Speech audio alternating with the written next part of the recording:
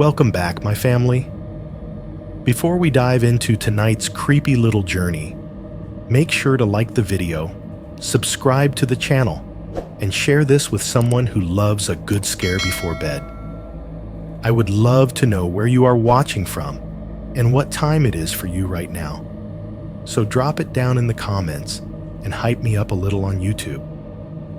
Now, get comfortable, dim the lights, and let us step into tonight's story. I always thought solo camping in a state park would be safe. You know, the kind of roughing it that still has a bathroom with buzzing fluorescent lights and a printed map on a corkboard by the entrance. I did not think I was signing up to be hunted. Before I get into what happened, I need you to understand something. This is not a ghost story. There are no shadows crawling on the ceiling, no glowing eyes in the tree line. The scariest thing in this story has a state-issued driver's license, a beat-up white van, and a very calm way of talking.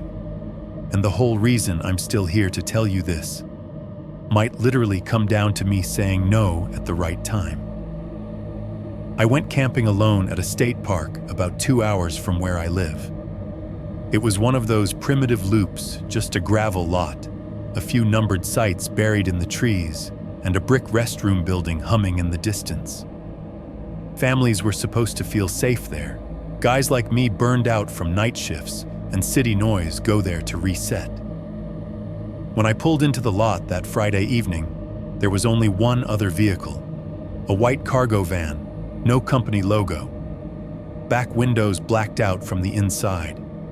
Rear plate half buried under a crust of mud. It was parked slightly off to the side. Nose pointed straight back toward the road like it was ready to launch. I noticed it. I noticed how quiet it was. I noticed there was no tent visible, no camp chair, no smoke from a fire. But I told myself what everyone tells themselves right before a horror story starts. It's fine. This is a public place. They wouldn't let anything really bad happen here. Hours later, when it was fully dark and my little fire was the only light between my campsite and that gravel lot, the owner of that van finally walked into the glow. He asked me one simple question in the friendliest voice you can imagine. "Hey man, could you give me a quick hand with my cooler?" If you're listening to this while you're driving out to a campground or packing your gear for a weekend trip, I need you to really listen to what happened next. Because I am almost sure that when this guy picked a random solo camper in that park, he wasn't expecting I'd ever make it back to my car, let alone send this story to a horror channel. 1.1 Why I'm telling this to a horror channel. I am not writing this for the police. I am writing this for you. If this were for the cops, it would be a couple of lines in some online form. Date, time, location.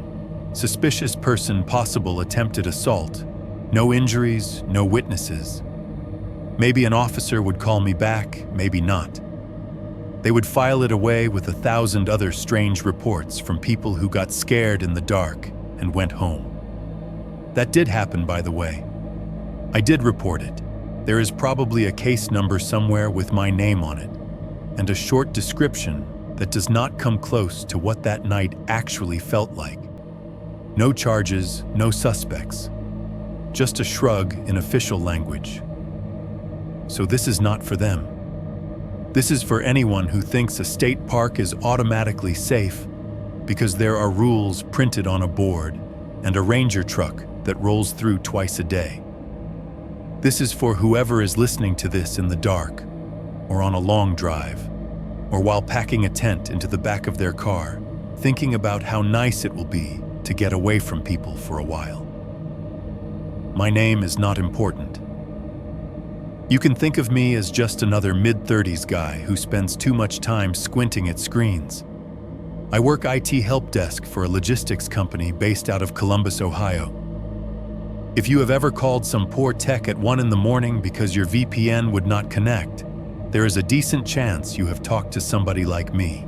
Most of my nights are spent under buzzing office lights. Picture a long, low room full of cubicles, everything washed in that sickly, fluorescent glow that makes everybody look a little bit dead. The carpet is gray and worn down where people pace while they are on calls. The air smells like burned coffee and reheated food from the break room microwave. The sound never really stops in there. AVC humming through vents overhead. The soft whir of the server room behind a locked door. A vending machine down the hall rattling to life every time someone decides they need chips in the middle of the night.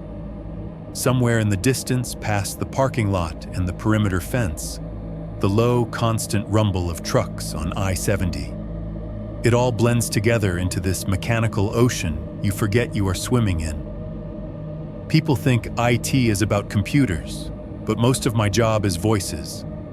Angry, tired, stressed. My email will not load. My password does not work. My screen is frozen. We are trained to sound calm and helpful and invisible, like we are not really people, just a function.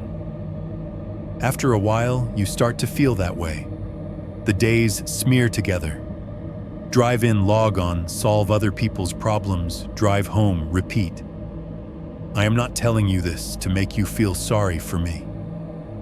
I am telling you because it matters that my life up until that night was aggressively normal. I was not the kind of person who went looking for weirdness. I did not spend my weekends chasing urban legends or creeping around abandoned buildings. The scariest part of my average week was the walk across the half-lit parking lot to my car after a double shift. Before this, I liked horror the way a lot of people do safely. I had YouTube channels I listened to while I cleaned my apartment, making fun of the people who decided to go investigate strange sounds in the woods at 2 a.m. I watched terrifying true camping stories and rolled my eyes. Just do not go into the woods alone, I would think. Problem solved. Stay near people. Stay near lights. The thing is, I did go into the woods. Many times. And for years, nothing bad happened. I grew up in Ohio. My dad liked tents and fishing more than he liked hotel rooms. Some of my best memories are of damp sleeping bags and smoky clothes, and waking up to the sound of birds and somebody's radio playing classic rock too early in the morning. As an adult, I kept doing it. Once or twice a year when I could get away, I would throw my gear in the back of my car and head for a state park. I always picked official campgrounds. I always used the little self-pay envelopes filled out my site number. I camped near families when I could, or at least near the restroom. I checked the weather-packed extra batteries, told somebody where I was going. I was not reckless. That is what makes this hard to talk about without sounding paranoid. I did everything the way you are supposed to. I picked what should have been the safest possible version of being alone in the woods, a well-maintained park with marked sites and a restroom building and a ranger who on paper was responsible for that patch of forest. I was not out in some national forest 3 miles from the nearest trail. I was not trespassing. I was not looking for trouble. The trouble came looking for me. If you had asked me a year ago what I remembered most about camping, I would have told you about the smells and the cold and the way sound carries across a lake at night. Now, when I think about the last trip, what I remember most is the silence. Not the quiet you get when you turn your phone off or shut a door, but a kind of hole where the world's background noise drops out all at once. Back in the office, I never noticed how loud my life was until it stopped. The hum of the vents, the copy machines, the traffic. You only realize how thick that blanket of sound is when something rips it away. That is the part that still wakes me up sometimes. Not his face, not even his voice. Just that moment when all the familiar noise went dead and I understood too late that there is a kind of quiet that does not mean peace. It means something has paused everything else and is paying very close attention to you. So yes, I talked to the police. They listened, they nodded, They wrote things down. In their version, nothing technically happened. I was not hurt. I was not robbed. I got away. They do not have a checkbox, for I am pretty sure some man with a white van tried to walk me just far enough into the trees that the world could forget I existed. You, on the other hand, you listen to stories like that on purpose. That is why I am starting here with the part where I still believed state parks and rules and daylight meant I was safe. With the part where I could still say out loud, I did everything right and believe that would be enough. It was not. 1. Burnout planning, the trip, and red flags I missed. The week that pushed me into the woods did not start with anything supernatural. It started with a server room and a lot of yelling. It was a Monday night that bled into Tuesday morning. One of our core systems went down some database server that every client apparently needed to do anything at all, and my headset felt like it had grown roots into my skull. The ticket queue jumped from 30 to 999 plus in about 10 minutes. Every call sounded the same at a different volume. I've got trucks sitting here not moving. Do you understand that? I don't care what your screen says, fix it. I need an ETA, now.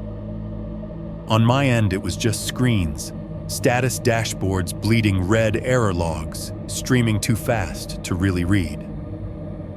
The office at that hour was stripped down to essentials, the low drone of the AC, the whine of fans in the server room behind the locked glass door, the murmur of other techs trying to talk angry people down.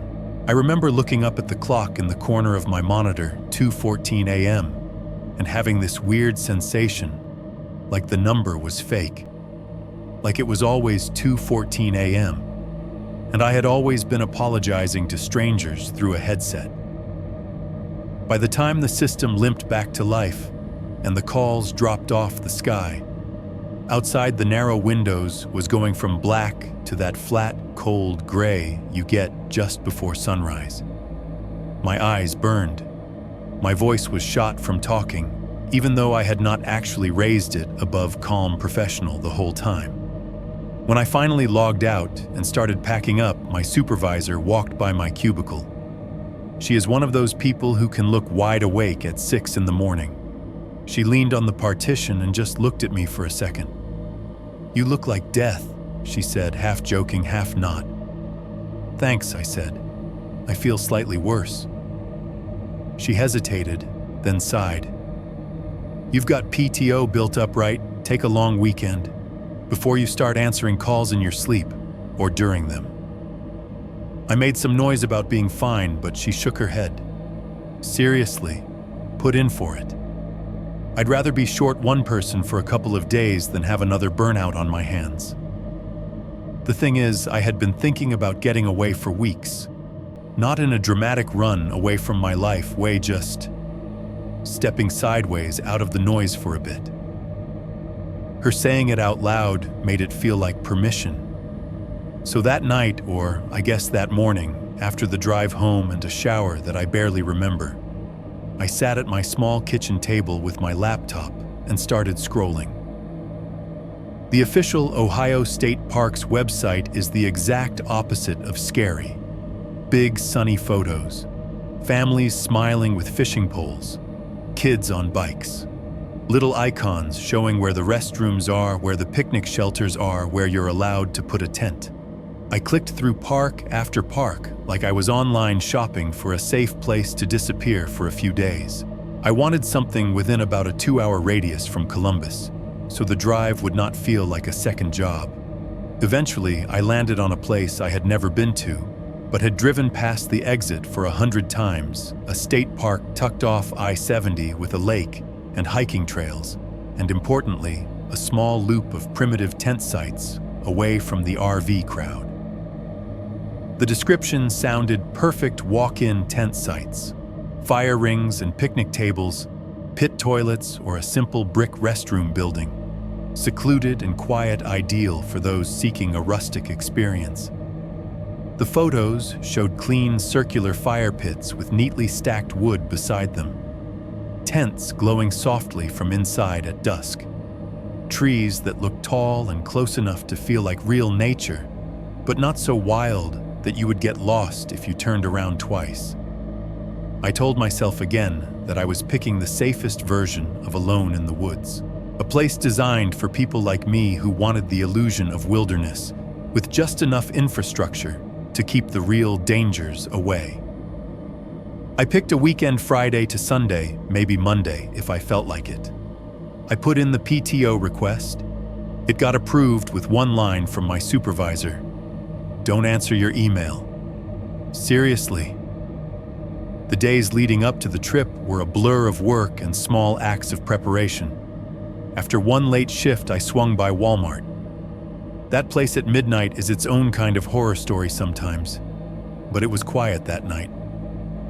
I pushed a cart under harsh white lights moving on autopilot propane canisters, a pack of cheap hot dogs, buns, a bag of chips, ice, a new lighter, some instant coffee packets. I tossed in a folding camp chair because the one I had was on its last legs. At home, I pulled my gear out of the closet and the tent that still smelled faintly of last summer's campfire. The sleeping bag that always unrolled a little crooked, the small Bluetooth speaker I used to play background music or white noise. My headlamp, which technically still worked, as long as you angled it just right and did not breathe on it too hard. It all felt comforting, familiar. Little rituals before a short escape. I checked the weather forecast on my phone: cool nights, mild days, no storms predicted. It felt in a very normal way, like everything was lining up. If there were red flags, they were small and easy to step over. A day or two before I left, I was driving home from the office on I-70. It was one of those late afternoons where the sun sits low and turns every windshield into a sheet of gold. The radio was low, some DJ talking about traffic accidents like they were sports scores. The AC hummed. The tires thrummed over the expansion joints in the concrete, that rhythmic thump, thump, thump that I always found weirdly soothing. I fell into that highway trance where the car almost feels like it is moving on its own, and then I noticed the van behind me. White cargo van. No windows on the sides. It had been somewhere in the general blur of vehicles for a while, but now it was right behind me, closer than it needed to be. At first I thought I was just in its way, so I moved over a lane. It moved with me. Not immediately, not dramatically. Just drifted over, stayed tucked in behind my left rear quarter. Close enough that I could not see its front plate in my mirror, only the vague outline of a hood and the suggestion of a driver in the glare. I remember turning the radio down even further, as if hearing the road better would make a difference. The AC fan seemed louder. The rhythmic thumps of the tires over the cracks in the road started to feel less like a lullaby and more like a heartbeat speeding up. After a couple of miles of that, the van suddenly flicked on its blinker and peeled off at an exit ramp at the last second. No drama, no horn, no reason I could see. Just gone. The empty space in my rearview mirror felt almost as weird as its presence had. Delivery guy, I told myself. Probably missed his exit. Or some contractor half asleep. The next evening, in a strip mall parking lot near my apartment, I saw another one. White van, slightly different make, parked nose out in the far corner of the lot, under a dying sodium vapor light. No lettering, no magnetic signs, just blank metal and dark glass. It was facing the road, not the stores. No one sitting visibly in the driver's seat. I caught myself staring for a second too long, trying to see if there was a silhouette behind the wheel. There was nothing clear to see, just my own reflection in the glass doors of the dollar store behind me, looking tired and a little paranoid. I walked away. What else do you do? White vans are everywhere. You cannot assign meaning to every one of them without losing your mind. At the time, I chalked it all up to the same thing as the missed exits and the brain fog at 3 a.m. burnout. When you are fried, you see patterns where there are none. You notice the same kind of vehicle twice, and your imagination starts warming up because it is bored and stressed and wired at the same time. On that last night before I left for the park, I lay in bed listening to the sounds of my apartment building. The upstairs neighbor's TV through the ceiling, a muffled explosion from some action movie. The fridge cycling on with a soft shudder. A car door in the lot outside closing with a dull thud engine turning over tires on asphalt. I rolled onto my side watching the digital clock on my nightstand change from 1:59 to 2:00. The red numbers glowed softly in the dark. The familiar sounds settled into the background. The next time I drove east on I-70, it would be with the trunk full of camping gear and a state park address in my GPS. The same stretch of concrete, the same expansion joints, the same low hum of tires. Back then, that sound was comforting. It meant movement progressed the space in between my life and whatever waited for me at the end of the drive. I did not know yet that I would hear that same sound weeks later and feel nothing but dread. 1.3. The drive to Deer Run and the illusion of safety. The day I drove out to Deer Run did not feel like the beginning of a horror story. It felt like a day off I had finally managed not to waste. I woke up late the way you do when your body is used to going to sleep around the time other people are getting up. Sunlight was already leaking around the edges of my blinds, bright but lazy, the kind of Ohio sunshine that makes everything look slightly washed out. The digital clock on my nightstand said 11:23 a.m. in red numbers. For a while, I just lay there listening. Apartment sounds. Someone running water in the unit next door.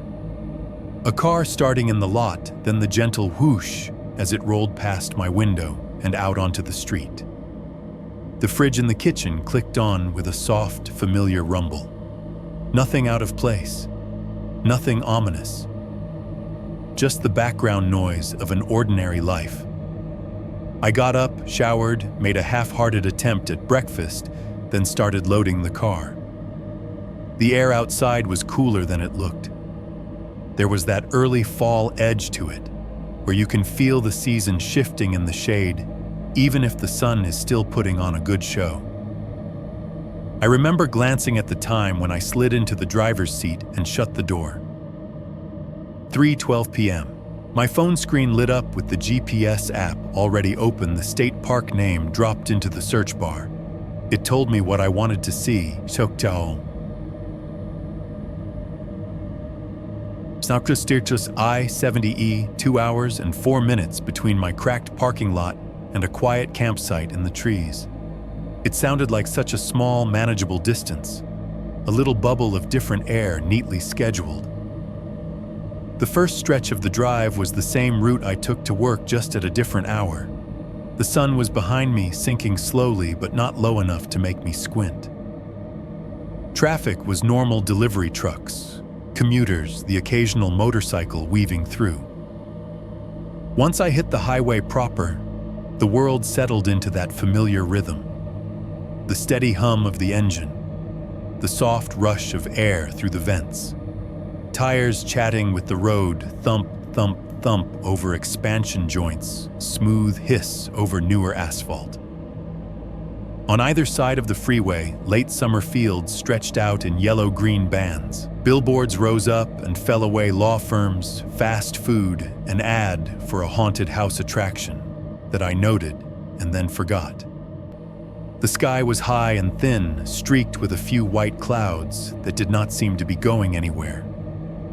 About 45 minutes in the GPS suggested a stop if I needed one, and my fuel gauge backed it up. I pulled off at one of those travel centers that exist purely to supply gas, caffeine, and shower stalls to people whose jobs live on the road. From the outside, it looked like every other pilot or Loves on that stretch of I-70 huge sign with changing gas prices glowing in the daylight. a wide concrete apron of pumps, clusters of trucks parked nose-out engines idling low and steady. The air smelled like diesel hot rubber and faintly of fried food. Inside it was aggressively bright.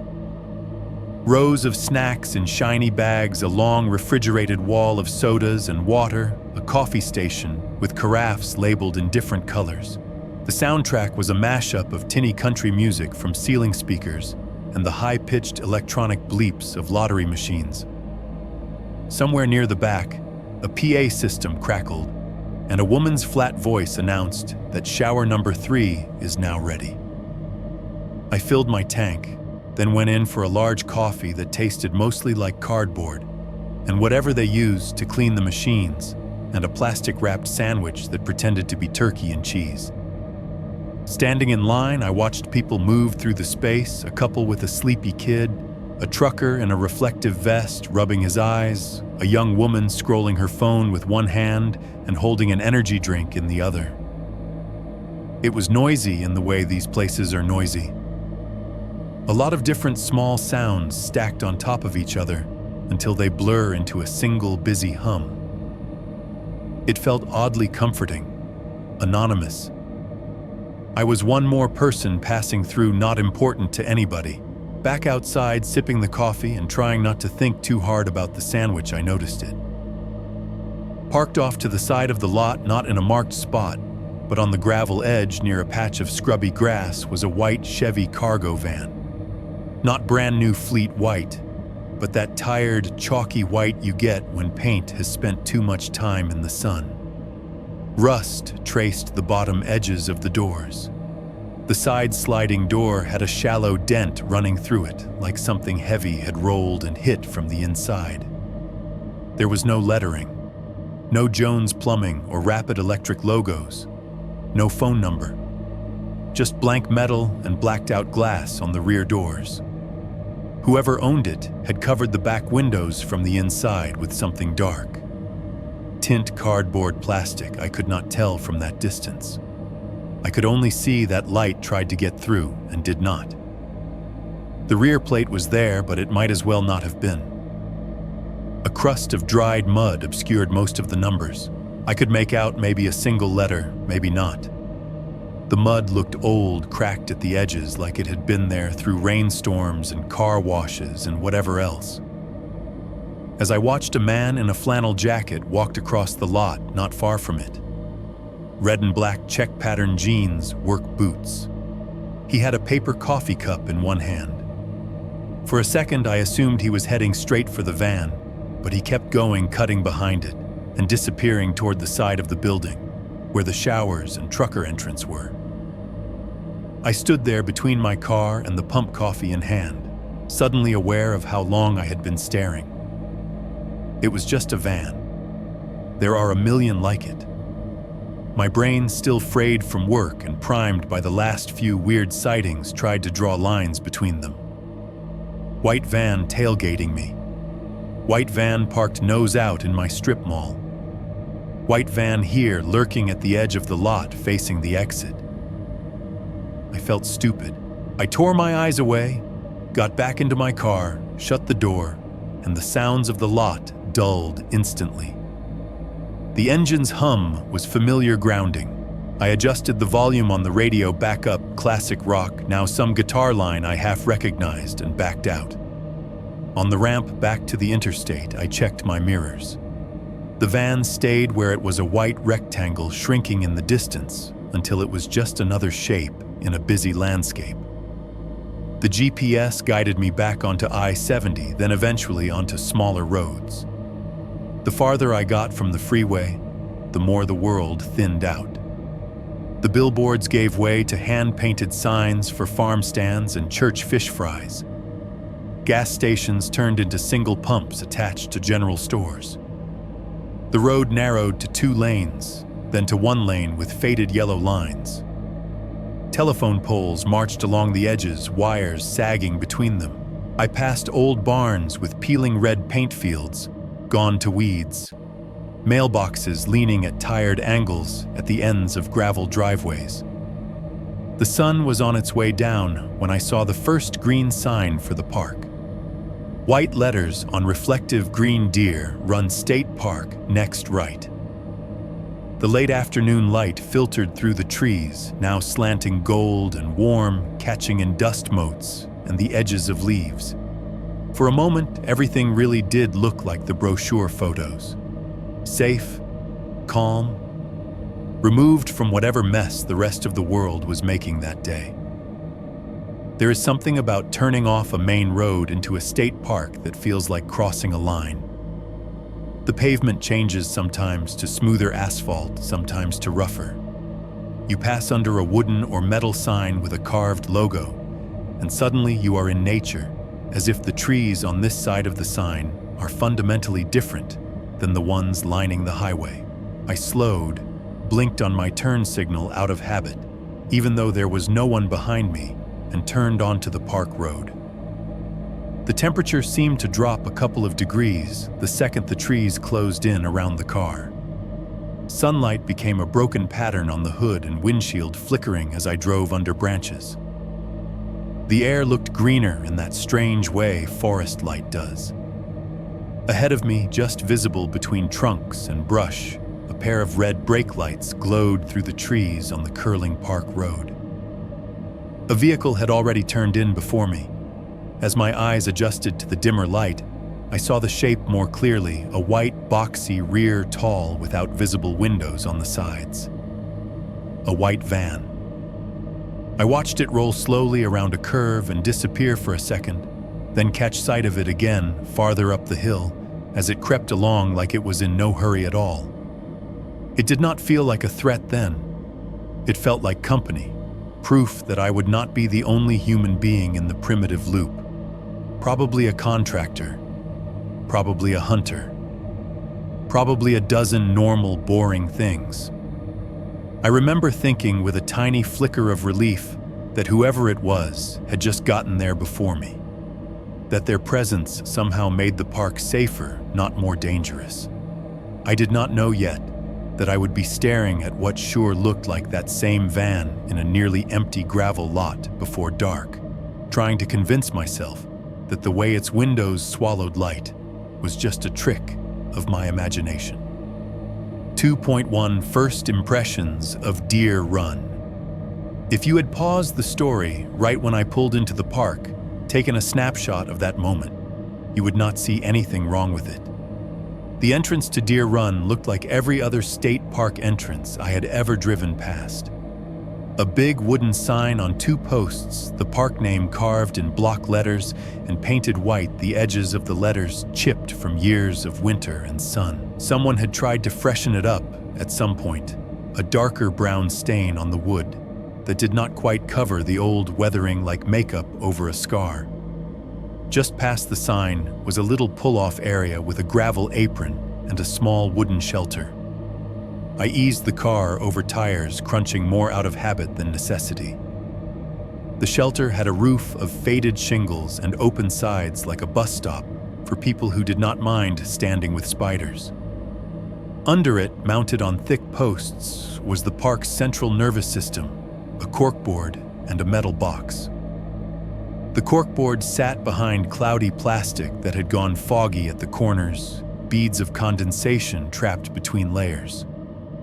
Behind the haze, you could make out paper notices pinned in rows, some curling at the edges, some sun-bleached to the point of illegibility. Campground maps, lists of rules, warnings about ticks and poison ivy and not feeding raccoons. The rules sheet was a piece of white paper that had given up on being white a long time ago. It was more of a pale gray, with a faint yellow tint, the top edge serrated from where it had been torn out of a pad. Quiet hours, 10 p.m., 7 a.m. in bold. All vehicles must display permit. Report suspicious activity to park office. Simple, reasonable things printed in a font that looked too cheerful for the content. Below the corkboard, screwed into a post, was the self-registration setup. A stack of brown government-issue envelopes sat in a metal tray, their corners bent. Each had lines to fill in your name, address, license plate number, and campsite. Next to them was a metal fee box with a narrow slot and a padlock that had rust blooming around the shackle. There was something oddly comforting about it, like finding an honor system that had not completely died yet. The idea that you could still put a $5 bill into an envelope, write your information in ballpoint ink, and that was enough to be allowed to exist on this piece of land for the night. I took an envelope, wrote my name and my license plate number, leaving the site number blank for the moment, since I had not picked one yet. My handwriting looked smaller than usual on the mottled paper. I folded the bill into it, sealed it with a swipe of my thumb, and slid it into the fee box slot. The envelope caught for a second on some rough edge inside, then dropped with a soft tap I could barely hear over the caw of a crow somewhere in the trees. There was no one else around. No ranger truck, no other cars in the little pull-off. Just me, the sign, the box, and the woods pressing in from both sides. I got back in my car and rolled forward tires, bumping from gravel onto a narrow strip of cracked asphalt that led deeper into the park. The road was barely wide enough for 2 cars to pass, without one flirting with the ditch. Trees rose on either side, tall and close together, their trunks thin and straight like bars. Leaves rustled above in a slow, steady whisper every time the wind pushed through. The radio was still on, but the sound felt thinner here, the signal weaker. A song faded into static around a bend, and I reached over and turned the volume down until it was just a murmur under the more immediate noises, the muted roar of the engine, the little pops of gravel when a stone skittered under my tires, the occasional crunch of dry leaves the wind had blown across the road. Every now and then, the trees opened up just enough to give me a quick glimpse of the lake through the branches. The water caught the late sun and threw it back in bright strips between trunks so sudden and sharp my eyes had to adjust. Small brown signs appeared at the side of the road with white lettering and arrows pointing toward Picnic Area Boat Ramp Modern Campground. The road forked and forked again. I followed the arrow for Primitive Campground, feeling a small flick of relief each time I saw the word. It meant I was going in the right direction, at least on paper. Eventually, the pavement gave way to something rougher. The road narrowed further and turned into a 1-lane track of packed dirt and scattered gravel. I could feel the change through the steering wheel. The car vibrated differently, a low, grainy rumble instead of the smoother hum of asphalt. Dust kicked up behind me in the rearview mirror, hanging in the shafts of light that sliced through the trees. When I finally saw the primitive loop, it appeared so suddenly that I almost overshot it. The trees fell back just enough to reveal a small, open area, more suggestion than actual clearing. The ground was a pale, compacted mash of dirt and crushed stone with a few stubborn weeds poking through. There was room for maybe 5 or 6 vehicles if everyone parked politely. From that little lot, I could see narrow footpaths branching off into the woods, each one marked by a short wooden post with a number burned into it. 1, 2, 3, 4, 5. They disappeared quickly into shadow, swallowed up by undergrowth and the tilt of the land. Off to the right, half hidden by trunks and branches, a faint artificial glow filtered through the trees, the restroom block. Even from here, I could tell what kind of light it was, the cold, sickly hue of fluorescent tubes behind frosted glass, turning the air around them a washed-out greenish white. I could not hear it yet, but I knew that if I walked closer, there would be a constant mechanical hum behind that glow. I pulled my car into the lot and brought it to a stop. The engine noise died. Once I turned the key, leaving a brief ringing hush in my ears before the sounds of the place seeped back in a bird calling somewhere unseen, leaves rubbing against each other overhead, the faint hiss of wind moving through pine needles further back. And there it was.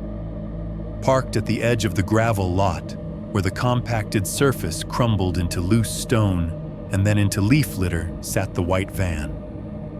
Up close, it looked more tired than it had on the park road. The paint was not just white. It was old white, chalky and dull with thin cracks, spiderwebbing across panels that had baked in too many seasons of sun. In some spots along the edges of the rear doors and around the fuel cap, the paint had flaked off entirely, exposing dull metal underneath that had started to brown and swell with rust. The wheel wells were ringed with rust too, the kind that looks almost like a rash creeping up from the tires. The black rubber itself was coated in a light dusting of dried mud, as if the van had left paved roads for a while and not fully returned. The side sliding door was shut, but it did not sit flush with the body. There was a visible misalignment, a hairline of darker shadow where there should not have been one. Like the door had been yanked open and slammed closed too many times, and the hardware was starting to give up. The back windows were covered from the inside, not tinted covered. Something dark pressed against the glass, opaque even in daylight.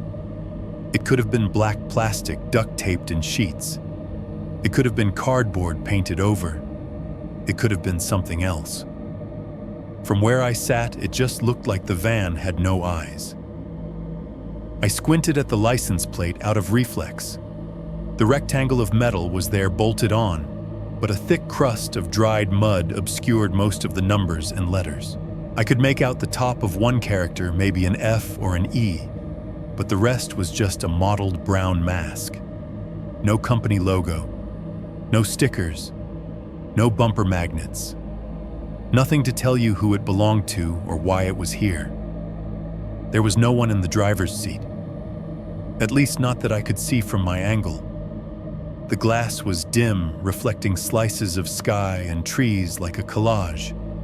If anyone was sitting back from the wheel, they were buried in shadow.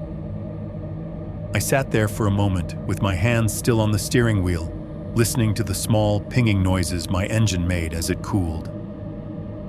The lot was completely still.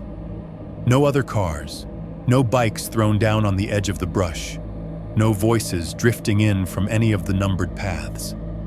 Just my car, the empty footpaths, the restroom's pale glow leaking through the trunks, and the van. For a few seconds, I considered putting the car in reverse and backing out, telling myself I had made a mistake, that I could find somewhere else, some other park, some other weekend.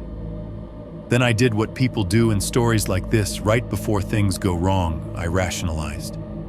It is probably a contractor, I told myself, or a maintenance guy off duty. Maybe a hunter with an early permit. Maybe he is already set up at one of the other sites, and this is just his vehicle.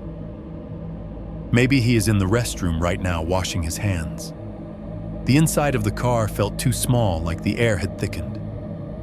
I forced myself to breathe out long and slow and reached for the door handle. When I stepped out, the cool air hit my face and arms, and the world felt bigger again. Gravel shifted under my boots. A bird fluttered from one tree to another with a small, dry rustle. I glanced down at my watch as I rounded the front of the car and popped the trunk. 5:02 p.m. The sun was still above the tree line, but only just. The light coming through the branches was already slanting, stretching shadows long across the lot. The van's shadow spilled across the gravel like a dark stain reaching toward the paths. In that moment, it was just an odd vehicle in an almost empty park. An unsettling detail, but nothing more. At least that is what I made myself believe as I started unloading my gear, pretending I could not feel the weight of those blank-covered windows on my back. 2.2 choosing sight for 4. And the quiet loop.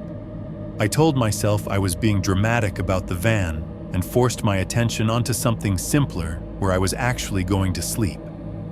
From the lot, the primitive sites were laid out like spokes from a hub. Each trailhead had that same short, weathered wooden post with a number burned into it. Site 1 and Site 2 were closest, practically right off the gravel, with a clear line of sight to the restroom block if you stood in the right spot and squinted through the trees. Site 3's path dipped a little farther down the foliage, already thicker, where the dirt narrowed. Sites 4 and 5 were the ones that made you feel like you were actually going in. Their posts stood a bit apart from the others, the paths behind them angling downhill and vanishing faster into shadow. I walked over to the post for Site 1 first, more out of obligation than interest. The trail was barely even a trail, just a worn stripe in the leaves. 2 steps in, I could see the clearing, a simple flat patch of ground, a picnic table, a fire ring. The restroom block's whitish glow was clearly visible through the trees, humming presence even in daylight. From here, I could hear a toilet flush and the muffled slam of a door. Site 2 was almost the same, mirrored on the other side of the lot. Close, convenient, exposed. They looked like the places families with small kids would pick, or older couples who did not want to walk in the dark. I'm not antisocial, but the whole point of this trip was to not feel like I was still in a neighborhood. I wanted trees between me and other people, not a short walk across open ground. Site 3 was better.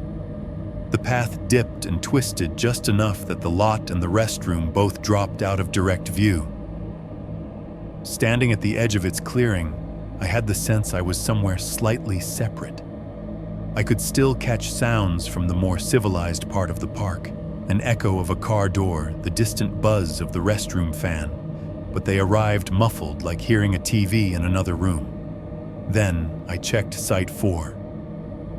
The path to it started like the others, small stones over hard-packed dirt, but it changed faster. 10-15 steps in the gravel thinned out and gave way to a skin of dry leaves that crackled under my boots. The air felt subtly warmer under the canopy, the light dimmer tinted green. Tree roots ran across the path in smooth, knotted lines. I caught my toe on one and had to throw my hand out to steady myself on the trunk of a maple. The bark was cool, slightly damp, and left a faint, earthy smell on my palm when I pulled back.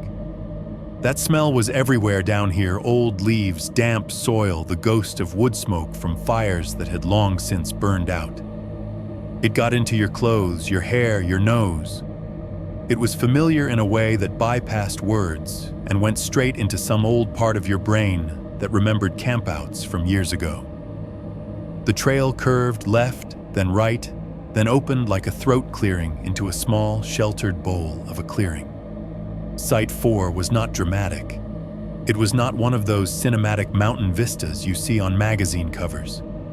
It was just a roughly circular patch of mostly level ground, tucked between trees and brambles. A picnic table sat slightly off-center, its surface gray and splintering. The metal frame underneath showed streaks of orange rust where the green paint had chipped away. The tabletop was carved up with graffiti that looked like a record of people who had passed through and decided they needed to prove it. Initials inside hearts, dates, a few crude words, and a cartoonish drawing of what I think was supposed to be a fish, but looked more like an alien. The fire ring was a simple circle of blackened stones around a pit of ash. A few half-burned logs lay strewn within it, one reduced to a charred husk, another half intact and soaked from some old rain. A mangled beer can lay half buried in the dirt, nearby its pull tab missing. If I tilted my head back and looked up, I could see a patch of sky between the branches overhead, a ragged, uneven window shaped by whatever storms had broken limbs over the years. In the fading early evening light, it was still pale blue shading toward gold, at the edges streaked with the early hints of pink. It felt right. Not so close to the lot that I would see car headlights sweep through my tent at night. Not so far that I would feel like I was truly alone in the wild. I could still faintly see the direction I had come from through the trees, the suggestion of the path. The restroom's glow was completely out of sight down here, but I knew roughly where it was oriented in my mind, like a reference point on a map. Site 5. If I went to look at it, would have been deeper yet. The post marking its path was just visible through a tangle of brush beyond the clearing. The shadows in that direction looked thicker, the slope steeper. It felt like the sort of spot someone would choose if they actively did not want anybody stumbling across their camp. I decided on 4. That thought made a tiny knot of satisfaction in my chest as I walked back up the path to the lot to grab my things. It felt like choosing the middle lane on the highway. Not the far left where everyone is doing 15 over, not the far right where you get stuck behind somebody doing 10 under. Just the safe, steady middle. I carried my backpack and tent down on the first trip, the cooler and chair on the second. By the time I had everything piled near the picnic table, my breath had synced up with the slope and the path. Sweat prickled at the back of my neck under the collar of my t-shirt, but the air down in the clearing was cool enough to keep it from turning into a full slick. Setting up camp is one of those processes my hands remember, even when my brain feels like mush. I unrolled the tent, clicked the poles together, threaded them through the sleeves in a practiced rhythm. The nylon shell slowly lifted and took shape, a familiar little dome against the darkening trees. The sound of it was soft and papery, the poles making small metallic ticks as they locked into their grommets. I spread my sleeping bag inside, smoothing out the creases like that mattered. Tossed my backpack into the corner, set my flashlight by the door, my boots just outside. It was the same layout I always used, the same arrangement of things.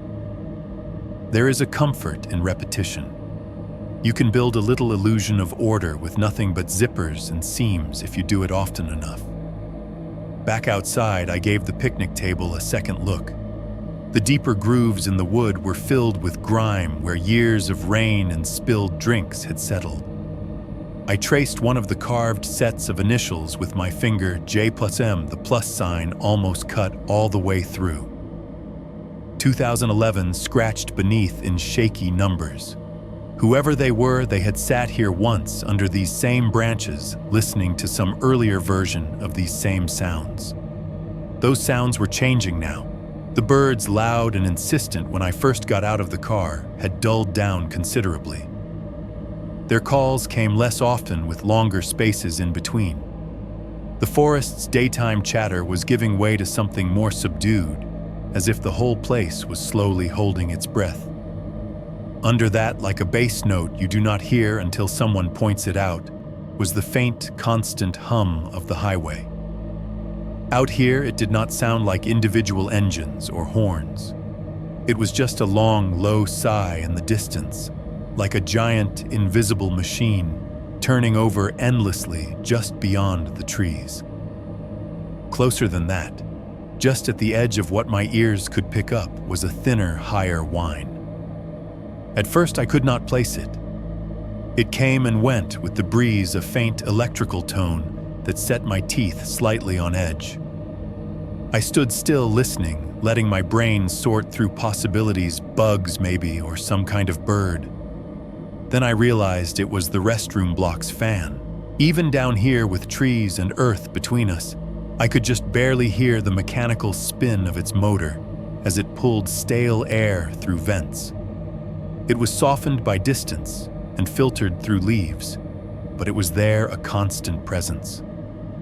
A tiny reminder that humanity, with all its plumbing and electricity and rules, still had its fingers in this patch of green.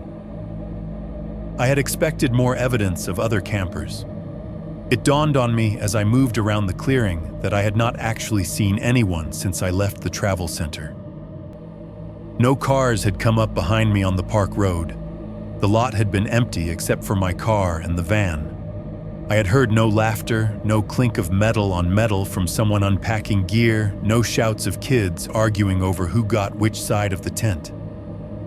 Now down in the quiet of Site 4, that absence became more obvious. You notice it in small ways. There were no distant snippets of conversation carried on the wind. No music leaking from someone's Bluetooth speaker.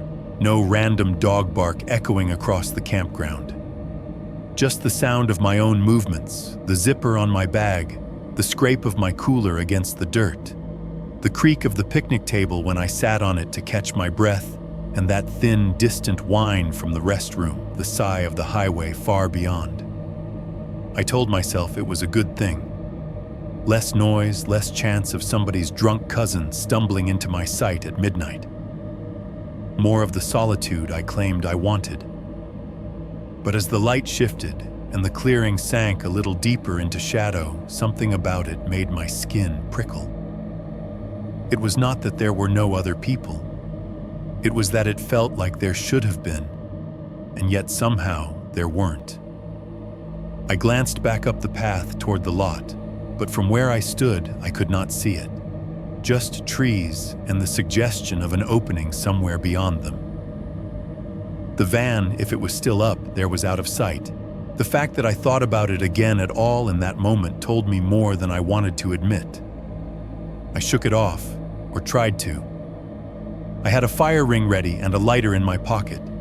I had food water and a roof of nylon that had kept me dry through worse. The world, as far as I knew, then still ran on simple equations. Pay your fee, follow the rules, pick a nice site, enjoy the quiet. The quiet would be what got to me later. But standing there at Site 4 in the gentle decline of afternoon, surrounded by trees and old graffiti and the faint echo of machines far away, it felt like I had finally stepped out of my life and into a safe little pocket carved out just for me. Almost. 2.3. A glimpse of the man and the first violation. It was something small that pulled me back up to the car. That is usually how it starts, nothing dramatic.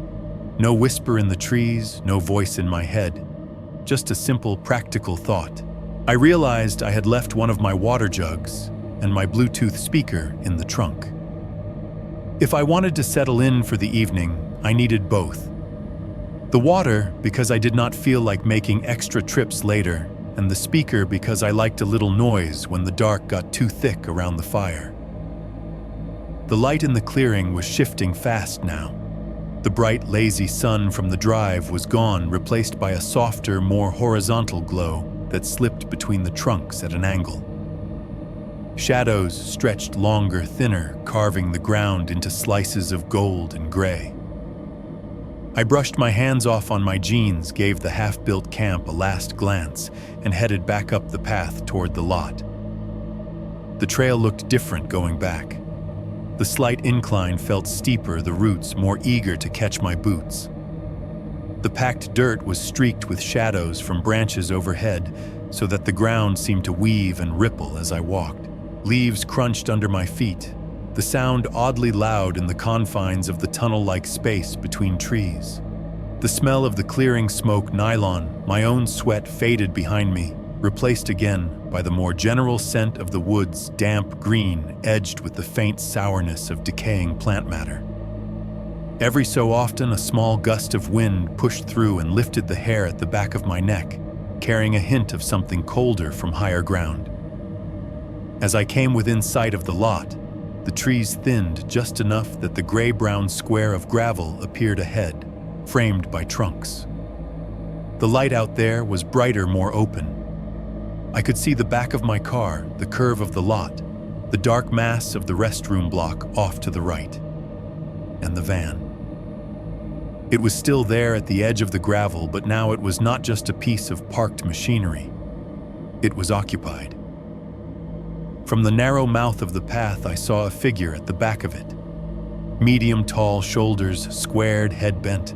The rear doors were open, both of them flung wide, their white panels bright in the lowering sun. The man, because it was definitely a man, was half inside the van, leaning in his upper body hidden in the shadowed interior.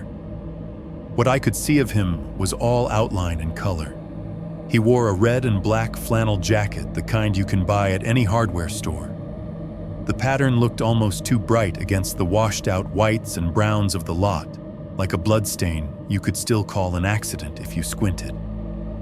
His jeans were dark, his boots the heavy kind you wear when you expect to be on your feet all day. From this distance, there were no clear facial features. His head was turned away, tilted down as if he were rummaging through something in the van. His hands moved, but in vague, repetitive motions I could not decipher. Shift, pause. Shift, pause. The sort of rhythm you fall into when you are looking for something specific in a mess you mostly understand. The open doors made the interior look black, an absence of light. Whatever he was reaching for, it was invisible from where I stood. He never looked up. Not once. I waited for that inevitable moment when a person feels a gaze on them and glances over. It did not come. Either he did not notice me or he was very deliberately choosing not to acknowledge that he did. I stopped myself a few steps onto the gravel, my boots transitioning from the soft gev of dirt to the sharper crunch of stone underfoot. The sound felt loud. Too loud. I hesitated, wondering if I should say something. A casual, hey, maybe to prove I was just another camper to make this less weird. My mouth opened, but nothing came out. Instead, I stood there for an extra beat, watching his back, the stiff set of his shoulders under the flannel. He shifted deeper into the van, and for a second I lost the outline of his head completely. It was like the darkness inside swallowed him whole. That small, disorienting visual was enough to snap me into motion. I dropped my gaze like I was the one doing something strange and walked quickly to my car, pretending he was not there at all. As I passed, I told myself what I needed to hear. Probably just some contractor camping out between jobs. Probably some guy who works odd hours, lives out of his van, sometimes parks where it is cheap and quiet. White vans are common. Flannel is common. Men loading tools or gear in and out of those vans are common. Nothing unusual to see here. The rationalizations lined up neatly like tickets in a queue. I slid into the familiar script of explaining away anything that made my stomach tighten a little. It is a public park. It is still daylight. This is not a horror movie. You are tired. Your brain is just looking for patterns. At the trunk, I popped it open and focused on the mundane, the blue plastic jug of water wedged against the cooler, the Bluetooth speaker tucked beside a rolled-up tarp. I grabbed them both, shut the trunk with a solid, satisfying thump, and turned back toward the path. I did not look at the van again. I told myself that was a choice. It was really more like an instinct. The trees swallowed me back up almost immediately. The difference between gravel and dirt under my boots was as pronounced as the difference between the open sky and the canopy of leaves overhead. Down here, the light was a shade darker, the air cooler. The lot might as well have been in a different world after 10 steps. On the way back, the woods were louder, or maybe I was just paying attention now. Somewhere off to the left, not too far away, a woodpecker hammered against a trunk. The sound came in sharp, metallic taps that echoed weirdly between the trees, bouncing from one to another until it was hard to tell where exactly it came from.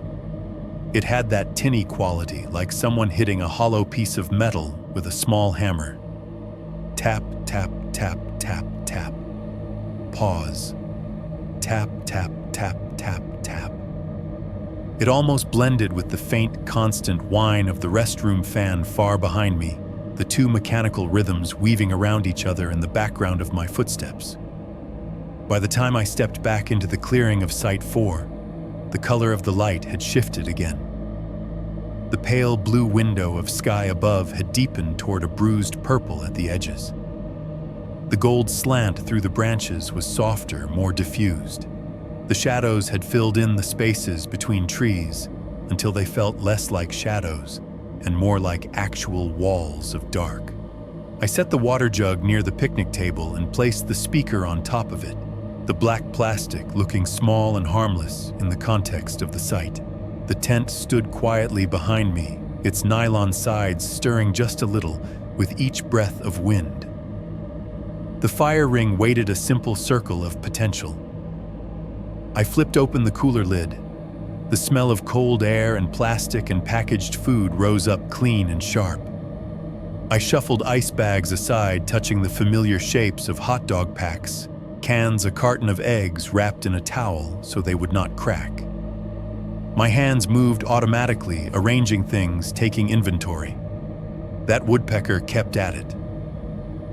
The taps echoed thinner now, but still present. It made the silence between the sounds feel more noticeable somehow. Each break in the noise was like someone holding a breath. I decided I should get a fire going before full dark settled. Fires are a kind of social contract in the woods. Their light says someone is here. Someone sees this space. I do not know if they actually keep anything away, but the act of building one makes you feel like you are doing something about the dark instead of just letting it swallow you. I turned away from the cooler, reached for my backpack, where I had dropped it earlier on the bench. I wanted my lighter, maybe a small knife, maybe just the familiar comfort of checking my gear one more time. The backpack sagged open with that soft sigh canvas makes. I slipped my hand into the side pocket where I always kept my keys. My fingers closed on nothing but fabric. For a second, my brain did not understand. It was like reaching into a drawer you know holds silverware and touching sand instead. I frowned, pushed my hand deeper, feeling seams, a pen, a crumpled receipt. No metal, no cold ring of keys. The world shrank down to the rectangle of backpack opening and the feel of its contents under my fingertips. My heart rate kicked up a sudden dumb little sprint against my ribs. I pulled the bag closer, opened the main compartment, patted blindly at the bottom. The keys were not there. I checked the front pocket, yanking the zipper down so hard it stuttered halfway. Gum headphone case, nothing else. A tightness climbed up the back of my neck, like someone slowly pressing their thumb into the base of my skull. I knew I had my keys when I left the lot. I had driven here. I had opened the trunk. I had brought the backpack down that path. I never put the keys in my pants pockets. They always went into the same zippered side compartment. It was habit cemented by years of repetition. For a flicker of a moment, my mind jumped to the worst possible place. They're gone. You dropped them. You left them in the trunk. You left them in the lot. Someone has them. My stomach gave a small lurch. Then, digging deeper into the backpack's interior, my fingers brushed something hard and familiar, lodged in a place they did not belong. I pulled it out. The keys sat in my hand, the black plastic fob, the metal teeth of the ignition key, the little grocery store discount tag. They were warm from being buried under fabric. They were exactly the same as they had been that morning, except for where I had just found them. They were in the inner pocket, the one with a zipper I almost never used, the one I had not opened since I packed this bag at my apartment. I stared at them for a long second, my brain doing that sluggish, stubborn thing where it tries to reconcile two facts that do not go together. One, I always put my keys in the side pocket. Two, I had not opened that inner zippered pocket since leaving home. So how had they moved? I tried to talk myself down quickly, hearing my own rationalizations start to spin up like a familiar engine. You were distracted. You shoved them in without thinking when you were unloading the car. Maybe you unzipped that pocket by accident. Maybe you did it at the gas station and forgot. You are tired. You have had a long week. You are in the woods, and your body is looking for reasons to be nervous. All of those sentences were probably true, or they could be true. The problem was I could not actually recall the moment they would need to be true. I did not remember unzipping that pocket. I did not remember feeling the keys in my hand after I closed the trunk. A thought slid through my mind, quick and cold, before I could stop it. I did not open that pocket since I left home. It landed and sat there small but solid like a stone at the bottom of a pond. I felt the ripples from it even as I tried to pretend it had sunk out of sight. I closed my fingers around the keys, forcing my hand to stop shaking, and shoved them into my jeans pocket this time, where I could feel their weight against my thigh. Out loud to no one, I said, "You're fine just to hear a human voice?" Mine sounded thin in the clearing, stripped of the confidence I used at work. The woodpecker tapped again in the distance. The restroom fan whined faintly through the trees. The highway sighed far beyond. I told myself nothing had really happened. A key in the wrong pocket is not a crime, not a sign, not anything but proof that my brain was as usual about half a step behind my body. Still, as I turned toward the fire ring and crouched to start arranging old logs and new kindling, I could not shake the feeling that something small and important had already shifted.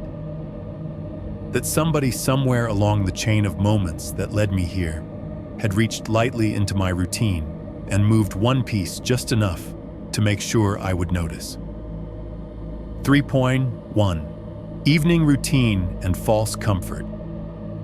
If you had dropped into my campsite an hour later, you would have thought you were looking at a stock photo for a relaxing solo camping trip. The first thing I did after the key incident was make myself build a fire. It felt like a normal task, something with clear steps and an obvious result.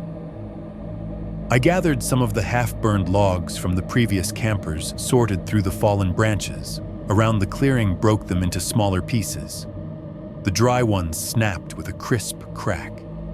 The damp ones bent stubbornly before giving way in slow, fibrous tears. I stacked the kindling the way my dad had taught me, thin, then thicker, then the larger logs leaning in like they were all conspiring around a shared secret. When I flicked the lighter and held the flame to a twist of dry leaf and bark, the fire took a second to decide. The first few licks of flame were shy, uncertain, tasting the edges of the wood before committing. Then something in the pile shifted, a pocket of air caught, and it whooshed softly into real life. The smell hit me first. A mix of scorched bark, old resin, and the faint chemical trace of whatever the lighter fluid had left on the previous logs. It was a smell that lived in a very specific part of my memory, summer nights. Laughing voices, damp sweatshirts hung by the fire to steam. The sound followed quiet at first, and then growing as the fire found itself. A low crackling as tiny pockets of sap heated and burst inside the wood. Every so often, there would be a louder pop that sent a spark jumping into the air, a brief comet arcing up before it vanished into dark. The light from the fire pushed back against the gloom in a small, warm circle, turning the rough bark of the surrounding trees into shifting orange-brown columns. The tent glowed dimly on one side, its nylon skin catching and diffusing the flicker. My shadow stretched long across the dirt and leaves, whenever I stood head and shoulders, distorting, as if the forest were trying on my shape and deciding how it fit.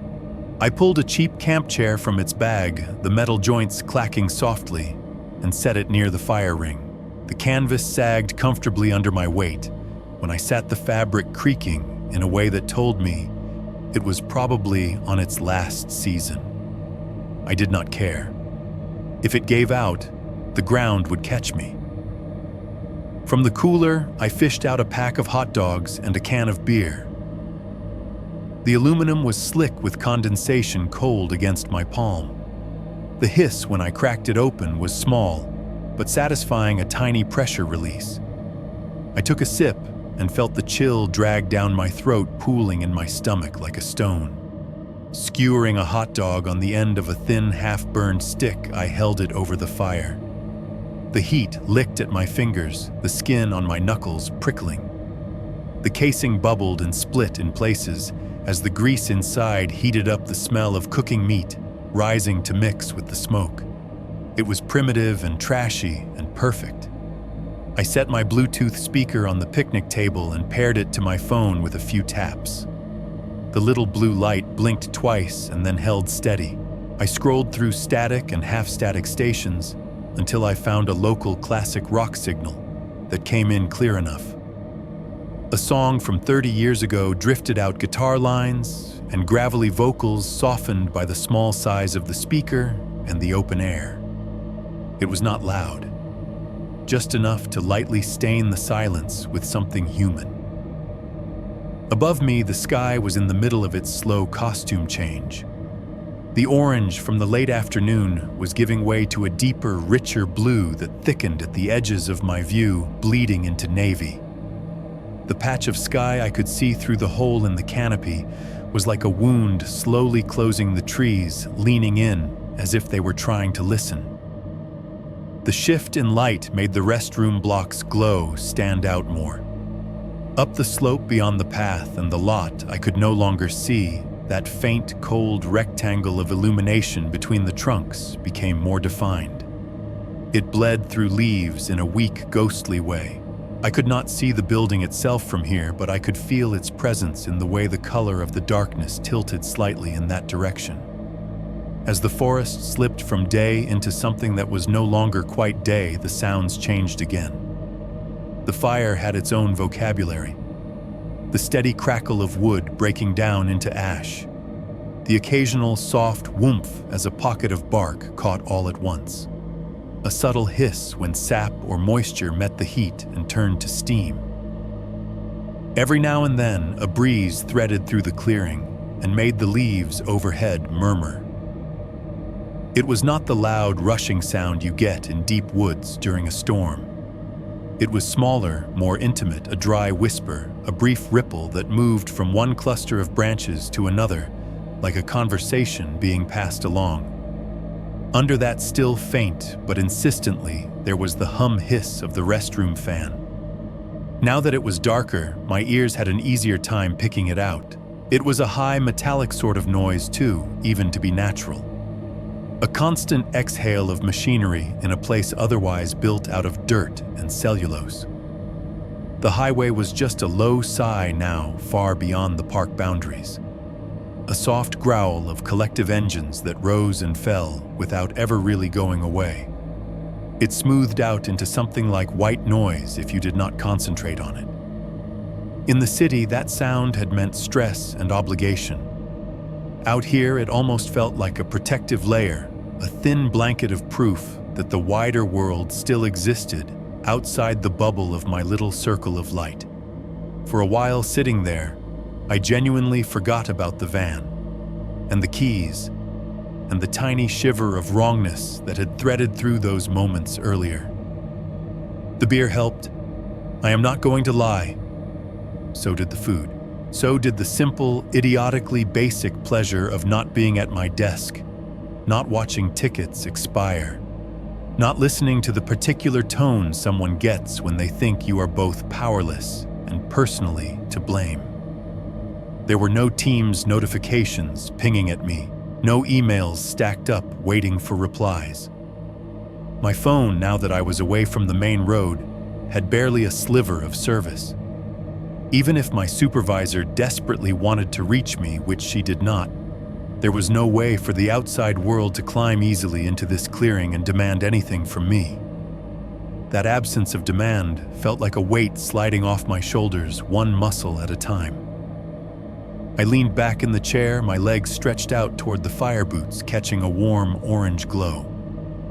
The music from the speaker blended with the crackle of burning wood, the DJ's voice occasionally cutting in to say something about local events I had no intention of attending.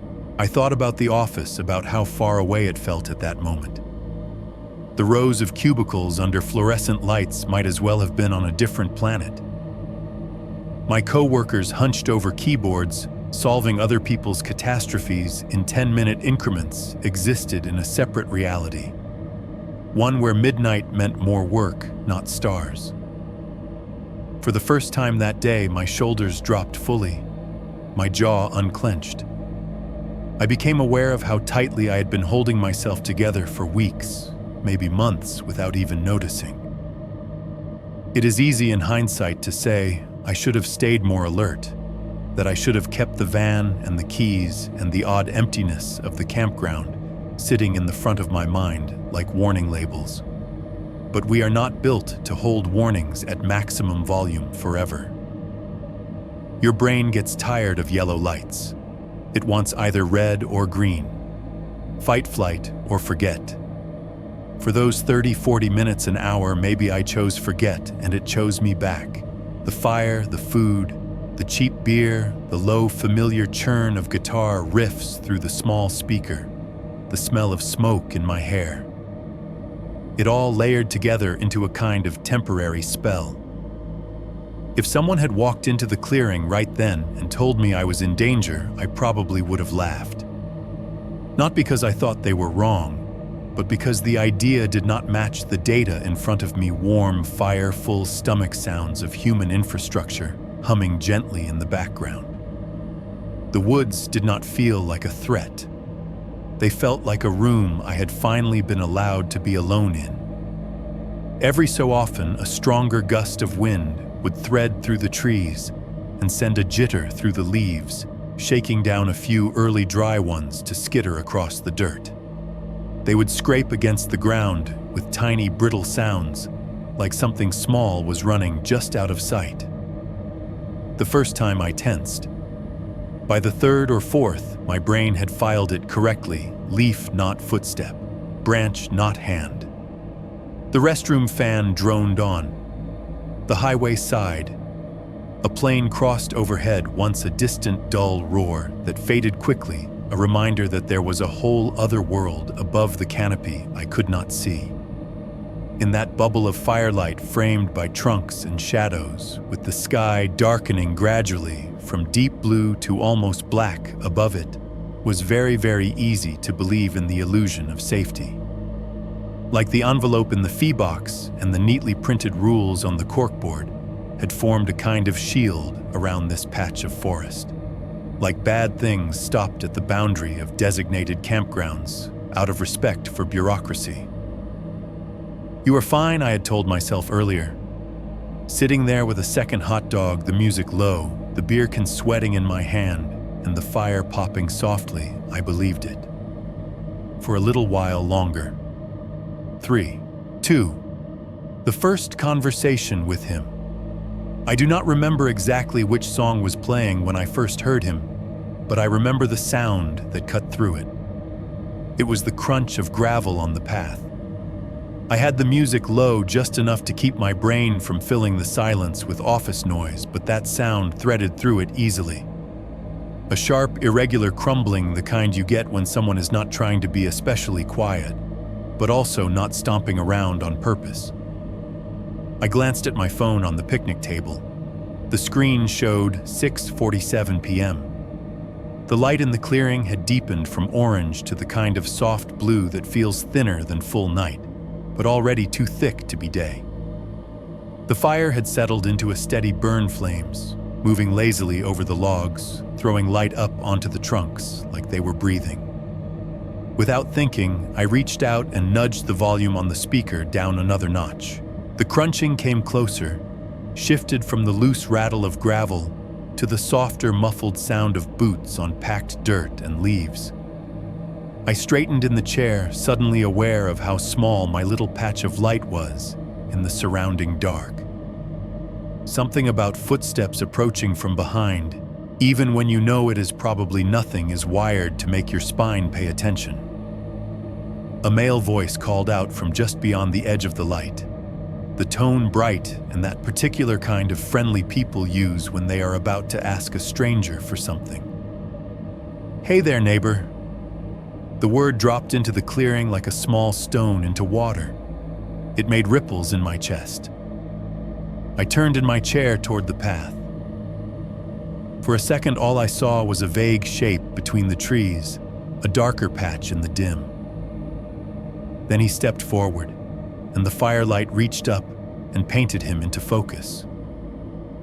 He was older than me, late 40s, maybe early 50s, the kind of age where some men start to look permanently tired and others look like they have been carved out of dried leather.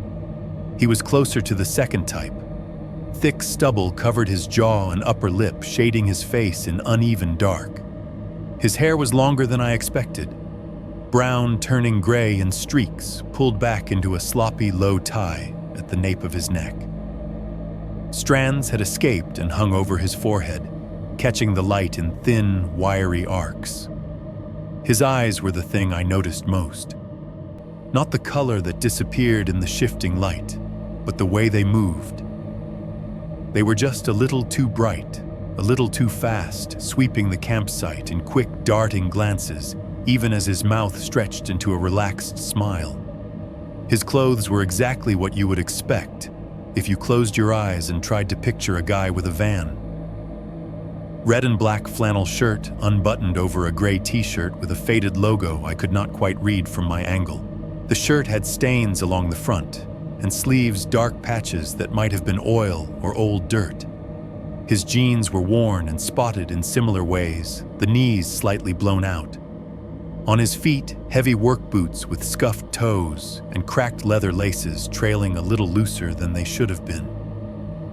For a moment, we just took each other in my camp chair, half-turned can of beer in hand. Him on the threshold between the trees and the circle of firelight, one boot on leaves, one boot on dirt. He lifted a hand in a short, casual wave. "Didn't mean to sneak up on you," he said. His voice was rough but not deep, the kind of rasp that comes from either cigarettes or too many years of talking over loud engines. "Saw the fire. Figured I'd say hi. Not a lot of folks out here tonight." I heard my own voice answer a little higher than usual. "Yeah, no worries," I said. Didn't think there was anyone else in the loop. He chuckled once, a dry sound that did not quite make it to his eyes. "Yeah, it's pretty dead." He took a couple more steps into the clearing boots, scraping lightly over the ground. "Name's Mike," he added like he had just remembered he was supposed to introduce himself. No last name. Just that. I'm Daniel," I said, giving him the name I always give first online. It came out before I could decide if that was what I wanted to do. "Nice to meet you, Daniel." He said my name like he had already known it and was just confirming. His gaze flicked over my gear tent cooler chair backpack in a quick inventory before landing back on my face. He hooked his thumbs into the front pockets of his jeans, a relaxed pose that somehow looked rehearsed. "You out here by yourself?" he asked, as if the answer was not already obvious. There are questions that are neutral on paper and loaded in practice. That one sat in the middle, waiting. I hesitated, then half laughed in what I hoped sounded casual. "Yeah," I said. "Just me. Needed a break from people for a bit." He nodded slowly, like that made sense. "Maybe it did. Can't blame you there," he said. "World's loud as hell lately." While he talked, I found myself attuned to every tiny sound the two of us were making. The soft pop of sap in the log behind me as the fire worked its way inward. The faint hiss of heat when a new patch of bark caught flame. The dry rustle of his boots shifting slightly on the leaf-litter grit, grinding under the soles. The almost inaudible creak of the picnic table when I leaned one hand on it, as if that would anchor me. Behind all of that steady and thin, the restroom fan's whine sawed quietly at the edge of my hearing. It made me think of fluorescent lights and tiled floors and sinks with motion sensors that never quite work right. Civilization humming dutifully in the background. He tipped his chin toward my tent. "Looks like you got yourself set up pretty good," he said. "Primitive sites ain't bad. Lot quieter down here than up with the RVs." "Yeah," I replied. "It's nice. I like it. Quieter." It struck me even as I said it how true that was and how wrong it felt in that specific moment. He followed the line of my gaze briefly up toward the gap in the trees, where a sliver of darkening sky showed. Then he looked back down, and when his eyes met mine again, they seemed to sharpen. "I'm over in 5, he said, jerking his thumb vaguely over his shoulder. Just past the loop. Parked my van up top. There it was, the confirmation that he was exactly who I assumed he was. I saw it, I said, because not saying it felt like a different kind of risk. The van, I mean. His smile twitched wider for a second, a flash of teeth that did not quite register as happy. "Yeah," he said. "She ain't much to look at, but she still runs. Been living out of her on and off, between jobs, doing some side work here and there." He shrugged one shoulder, the flannel crinkling. Cheaper than rent. There was nothing inherently strange about that. I knew plenty of people who had flirted with the idea of van life, some more Instagram-friendly than others. But something in the way he said it, flat, like it was a fact he had repeated too many times, to people who did not really want to hear the details, sat uneasily with me. "Cool," I said, because I did not know what else to say. He shifted his weight, one boot scraping a small arc in the dirt. "Listen," he said, tone-dipping just slightly into something more purposeful. "I, kinda screwed up my back last week. Got this big cooler in the back of the van, filled it to the brim like an idiot." He huffed a little laugh. "Thought I could muscle it down myself, but it's a lot heavier than I remembered." He paused, watching my face. I could feel the request forming in the space between us before he said it. "Think you could give me a quick hand later?" he asked. "Just to move it down off the bumper. 2 minutes tops. My back's not what it used to be." The phrasing "quick hand, 2 minutes" was designed to sound small, harmless, a favor you could not reasonably refuse without feeling like a jerk. His voice stayed warm, almost apologetic, but there was an undercurrent there, like he already expected me to say yes and was just waiting for me to catch up. As he spoke, his eyes kept moving. They did not linger on mine for more than a second at a time. They bounced around the campsite in small, sharp jumps, tent cooler backpack, the jug of water by the table, the open space beyond the fire ring, the path where he had entered. It was not quite the look of someone admiring gear. It was more like the way you mentally map out a room you might need to move through quickly later. Up close, the between jobs line felt less like a casual confession and more like an answer he had ready to plug into any conversation where someone might be wondering why he was here and nowhere else. Like the flannel and the boots and the tired van, it fit him a little too neatly. I felt that tightness creep back into my neck. If his back was really that bad, a part of my brain pointed out what was he doing camping alone in a primitive loop. Why not stay in the modern campground up by the road where you can drive right up to your site and spill your cooler onto the picnic table? Why park in the gravel apron like everyone else and then ask a stranger, not a ranger, for help? "I'm kind of in the middle of cooking right now," I heard myself say, gesturing vaguely with the hand that held the hot dog stick. The meat had gone a little too close to the flames and was starting to blacken at the edges, grease dripping into the fire with small sputters. "Maybe after I eat." It was a polite stall, the kind you offer when you do not want to commit, but do not want to say no either. It left the door open just enough to feel safe in the moment, while pushing the actual decision into some vague later where you hope circumstances will change. His smile grew again, just a little too wide. The skin around his eyes did not participate. "Hey, no rush," he said. "I'll be around. Site 5 just past the loop. You can't miss it." The way he said "you can't miss it" snagged my attention. It could have just been a phrase. It could have been nothing. But there was a tiny emphasis on "you," like he had already slotted me into a plan that did not leave a lot of room for me missing anything. The fire popped behind me, a loud crack that made me flinch internally even as I kept my face neutral. A chunk of sap had decided it had had enough. A little ember jumped, flared bright for a second on the ground, then went dark. He shifted his boots again, the dried leaves underfoot whispering and crunching. The sound was oddly intimate in the hush between our words. The picnic table creaked softly. When I leaned back just an inch, my fingers tightening on the edge as if that would grant me some kind of leverage.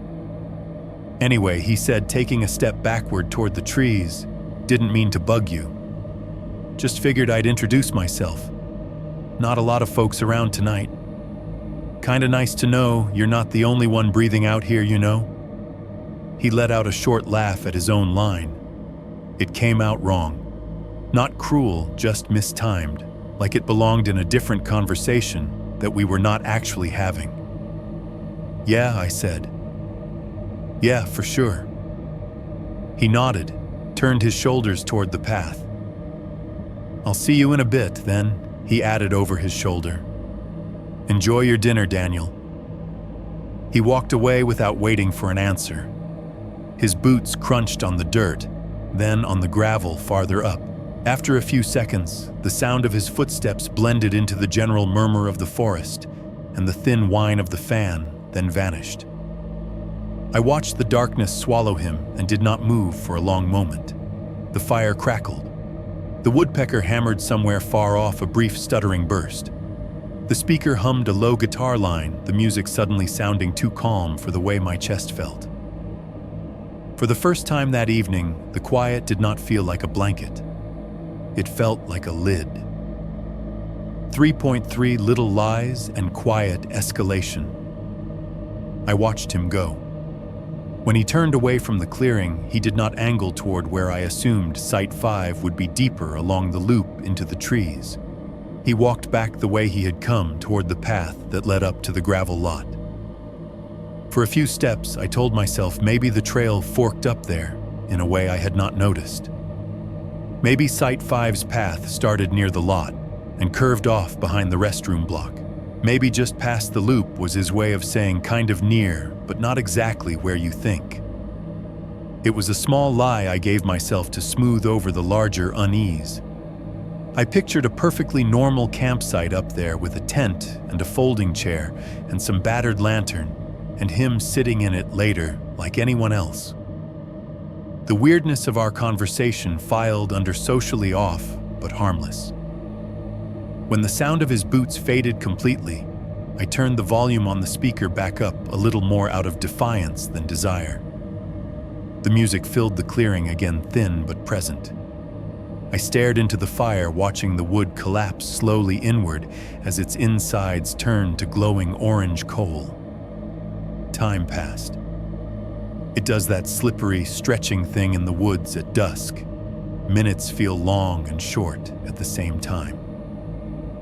The sky darkened by degrees, the patch visible above my head, going from bruised blue to indigo to almost black.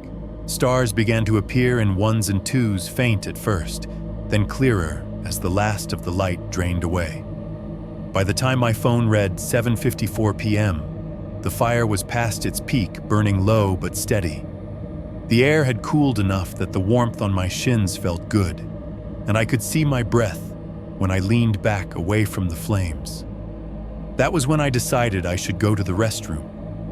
It was a practical decision.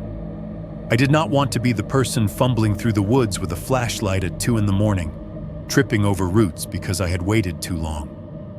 Better to go now while there was still some residual light in the western sky, and my legs were not yet heavy with sleep. I slid my phone into my hoodie pocket, took my flashlight from the table and clicked it on. The beam cut through the dim, a narrow cone of harsh, bluish-white light that made the trees it touched look suddenly flat and artificial. I hesitated just long enough to add another log to the fire. Leaving it completely alone, even for a short walk, felt wrong. The fresh wood caught at the edges as I turned away, sending up a few sparks like tiny flares of protest. On the path up from Site 4, the flashlight's beam bounced with my steps. The familiar roots and ruts I had navigated earlier in full daylight took on a different character now. Shadows pooled between them, each dip looking deeper than it was. The sound of my boots on the dirt seemed louder, surrounded by the thickening dark. As I neared the area where the paths to sites 2 and 3 branched off, curiosity got ahead of me.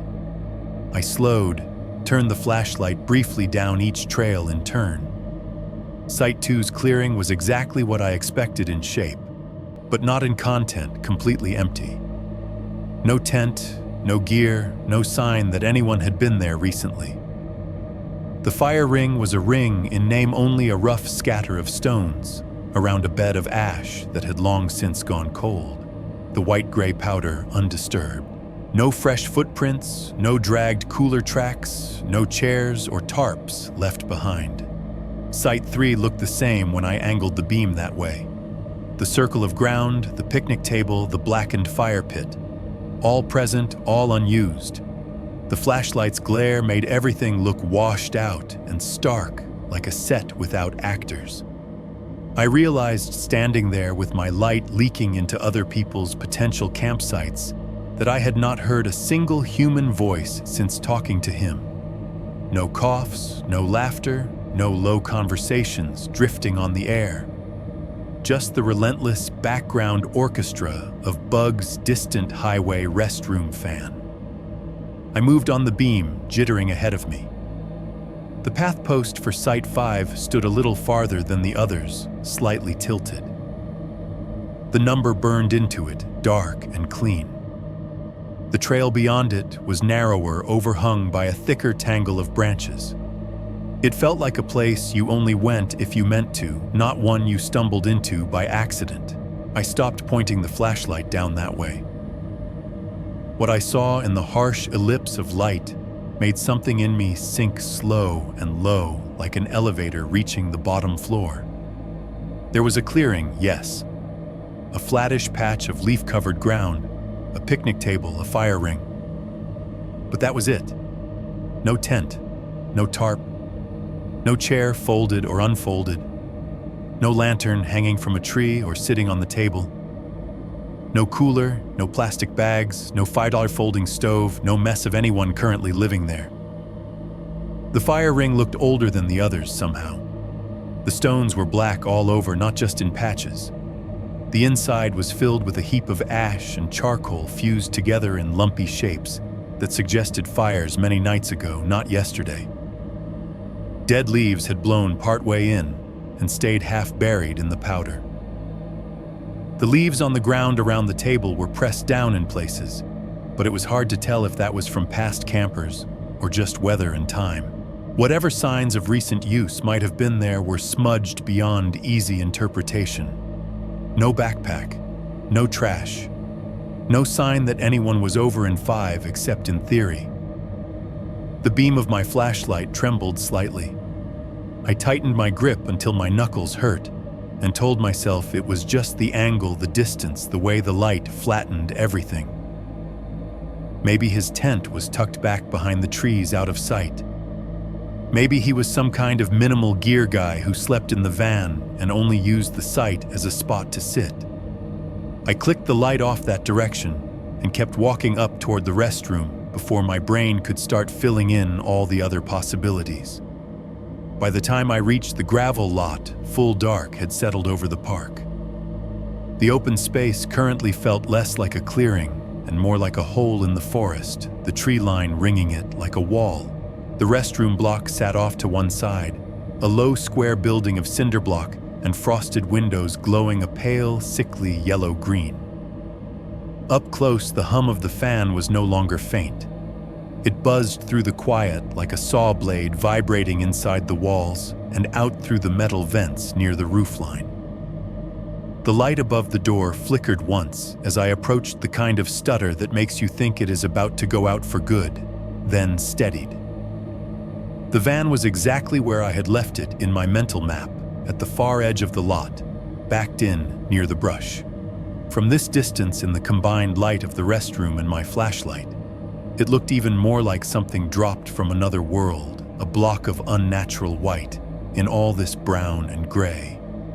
I did not let my gaze linger. The urge to hurry now that I was actually here in the open, in direct line of sight of the restroom door, and the parking area felt childish and stupid. I told myself that walking too fast would look suspicious, like I had something to fear. I forced myself to move at a normal pace, even as my skin prickled with the sense of being on display. Inside the restroom was colder than outside. The cinder block walls sweated faintly, moisture beading on the rough surfaces in a way that made them look like they were exhaling their own chill. The floor was concrete, mottled with old stains and watermarks. My footsteps echoed in a hollow way, the sound bouncing off the hard surfaces and coming back at me oddly delayed. Above, a single fluorescent tube hummed and buzzed in the metal housing, flickering once every few seconds. The light it cast was flat and unforgiving, turning everything a washed-out, almost greenish color. It made my hands look like they belonged to someone sick. There was an echo of water dripping from somewhere I could not see, maybe a leaky pipe, maybe a faucet not quite shut off. Each drop landed with a tiny tick that repeated in the empty space like it was more important than it actually was. The air smelled like bleach, trying to fight a losing battle against something older, mildew in the grout lines, the sour trace of urine that clung to the fixtures, no matter how often they were scrubbed. It was not overwhelming, just constant, a layered scent of effort and failure. I used the stall, quickly washed my hands at the shallow metal sink, watching the water swirl down the drain with exaggerated focus. The mirror above it was dull-spotted, my reflection slightly warped. I looked more tired than I expected. The circles under my eyes were darker, my skin paler. Firelight and fluorescent light do different things to a face. When I stepped back outside, the night felt thicker. The forest beyond the restroom's pool of glow was a wall of black. My flashlight beam, when I clicked it on, seemed smaller than before. The fan's hum chased me out the door and into the open, vibrating at the edges of my teeth. I crossed the lot, my boots crunching on gravel. The sound was sharp and distinct in the cool air. Halfway between the building and the top of the trail, back down to Site 4, I heard it. The van's sliding door. It was not a gentle sound. It was a heavy, rattling thud slide, the kind you get from metal on metal when a mechanism has seen too many years and too little grease. It came from my left, from the direction of the van, the noise sudden enough and loud enough that my body reacted before my thoughts caught up. I ducked. Instinct pulled me sideways toward the nearest tree at the edge of the lot. I pressed my back against the rough bark, the cold of it seeping through my hoodie. My heart slammed against my ribs so hard I could feel the pulse in my throat up behind my eyes. For a second, I held my breath as if sound could find me. The gravel that had seemed loud under my boots only seconds ago now felt like broken glass under any potential step. I stayed still, listening. The door had finished its slide, landed somewhere along its track with a deep final clunk. After that, there was a hush, that weird echoing pause where a noise leaves and your ears strain into the vacuum it leaves behind. Then something moved. I could not see it directly from where I was. The trunk of the tree cut the van from my line of sight. But I heard it, a soft, dragging scrape from inside the vehicle. Not like feet, not like someone shuffling around on their knees. More like something heavy being pulled across a ribbed floor. A cooler my brain supplied helpfully. A metal box. A body. The sound was not continuous. It came in short pulls. Scrape. Stop. Scrape. Stop. Every hair on my arms stood up. I could feel my fingers go cold around the flashlight, my thumb resting lightly on the switch, but not daring to move. I edged my head just far enough around the tree to look the bark rough against my cheek. The van sat exactly where it had before its rear end, facing the trees, the side turned mostly away from me. No lights were on. No interior glow, no cell phone, flashlight beam, no lantern hanging in the doorway. The only illumination touching it was the spillover from the restroom and the thin wash of my own flashlight angled down at the ground. From this vantage point, the sliding door was indeed open. A dark rectangle gaped in the side of the van, a cutout of deeper black within the white frame. Whatever was inside was invisible past that threshold. The angle, the distance, and the lack of light teamed up to make sure of it. The scraping noise continued for another few seconds, then stopped. Silence. Just the fan and the highway's distant breath and my own pulse roaring in my ears. No one stepped out. No one walked around to the front. No one appeared in the driver's seat to adjust the rearview mirror or fiddle with something on the dash. The van remained a white shape with a wound cut in its side, nothing more. I stayed there longer than I probably needed to, pressed flat against the tree, my breath shallow. My mind running through scenarios I could not fully form into pictures. Each one ended with me too close to that open door. Eventually, a more practical fear nudged the others aside, the idea of standing here like this long enough for him, whoever him really was, to actually notice me. I angled my flashlight beam down toward my own feet, away from the van, and began to walk as quietly as I could toward the top of the trail. The gravel still betrayed me with small crunches, but they were shorter, softer now, swallowed quickly by the larger sounds of the night. When I reached the dirt of the path, the feel under my boots changed. I did not let myself look back. The beam bounced ahead of me as I descended toward Site 4, bouncing over roots and leaves.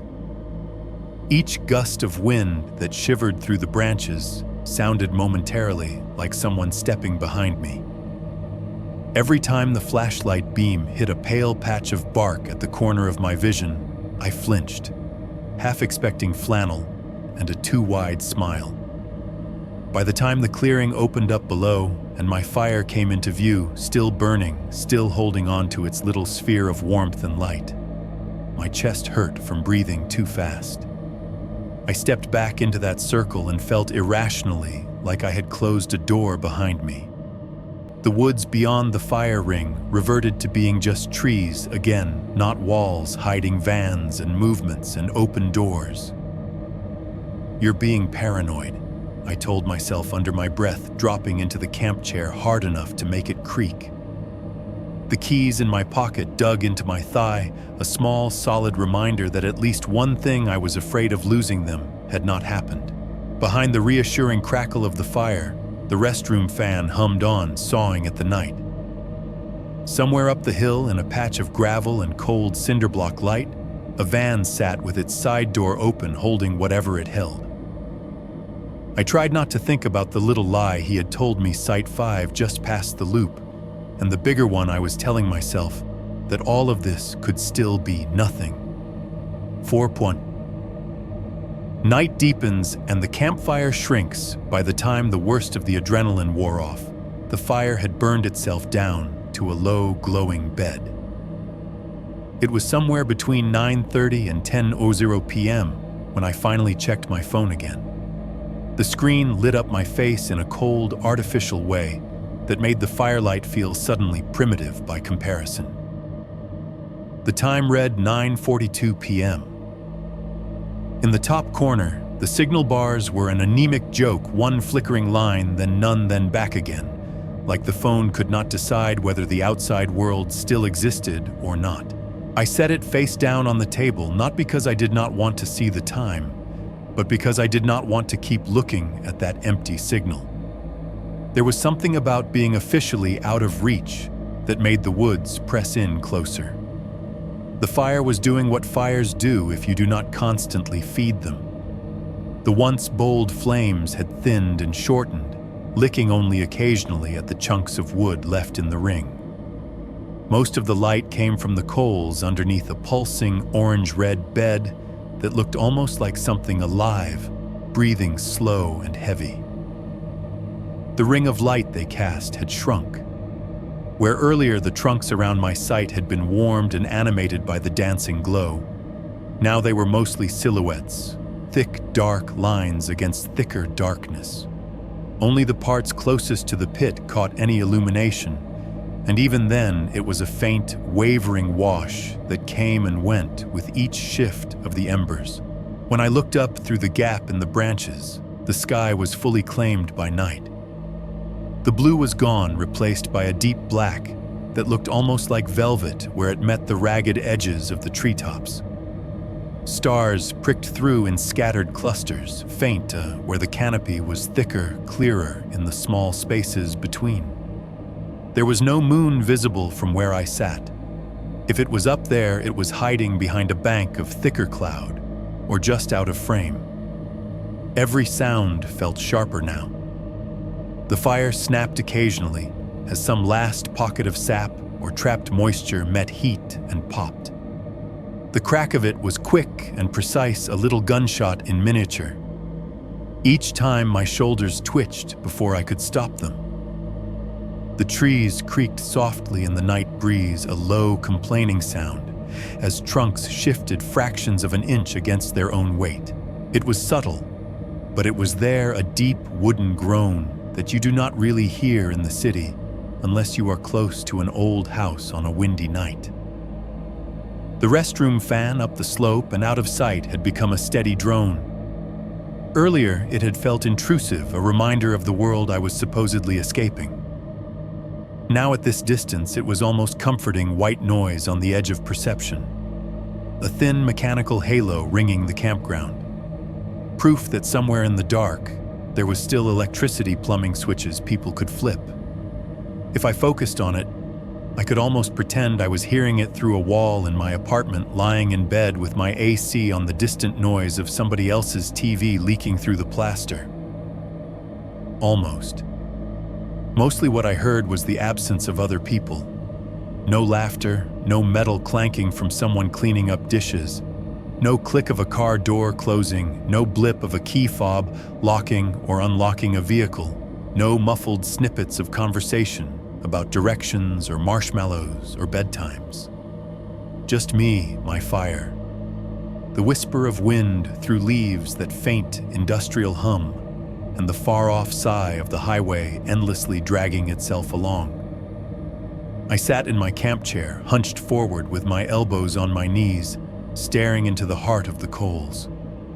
The longer you look at them, the more they start to rearrange themselves in your mind shapes, rising and sinking, shifting from one thing to another. Faces sometimes. Places. Little illusions that disappear as soon as you try to pin them down. My thoughts did the same thing. They slid back over the day in loops. The drive. The first sight of the van. The empty campsites. The man in flannel stepping into my firelight, like he had been waiting just off stage for his cue. The way he had said Site 5 without flinching, even though there was nothing there. The keys. They bothered me the most in a quiet, persistent way. Everything else you could categorize as external weirdness. Strange guy. Strange van. Strange emptiness where there should have been tents and kids and coolers. The keys were different. They were an intrusion into the little pocket of control I thought I had. My stuff, my habits, my routines. Something small had been wrong there, out of sequence, and I did not have a clean explanation that did not involve either me losing track of my own actions or someone touching my things without my knowledge. I could hear my own internal bargaining as clearly as if I were saying it out loud. It is a state park. There are rangers. They have patrols, schedules, logbooks.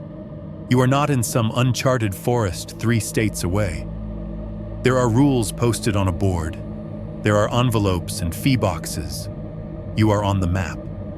I reminded myself of the corkboard at the entrance, the list of emergency numbers, the bold print about if you see something, say something. I pictured the ranger station, even though I had not seen it yet, an office with radios and a coffee maker and laminated maps.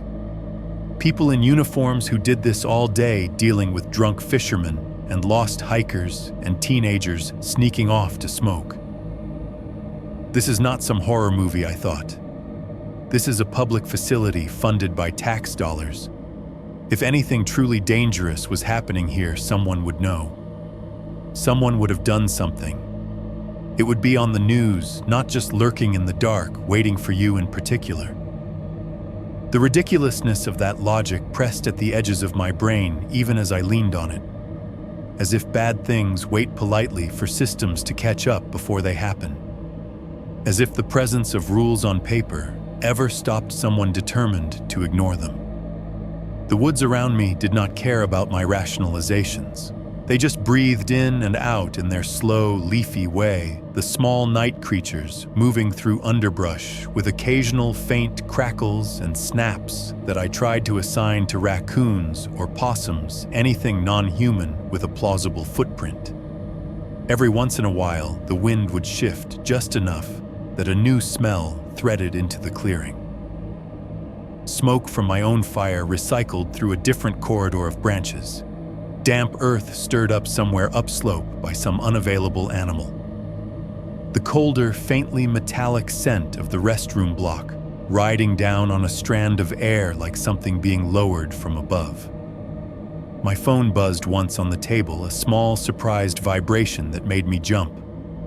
For a moment, hope flared stupidly that a text had somehow come through, proof that the network was more solid than it seemed. I flipped it over. No new notifications. The buzz had been the phone quietly giving up on service again, switching between search modes. The single weak bar was gone. No signal. Just the time now creeping toward 10:00 p.m., and the battery indicator slowly bleeding away. I thought again about the man's eyes, the way they had not quite settled on mine, the way his smile had shown too many teeth without actually warming his face, the way he had said you can't miss it about a campsite that apparently did not exist, and I'll be around like it was a promise rather than a casual remark. I told myself he was a weirdo, sure, but not necessarily a threat.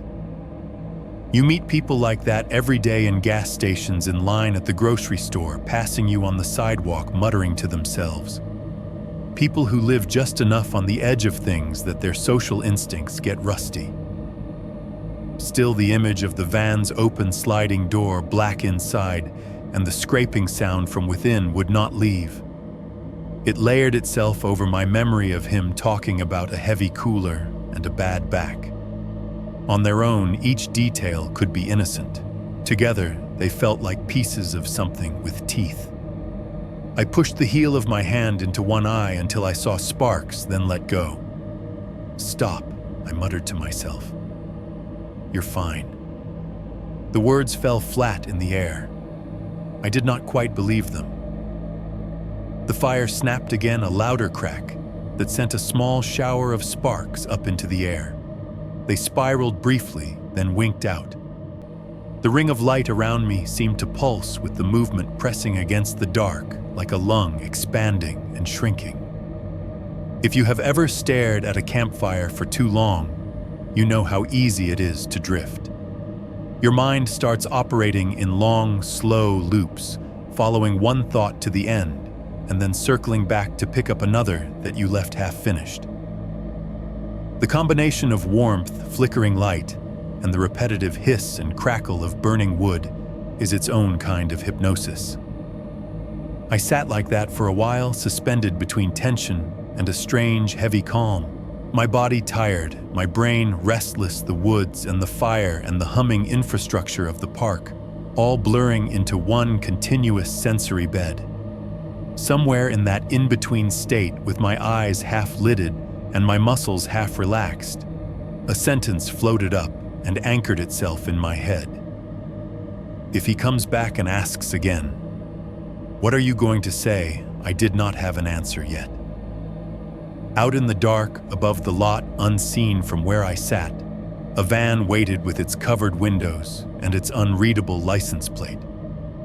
Somewhere nearby, within walking distance but not within sight, was a man who had already lied once about where he slept. I told myself that if anything were truly wrong, I would know. That something in me would recognize real danger when it walked up and stood at the edge of my firelight. The problem was something in me already had. 4-2, the second, asked this time in the dark. The sound of his footsteps hit me before he did. I heard them coming down the path from the lot, heavier this time, no attempt at softness. The crunch of gravel gave way to the more muffled thud of boots on dirt, and leaves a steady, deliberate rhythm that did not pause once as it approached the clearing. My heart rate spiked before I even looked up. It was like my body recognized the pattern before my brain did. The air in the little circle of firelight felt thinner all of a sudden, like somebody had opened a door in a pressurized cabin. I turned in my chair, the campfire casting my shadow long behind me, and saw him at the lip of my sight. He was standing there half in half out of the light, right where the orange glow began to lose its strength and the dark started to win. The red and black flannel looked harsher now, the pattern broken into moving blocks whenever the flames shifted. His jeans were darker in the low light, the stains more like shadows than dirt. His hair, which had been just messy before now, looked untamed. The tie at the back had loosened or broken. Strands hung around his face in uneven clumps, catching the firelight in dull threads.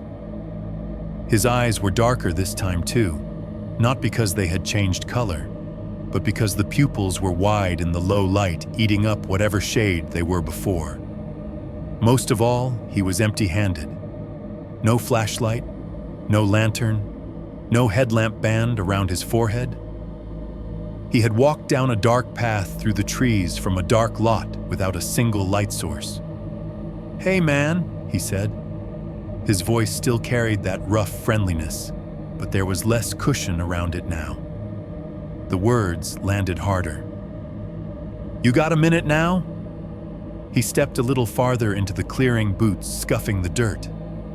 The firelight crawled up his legs, his torso, his face revealing and concealing in flickers. His shadow stretched behind him, fused with the trunks. The coolers still in the van, he continued as if we were picking up a conversation we had paused only moments ago. "Back's just killing me. I really need a hand. It'll take 1 minute, 2 tops." The way he said really pinged something in my head. It had a weight to it, like a hook buried deep in the word. A tug.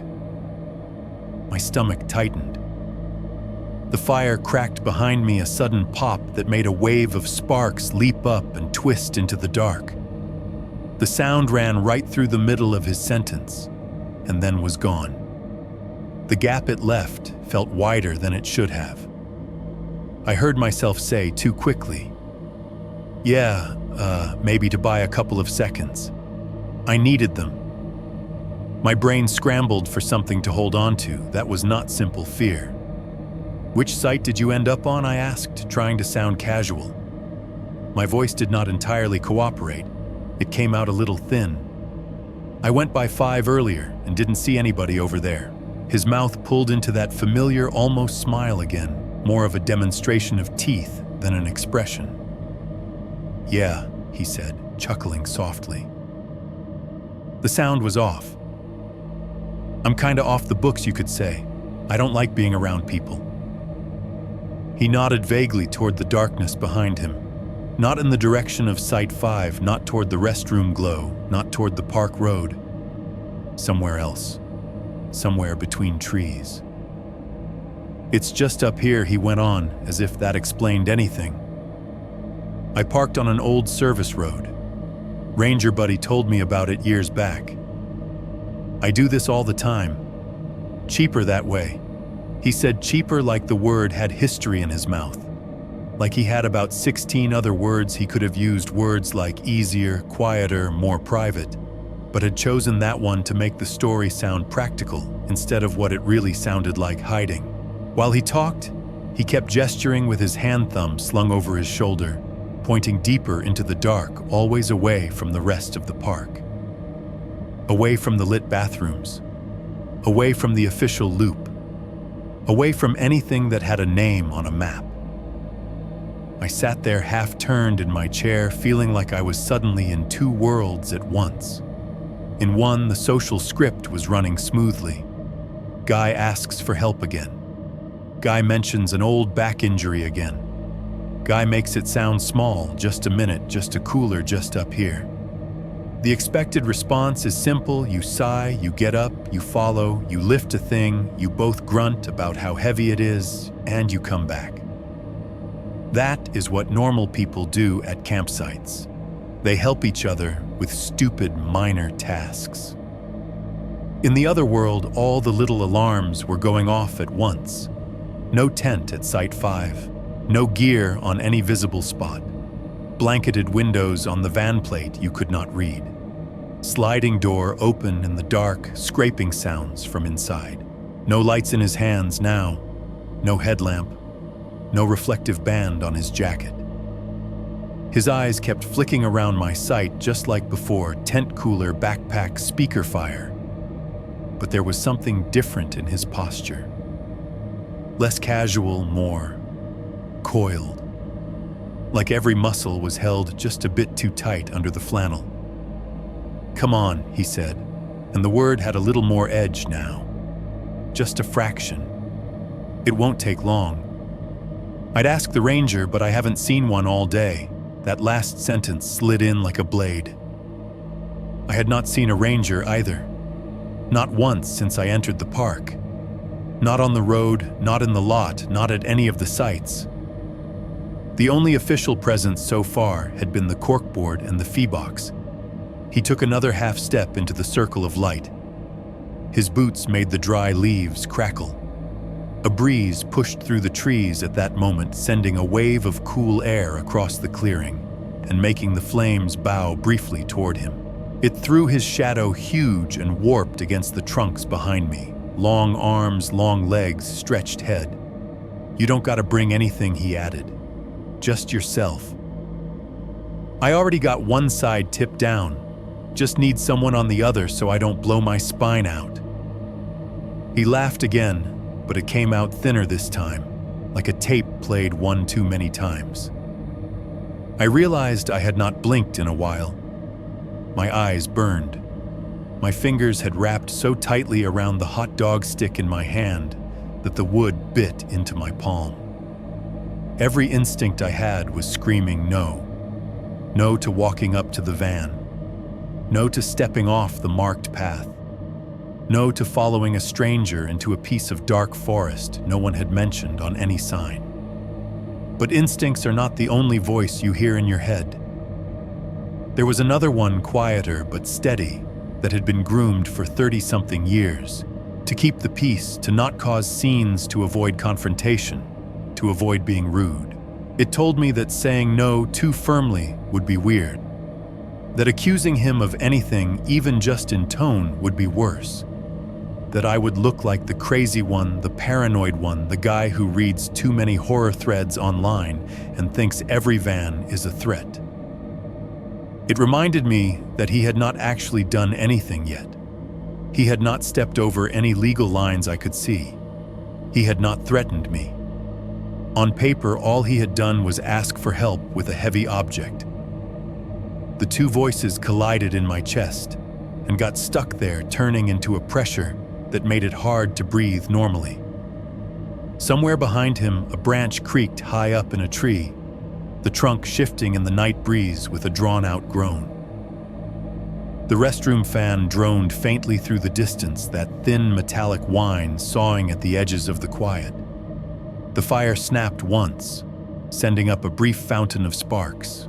"This old service road," I said, finally grasping for time. It's still in the park, right? Like not out past the boundary or anything." He shrugged one shoulder, hitching up as if the question were almost offensive in its smallness. Yeah, he said. "It's all the same woods, man. Been parking there for years. No one's ever cared. Ranger told me it was fine long as I didn't block the gate." He pointed again into the dark, more sharply this time. "It's just up here," he repeated. "Couple minutes walk. You'll see the van. We move the cooler, you're back at your fire before your next beer gets warm." He said it like he was describing a fact, not a possibility. I swallowed. My throat felt dry. I could have told him no. I know that sitting here now. I could have said, "Your setup feels sketchy. You're not in a designated site. I'm not comfortable walking into the dark with a stranger to an unmarked road. I'm staying here." But that kind of clarity is easy when you are safe replaying events in your head. In the moment, all of those sentences were buried under smaller, more hesitant ones. The ones that start with and maybe and I guess. I looked at him. He looked at me. The fire popped again between us, shedding light, then pulling it back. Just up here, huh? I heard myself say the words bought cheaply with fear. He smiled that too wide teeth-showing expression and nodded once. "Yeah," he said. "Follow me, it's just up here." He turned before I answered, before I had truly committed, as if he already knew the path my politeness would force me onto. His boots carried him back toward the trees bordering my sight, but not toward the official trail. He stepped off to the side into a darker gap between trunks, into a piece of forest that, as far as the park was concerned, did not officially exist. I sat there frozen between the fire and the dark, between the stranger's expectation and my own stuttering sense of self-preservation, feeling the social script drag at my ankles like hands. 4-3 into the trees and the cold realization. I wish I could tell you I said no. I wish I could say I stood up and told him to get lost, that I was not going anywhere with him, that if he needed help, he could talk to a ranger or call someone else. What I actually said was weaker, smaller, a compromise between fear and politeness. "Yeah, I can walk a bit," I heard myself say, my voice sounding like it came from somewhere slightly above me. "But if it's far, I'm turning back." I didn't bring my jacket. It was a flimsy condition, but it was something. My brain clung to it like a line drawn in the sand. He barely slowed. "You'll be fine," he said over his shoulder. "It's right there." He did not wait for anything more from me. He stepped deeper into the trees at the edge of my clearing, not onto the marked path, but into a narrow space between trunks where the undergrowth was thinner, like something or someone had passed through that way enough times to leave a suggestion of a trail. I stood up from the camp chair, knees popping softly, and hesitated just long enough to feel my own reluctance as a physical weight. The fire at my back exhaled heat against my shoulders. The circle of light felt like a ring of safety I was about to step out of on purpose. Then I took a breath that did not go quite as deep as I wanted it to, and followed. The shift was immediate. 2-3 steps beyond the edge of the clearing, the fire's glow dropped away behind us, like somebody lowering a shade. It still existed, but only as a faint orange pulse between trunks if I glanced back. After 10 steps, even that was gone. We were in a different room now, one with walls made of bark and shadow. The ground changed too. The packed dirt of my sight gave way to softer earth, the kind that gives slightly under your weight.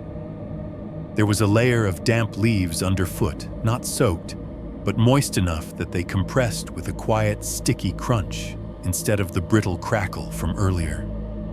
The path, if you could call it that, was a narrow, dark band where the leaves were more pressed down than in the surrounding forest. Roots looped across it in knotted lines. My boots caught on one almost immediately, making me stumble forward a step before I caught myself. Ahead of me, maybe 6 or 8 feet, his back was a darker shape in the darkness. The red of his flannel had been swallowed by the night. All I saw was the bulk of his shoulders, the pale blur of his neck, the occasional flash of a boot when it caught a sliver of residual sky. He did not use a light. He moved like he knew this route intimately, like each root and dip and low-hanging branch had been memorized by the soles of his boots. Sound changed as quickly as everything else. The fire's crackle was gone, smothered by the trees. The faint music from my speaker did not carry this far. It had been swallowed in the first few seconds. Even the towel-thin comfort of the restroom fan's whine faded faster than I expected. After maybe 20-30 yards, it simply dropped out. One moment it was there, that thin metallic hum threading through the background, and the next it was like somebody reached over and flicked a switch labeled civilization to off. The silence that followed wasn't total. There were still night insects chirping distant rustles in the underbrush, the soft hiss of leaves shifting overhead. But something man-made had been removed, and my ears noticed the hole. A branch snapped somewhere off to our right. Not close enough to see what caused it, but not so far that I could ignore it. It was the sound of something heavier than a squirrel, heavier than a bird, putting weight where the wood could not handle it. He did not react, did not turn his head, did not slow, did not speed up. He just kept walking, boots pressing into the damp layer of leaves with that soft, rhythmic crunch. My heart was beating too fast. I could feel it in my throat, in my fingertips, in the backs of my knees. Each breath I pulled in tasted like cold earth leaf mold and something faintly metallic, like old rain on rusted metal. I realized I could barely see where I was putting my feet. The scraps of starlight filtering through the canopy above were not enough. The world had reduced itself to a handful of shades between black and almost black. I dug into my pocket for my phone, thumb shaking slightly as I woke it.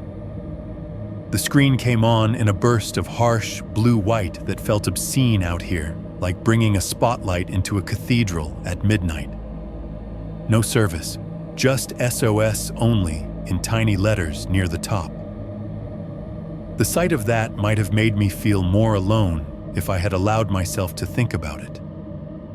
I did not. Instead, I swiped up to open the flashlight, and the rear LED snapped on with a faint click. The beam cut a narrow cone into the dark ahead of me. It hit his back first flannel, catching the light in dull planes, a pale smudge of skin at the back of his neck. Beyond him, the light reached maybe 10 yards at most, turning trunks and low branches into flat, almost colorless cutouts. Everything outside that narrow slice remained pure shadow. I adjusted the angle to avoid shining it directly into his face. I did not want to startle him, did not want to give him any reason to turn around quickly. He glanced back anyway, just briefly, the whites of his eyes catching the edge of the light before he turned forward again. His tone when he spoke was pitched casual, but something hitching under it. "See," he said. "Not far at all, just a little walk. You good back there?" "Yeah," I said automatically, even though my lungs felt tight. "I'm good." We walked. It is strange how long 1 minute can feel when you are counting it in your head. Stranger still, how quickly 2 minutes pass when you are not timing them, only feeling them stretch. We went 1 minute. 2.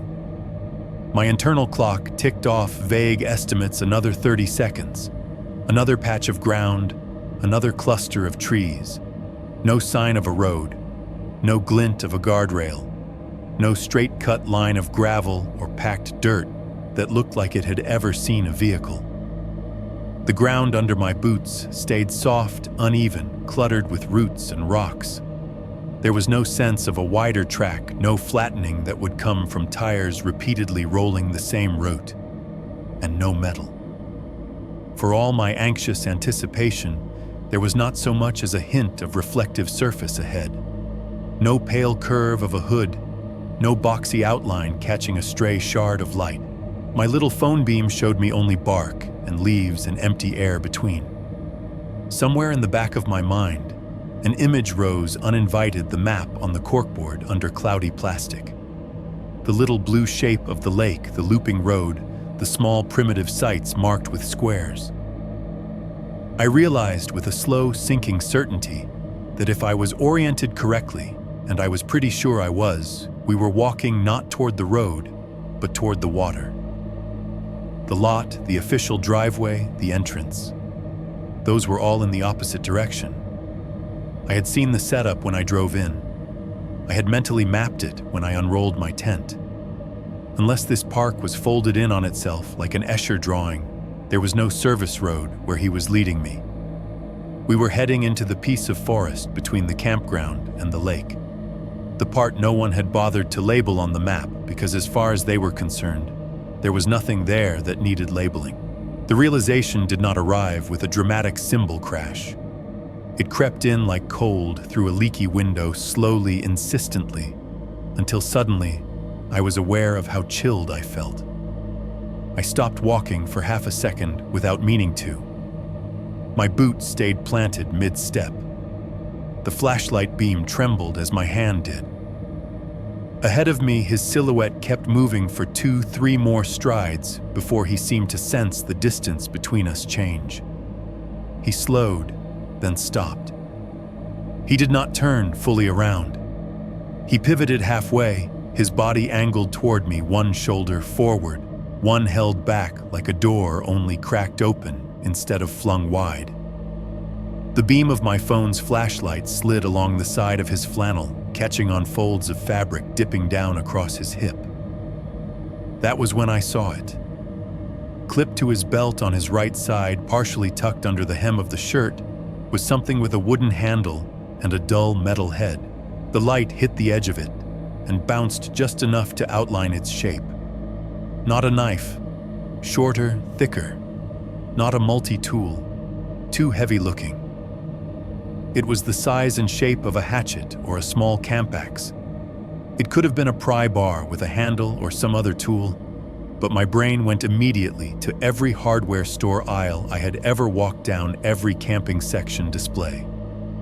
Handle wedge of metal weight enough to break bone or wood if swung with any real intention. His hand was not on it. Not yet. He squinted slightly in the beam, the pupils of his eyes shrinking. The expression on his face shifted in that moment, some invisible curtain dropping. The friendly veneer was gone. The easy, too-wide smile vanished, replaced by a thin line of mouth that did not know how to fake warmth.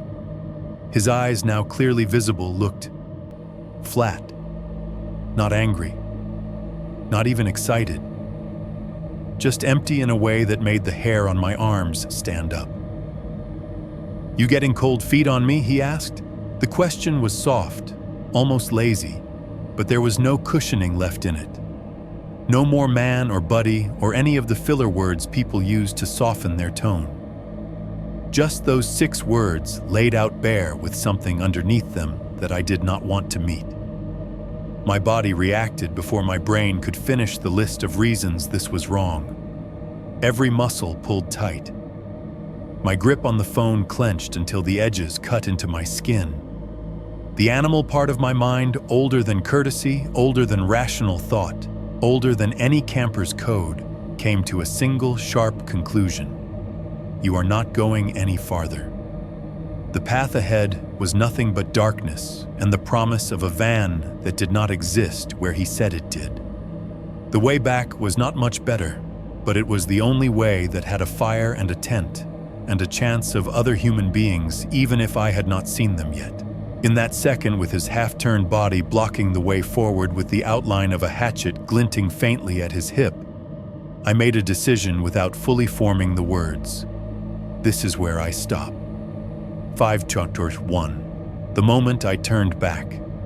There is a moment in every bad story where you feel the ground shift under your feet, even if nothing visible has changed. For me, it was right there in that slice of forest, with his body turned halfway toward me, that cheap belt clip glinting in my flashlight beam, and the outline of that tool, hatchet, pry bar, whatever you want to call it. Resting at his hip like punctuation on a sentence I suddenly did not want to hear the rest of. My mouth moved before my brain could spiral any further. "Yeah," I said. My voice came out tighter than I wanted, thinner, like it was squeezing through a crack. "Yeah, I am. I'm getting cold feet. I'm going back. This is too far off the path for me. The words sounded almost formal, hanging in the air between us like lines from a script written by someone who assumed both people would follow the rules. He did not answer right away. He just stared. Not dramatically, not with some cartoon villain expression. He just looked at me for a beat that stretched too long. His eyes did not blink enough. The light from my phone caught in them, flattening whatever color they were into cold reflections. Some tiny part of me, trained by years of customer service voice and conflict avoidance, thought, maybe he'll be offended. Maybe I should soften it more. That part was drowned out by the much older part that had just recognized a bad pattern and was now screaming at me to get back to the fire. The car, the fee box, anything with straight lines and printed rules. At last, he said something. "Suit yourself," he murmured. 2 words. No smile, no shrug. No hey, no worries, man. Just that. His voice had dropped volume, but it had also dropped something else, the performative friendliness, the strained lightness. What was left was flat.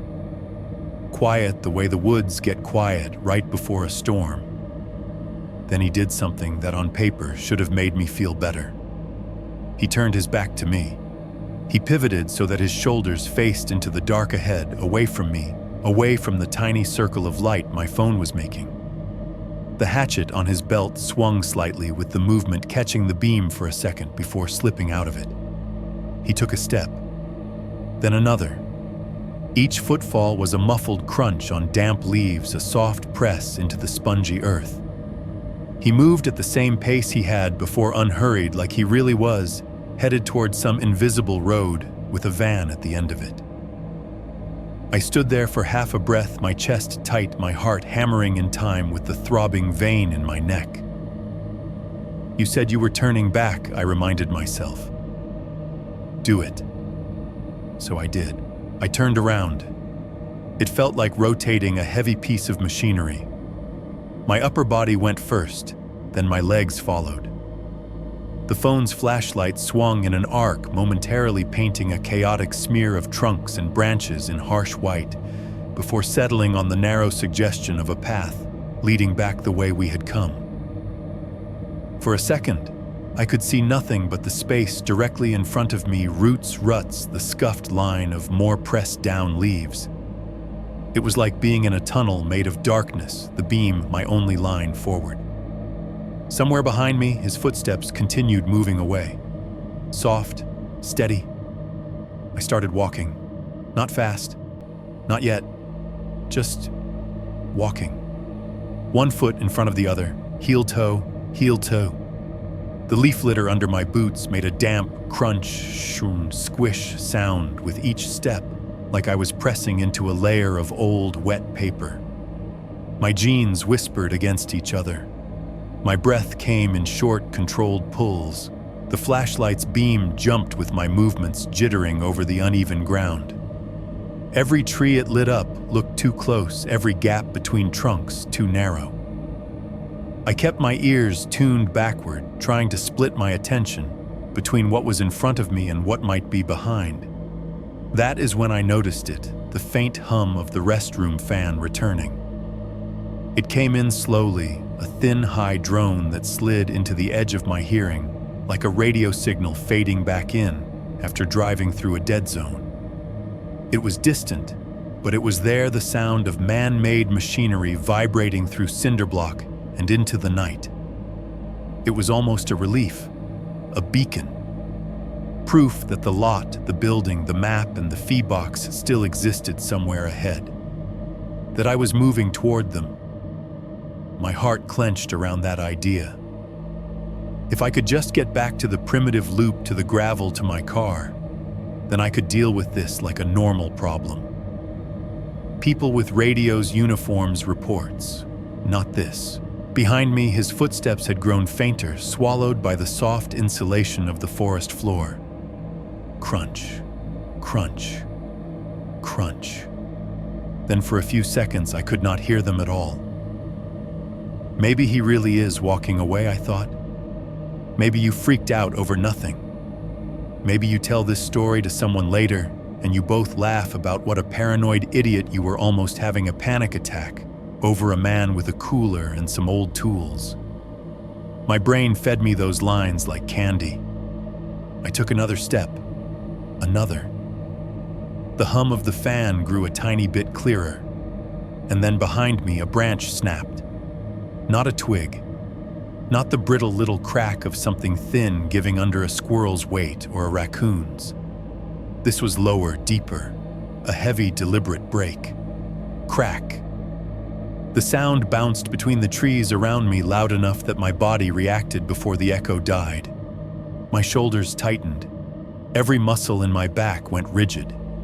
The flashlight beam jolted wildly as my hand flinched. That was not wind.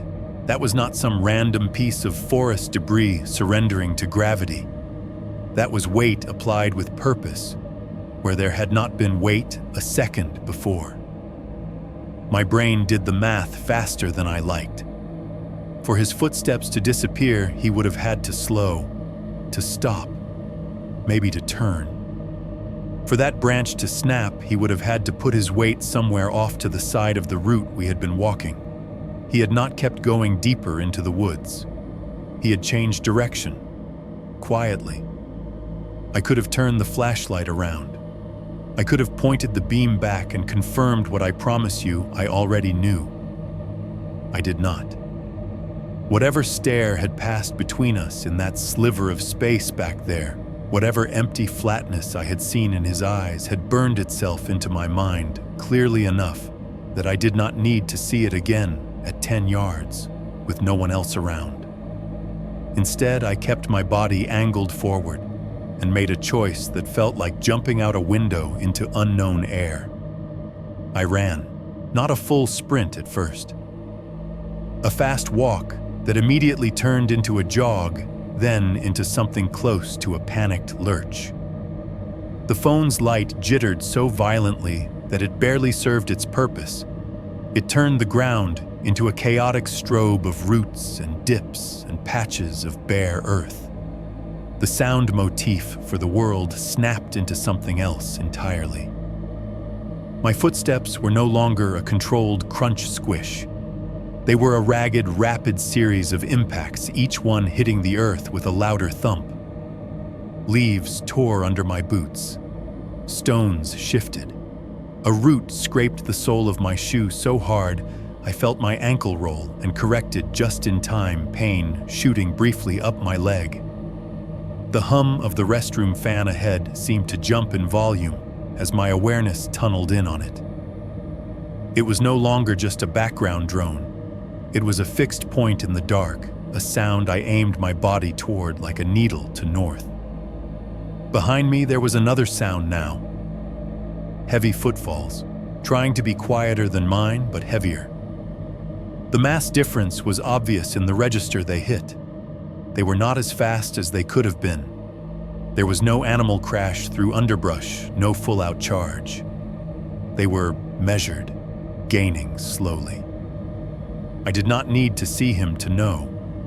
I could feel it in the way the skin on my back crawled in, the way my instincts screamed at me, that if I tripped, I needed to be back on my feet in under a second.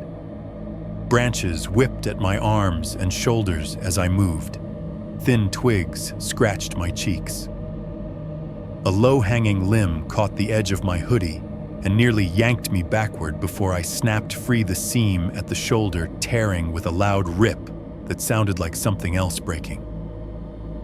The beam of the flashlight swung wildly, catching glimpses of trunks, patches of bare ground, and once briefly, a strip of pale gravel ahead.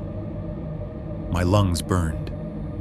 The cold air tore in and out of my throat like knives. Do not look back, I told myself. It was not even a choice.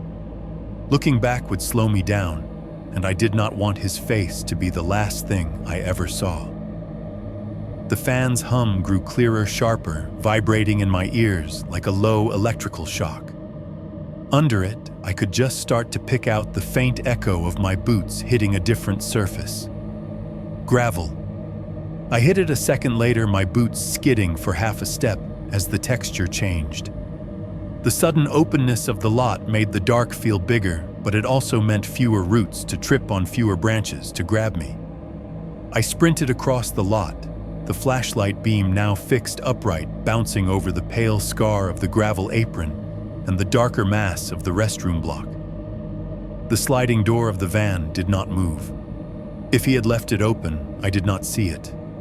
I did not let my light swing that way. I locked it onto the narrow slice of world that contained the primitive loop trailhead, and beyond that, the barely visible silhouettes of the primitive site's marker posts. The hum of the fan was a roar now close enough that I could feel it vibrating in the cinder block as I passed. My own heartbeat was so loud in my ears that it blurred other sounds into a smear, but I could still hear the echo of heavier footsteps hitting gravel not as far behind me as I wanted them to be. Something in me flipped from fear to a kind of hollow, focused panic. The decision I had made in the trees solidified into a single sharp directive that drowned out everything else. Get to the car. Get to the keys in your pocket. Get to the lock. Get to the engine. Do not stop. Do not turn. Do not give him any more of your politeness. The chase through the dark. There is a kind of running you do at the gym, on a treadmill, or around a track, where you are aware of your body in a distant, almost polite way. And then there is the kind of running where your body stops feeling like yours at all and turns into a machine built for one single job: get away. This was the second kind. The instant my walk turned into a run, my awareness shrank to about three things: the ground in front of my feet, the cone of light from my phone, and the sounds behind me. Breath burned in my chest almost immediately. The air I was dragging in was cold and damp, and it scratched its way down my throat like I was inhaling sand.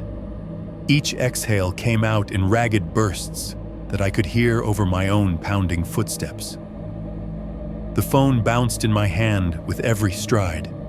The flashlight beams swung in wild arcs, smearing trunks and branches into a stuttering slideshow of pale gray and black. It was like running through a series of badly timed flash photographs, each one catching a new obstacle too late. Branches hit my face and shoulders, grabbing at my clothes. Thin twigs whipped across my cheeks, stinging sharp and fast. A low branch I did not see in time scraped along the top of my head, pushing my hood back and leaving my scalp prickling. The sleeves of my hoodie snagged on the tips of bare twigs, the fabric pulling tight against my arms, then tearing free with small ripping sounds that felt too loud. Behind me there was no more pretending. I heard him. The sound of his boots was heavier than mine, lower pitched in the weird, echoing acoustics of the trees. He was not as fast as he could have been, but he was fast enough. The impacts of his feet hit the ground with a dull thud, thud, thud that threaded in between the sharper crunch of leaves under my own steps. He was breathing hard too, but in a different register, a low, harsh saw of air through his throat, deeper than mine. Every few seconds I heard him spit out a short, ugly curse, half-choked. It did not sound frustrated so much as focused, like someone talking to themselves while they lift something heavy. For a brief stretch, the gap between our sounds narrowed. My heartbeat spiked so hard my vision fizzed at the edges. Then it happened. His fingers caught the back of my hoodie. It was not a full grab, not a solid handful, but there was contact. A sudden, shocking tug at the fabric between my shoulder blades, the feeling of weight pulling me backwards. The hood choked up against my throat for a fraction of a second, the drawstrings biting into the sides of my neck. I made a sound that I do not like admitting came from me, half yelp, half wordless noise of pure panic. I lurched forward, every muscle in my body throwing itself into that next step. The material slipped. His fingers either lost grip or ripped away when the already half-torn seam at my shoulder gave. I heard the fabric tear a sharp, ugly rip right by my ear as the hoodie stretched and then released. The sudden loss of pressure around my neck made me stumble forward another half step off balance. I did not risk a look back. The idea of turning my head, of seeing his face at arm's length in the chaos of my bouncing light, was worse than anything my imagination was doing. The forest decided to add its own insult. My boot caught a root. 1 second my foot was coming down on what I thought was clear ground. The next it hit something solid and curved and absolutely not flat. My ankle rolled hard, pain shooting up my leg. The phone flew up slightly in my hand, the light jolting skyward and blinding me with a flash of treetops. For an instant, I was weightless. My body pitched forward, my center of gravity shot ahead of my feet, and I felt my torso tilt toward the ground. Dirt leaves the dark, everything rushed up at my face in slow motion. In that stretched out, impossible half second, I heard his boots skid. The sound was distinct from our previous impacts. A hard, scraping slide of sole against dirt as he tried to correct for my sudden change in speed. The image of him reaching for me and hitting only air flared in my head like lightning. My hands shot out on instinct. The phone smashed against the heel of my palm, the flashlight beams spinning wildly and catching a brief, fragmented glimpse of his shape behind me, just a smear of flannel and movement, before it swung away again. Somehow, I did not go down all the way. My fingers scraped the dirt nails, bending backward painfully as I caught myself just enough to shove my weight back under me. My knees buckled, then locked. I lurched upright again, my ankle screaming protest, and kept running. That whole sequence could not have taken more than a second. It felt like a lifetime jammed into a single stuttering beat. The world narrowed even more. My lungs burned like they were full of cold fire. My legs felt rubbery and numb at the same time, as if they might give out any moment, but somehow kept pumping. Ahead, the darkness began to thin. The trees were still there, but they were spaced, just slightly farther apart. The underbrush less thick. The beam from my phone hit fewer obstacles before reaching open air. The forest floor felt less chaotic underfoot, still covered in leaves, but with longer stretches of flatter, firmer ground. Then, without warning, the texture under my boots changed. The soft give of earth and leaf litter gave way to something harder, more compact. The crunch beneath my soles took on a new tone, sharper, higher, the sound of small stones popping and grinding against each other. Packed gravel. The path. I nearly cried from the stupid, overwhelming relief of that sound. Trees thinned on either side. Up ahead, through the trunks, a faint orange flicker pulsed between black shapes. My campfire. It was almost burned down, just a low bed of coals with occasional tongues of flame licking up the sides of the last half log. From this angle through the wood, it looked like a distant eye, blinking slowly in the dark. As soon as I hit the main path, other sounds rushed back in, like someone had taken their hand off a mute button. The highway rumble was louder again, a low, constant growl out beyond the park. The kind of sound that made you think of endless lines of headlights on asphalt, whole other lives sliding past this patch of woods at 70 miles an hour. The restroom fan's whine was clearer too, sliding into my left ear as the sound bounced off the lot and the building. It vibrated in the air like a metallic thread, taut and steady. And there was a new sound, close right on me, the tiny rattle of my car's keyring in my pocket. With every stride, the keys bounced against my thigh, metal tapping metal inside denim. Tink, tink, tink, tink. It cut through everything else in a way that made it feel almost louder than my own breathing. I latched onto that noise like a lifeline. Keys, car, lock, engine. Those sounds meant options. I could hear his boots behind me on the gravel, now louder than ever and closer than I wanted to quantify. He was not talking, not cursing now. If he was breathing hard, I could not separate it from the rest of the soundscape anymore. Every instinct I had screamed at me to look back, to know exactly how close he was. I did not. I could not. I had this insane thought that if I saw the distance between us and it was too small, something in me would just give up. That whatever thread I was running on would snap under the weight of that knowledge. So I kept my eyes forward. The main path curved slightly, hugging the slope that led back down toward the primitive sites. The gravel gave way gradually to the more familiar packed dirt and leaf cover as I passed the post for Site 2, then Site 3. Their clearings were just black hollows off to either side, now indistinguishable from any other patch of darkness. No tents, no gear, no witnesses. Ahead, the faint orange of my fire grew brighter as I got closer, resolving into the familiar shape of my own clearing. The tent was a pale lump beside it, barely visible in the weak, flickering light. My legs pumped. My lungs screamed. My heart felt like it was trying to break out of my ribcage. The keys kept rattling in my pocket, a tiny, desperate metronome keeping time with the one thought echoing through my head. Forward. Just forward.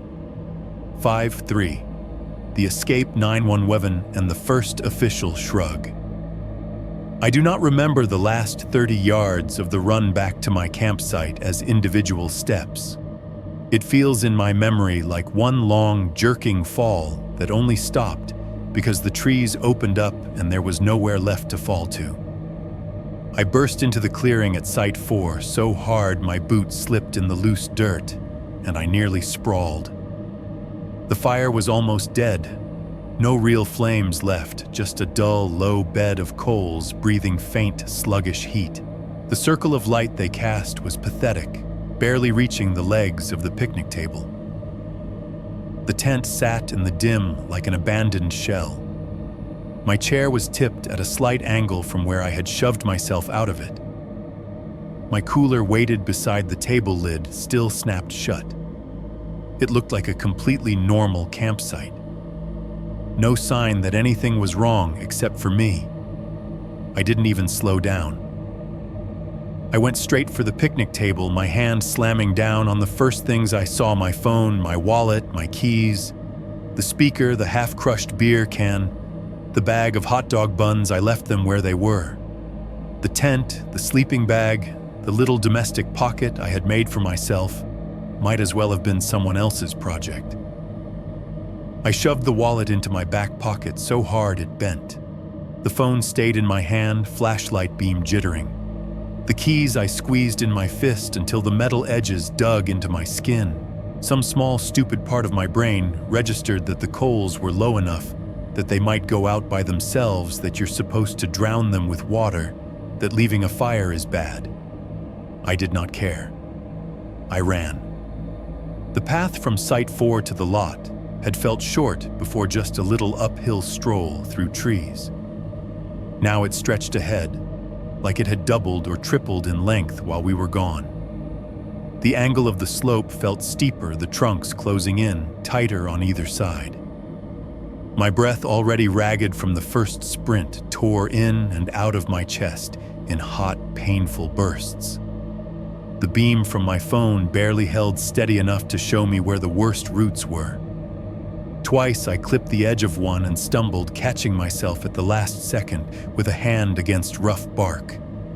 Behind me I could still hear him, not speaking, not yelling, just the impact of his boots hitting the same path a half beat behind mine. Not slowing, not stopping. There is a point where the panic stops being spikes and turns into a kind of constant white noise roar in your head. Everything you see and hear filters through it.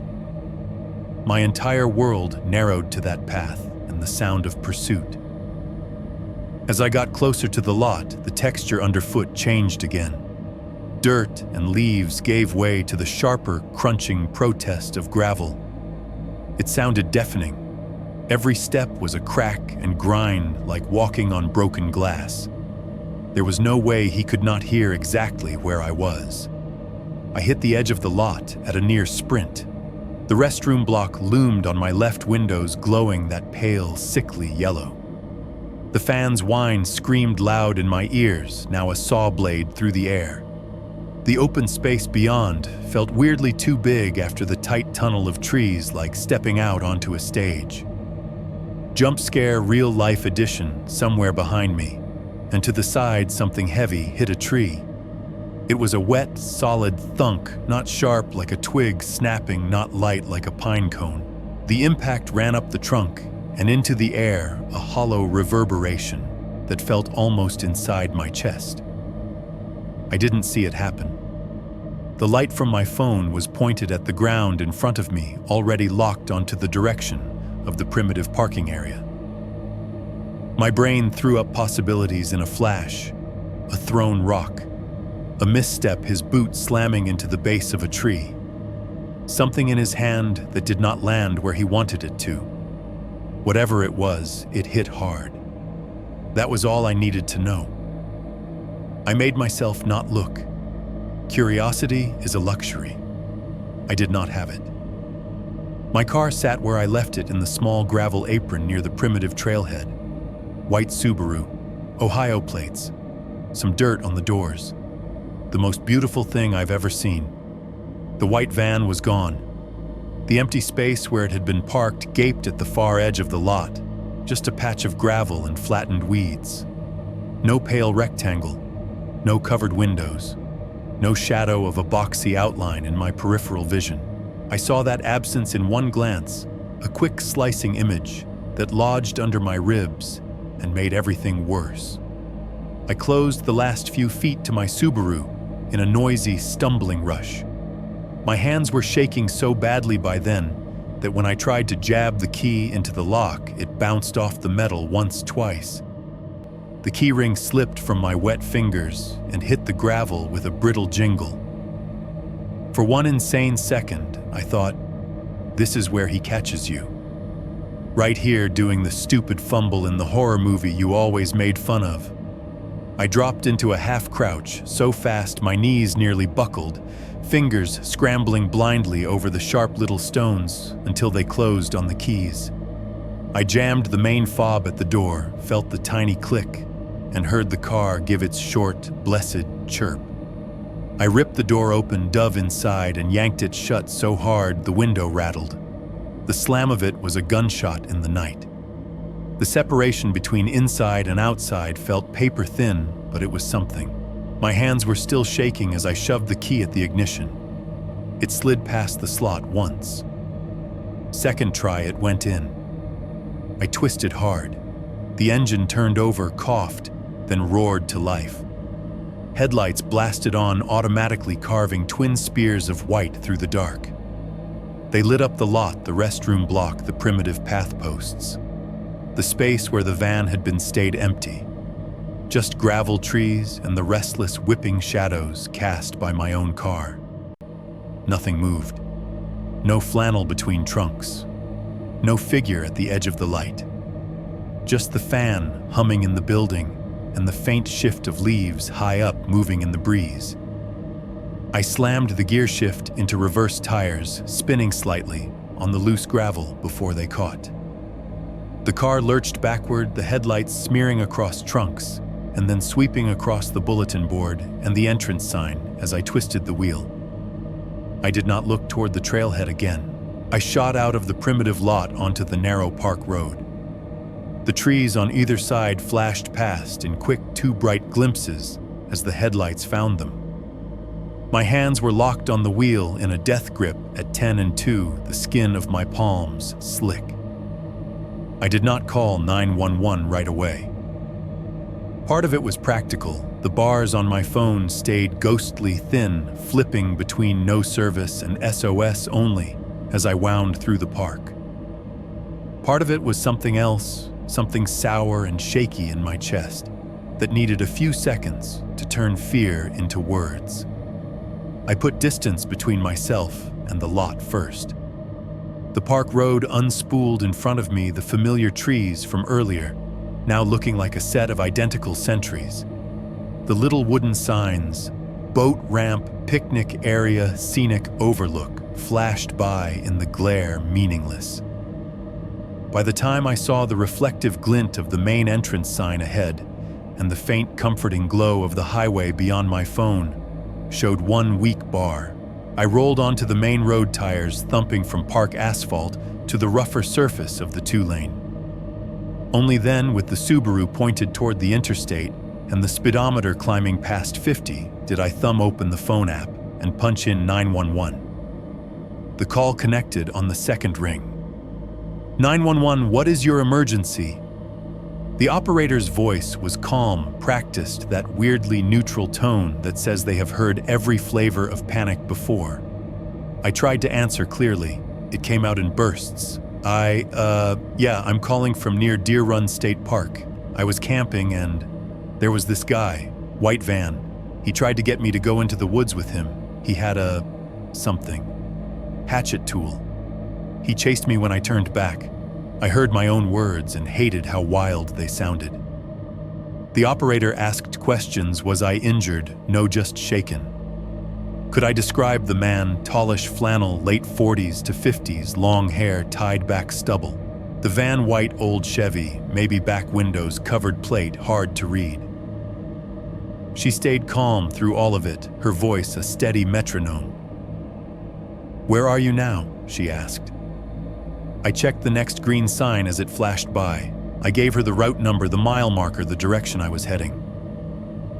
Okay, she said. We're going to have a trooper meet you at the gas station off exit X. Do you know it? I did. Everybody who drives that stretch of interstate knows that gas station. Big truck plaza, neon lights. Stale coffee, always open. Pull in there, she continued. Go inside, stay where it's busy and well lit. The trooper will be there as soon as possible. Do not go back to the park. I had no intention of going back anywhere near that park alone, not tonight. The interstate entrance ramp rose up out of the dark ahead, the big green overhead sign looming. I merged onto the highway, the white lines ticking under my car in hypnotic flashes. Other vehicles passed, semis, a couple of late sedans. Their presence was simultaneously reassuring and surreal. 10 minutes ago, my whole world had been trees and dirt and boots behind me. Now I was one more anonymous car in the stream. The gas station appeared like a small city of light at the side of the road, a cluster of tall poles topped with bright fixtures, rows of diesel pumps, a low building with big glass windows glowing yellow-white. I pulled off, followed the curve of the exit, and rolled into the parking lot. Inside, everything was aggressively normal. Harsh neon strips buzzed overhead, casting a flat light over shelves of chips and candy. The coffee station to the right hissed absurdly hot liquid dripping into glass pots that had probably been cooking for hours. The refrigerated coolers along the back wall hummed loudly, a chorus of compressors kicking on and off in imperfect sync.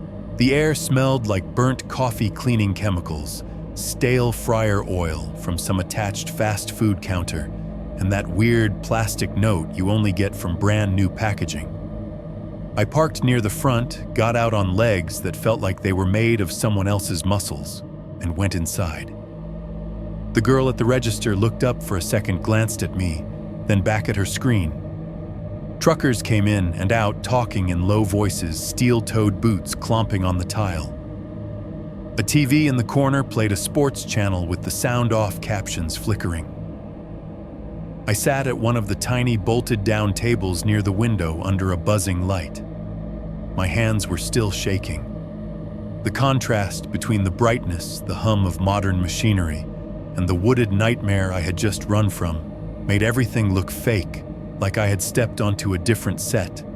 The trooper arrived maybe 15-20 minutes later. Time had gone rubbery again by then. He was exactly what you picture: tan uniform, wide-brimmed hat, tucked under his arm when he came in, duty belt heavy with gear. He listened to my story with a professional expression, occasionally jotting notes, occasionally asking for clarification. His questions were practical. He did not tell me I was crazy. He also did not look particularly surprised. They sent another unit to the park, while I sat there nursing a bad coffee I did not really taste. Trucks came and went. People bought lottery tickets. A kid in a hoodie laughed at something on his phone. The world stubbornly refused to be as shaken as I was. Eventually, the trooper stepped away to take a call, one finger pressed to his earpiece. When he came back, his expression had shifted a little, not softer, not harder, just more closed off. "Okay," he said, pulling out the chair across from me. "My partner just cleared the park," and I asked. My voice sounded small in the big fluorescent room. "No van in the lot," he said. "No vehicles besides your Subaru, which we verified is gone now. Your campsite's still there. Tent chair cooler. Nobody touched your stuff." I nodded slowly. That much I had expected. The van being gone was practically baked into the nightmare at this point.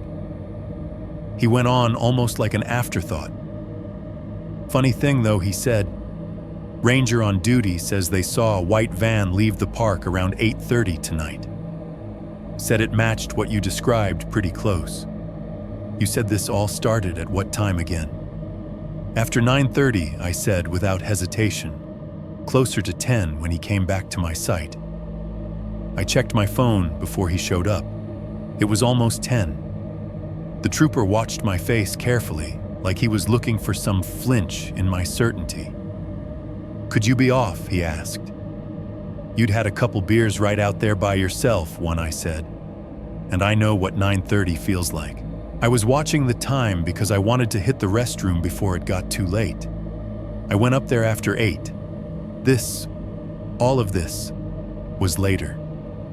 He nodded once slowly, but the look in his eyes said he was filing that under maybe not fact. "All I can tell you," he said, "is that as far as our logs show, there was no van in that park after 8:30. Ranger wrote it down when it left. Plate time direction. Nobody saw it come back." He said it like that settled something, like the paperwork had the final say on what could and could not have happened. Sitting there under those buzzing lights, listening to the refrigerator's hum and the soft beep of the register as someone bought a soda behind me, I felt something twist inside. Because I knew what time I had looked at my phone. I knew how dark the sky had been. I knew how long I had sat there listening to the fire die and the fan drone before those footsteps came down the path. And yet officially, there was no van there to open its sliding door at 9-something p.m. No man to step into my firelight and ask for help. No footsteps behind me on the narrow track. No hatchet glinting at his belt. Just my tent, my chair, my cooler, untouched. On paper, the whole thing thinned out to almost nothing. A suspicious person report with no vehicle on scene, no clear time, no other witnesses. Something you can shrug at and file away. But it did not feel thin from where I was sitting.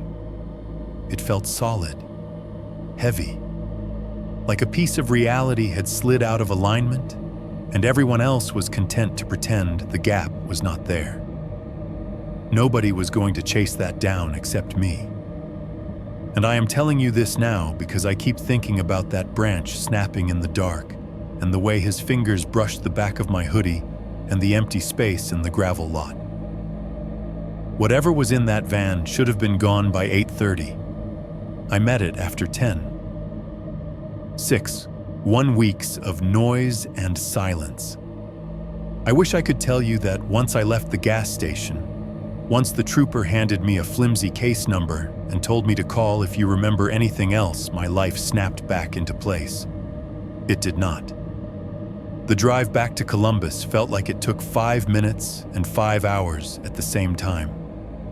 I floated down the interstate on autopilot, the white lines smearing into one long ribbon. Every time a white van passed me in the other lane, my hands seized around the steering wheel until my knuckles went numb. By the time I pulled into my apartment lot, the sky over the city was a dirty gray.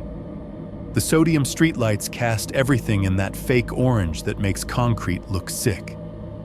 Unlocking my own front door with my own key should have felt like stepping back into safety. It just felt like stepping into another box with walls I could not see into. The first thing that hit me inside was the hum. My fridge was running. The AC unit in the wall rattled faintly as it cycled. Pipes ticked somewhere behind sheetrock as someone upstairs used water. The vents whispered. The building itself sighed in familiar, tired ways. I had never really noticed before how alive my apartment was when I was home alone. It was like the whole place was breathing. And every time one of those sounds stopped, my body remembered what came after the last time silence fell too hard.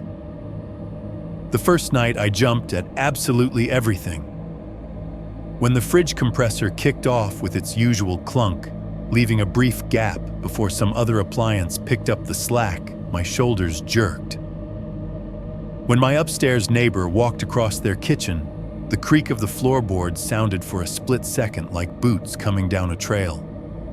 The pipes made their normal expansion pops as the building cooled, and my brain supplied branches snapping in the dark. I left the TV on the entire time I was awake, not because I wanted to watch anything. I could not have told you what was on. I just needed voices, layers of dialogue, and canned laughter, and commercial jingles stacked over the apartment's mechanical noises, like insulation. I turned the volume up just high enough that it masked the minute shifts and size of the building, but not so high neighbors would complain. Every time I considered turning it off, my memory coughed up the feeling of that moment in the trees when the restroom fan's hum had fallen away and the night had gone too quiet. So the TV stayed on. Work noticed nothing, of course. On Monday, I sat under fluorescent lights that buzzed just like the one in the park restroom, answering tickets about forgotten passwords and VPN timeouts. My monitors glowed. The office HVAC breathed steadily overhead, a constant distant roar that I had once found annoying and now clung to. A couple co-workers swung by my cube. "How was your little vacation?" one of them asked, leaning against the partition with a paper coffee cup in hand. "It was fine," I said. That exact lie. Nothing else. I did not mention the van. I did not mention the hatchet-shaped outline at his hip. I did not mention sprinting through dark trees with his fingers scraping my hoodie. Telling the police had gone nowhere. Telling a co-worker who still believed campgrounds were just cheap Airbnbs without walls felt pointless. At lunch, sitting in the break room with my Tupperware and the microwave's soft beeping, I pulled out my phone and started my other new routine. I checked the local news. Body found near State Park. Missing camper. Unidentified man in woods. White van. Nothing. I widened the search: Columbus, Dayton, the whole stretch of interstate between here and that exit. I read every small-town crime brief I could find, half hoping, half dreading to see something that matched even a little. Still nothing. At night, instead of sleeping, I lay in bed and scrolled through forums. I typed the park's name into search bars next to words like creepy, dangerous, weird guy, white van. I tacked Deer Run onto the end of "Is this place safe?" posts. I dug through 4-year-old threads where people complained about mosquitoes, noisy RV generators, drunk fishermen, and teenagers sneaking beer into the primitive sites. I did find one comment buried in a long thread about underrated Ohio campgrounds where someone mentioned a sketchy guy in a van at Deer Run who gave me the worst vibes.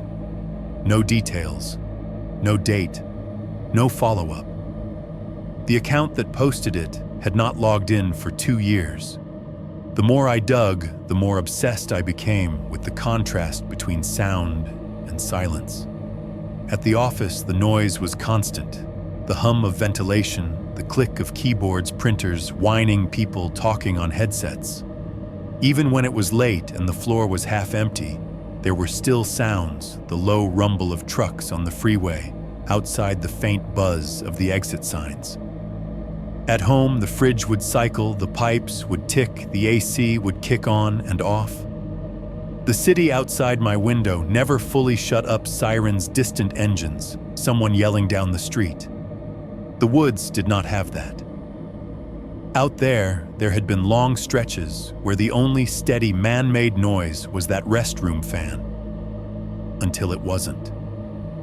That moment when the drone had cut out as I followed him deeper into the trees would replay itself whenever a machine in my apartment shut off. The toaster popping, the washer finishing its cycle, my computer fan spinning down. Each time for a split second my body tensed, waiting for the sound that had followed in the park. Footsteps, branch crack, breath behind me in the dark. I slept badly. When I did manage to drift off, I dreamed in pieces. Sometimes I was back on the path, and my flashlight would not turn on my thumb, jamming the button over and over.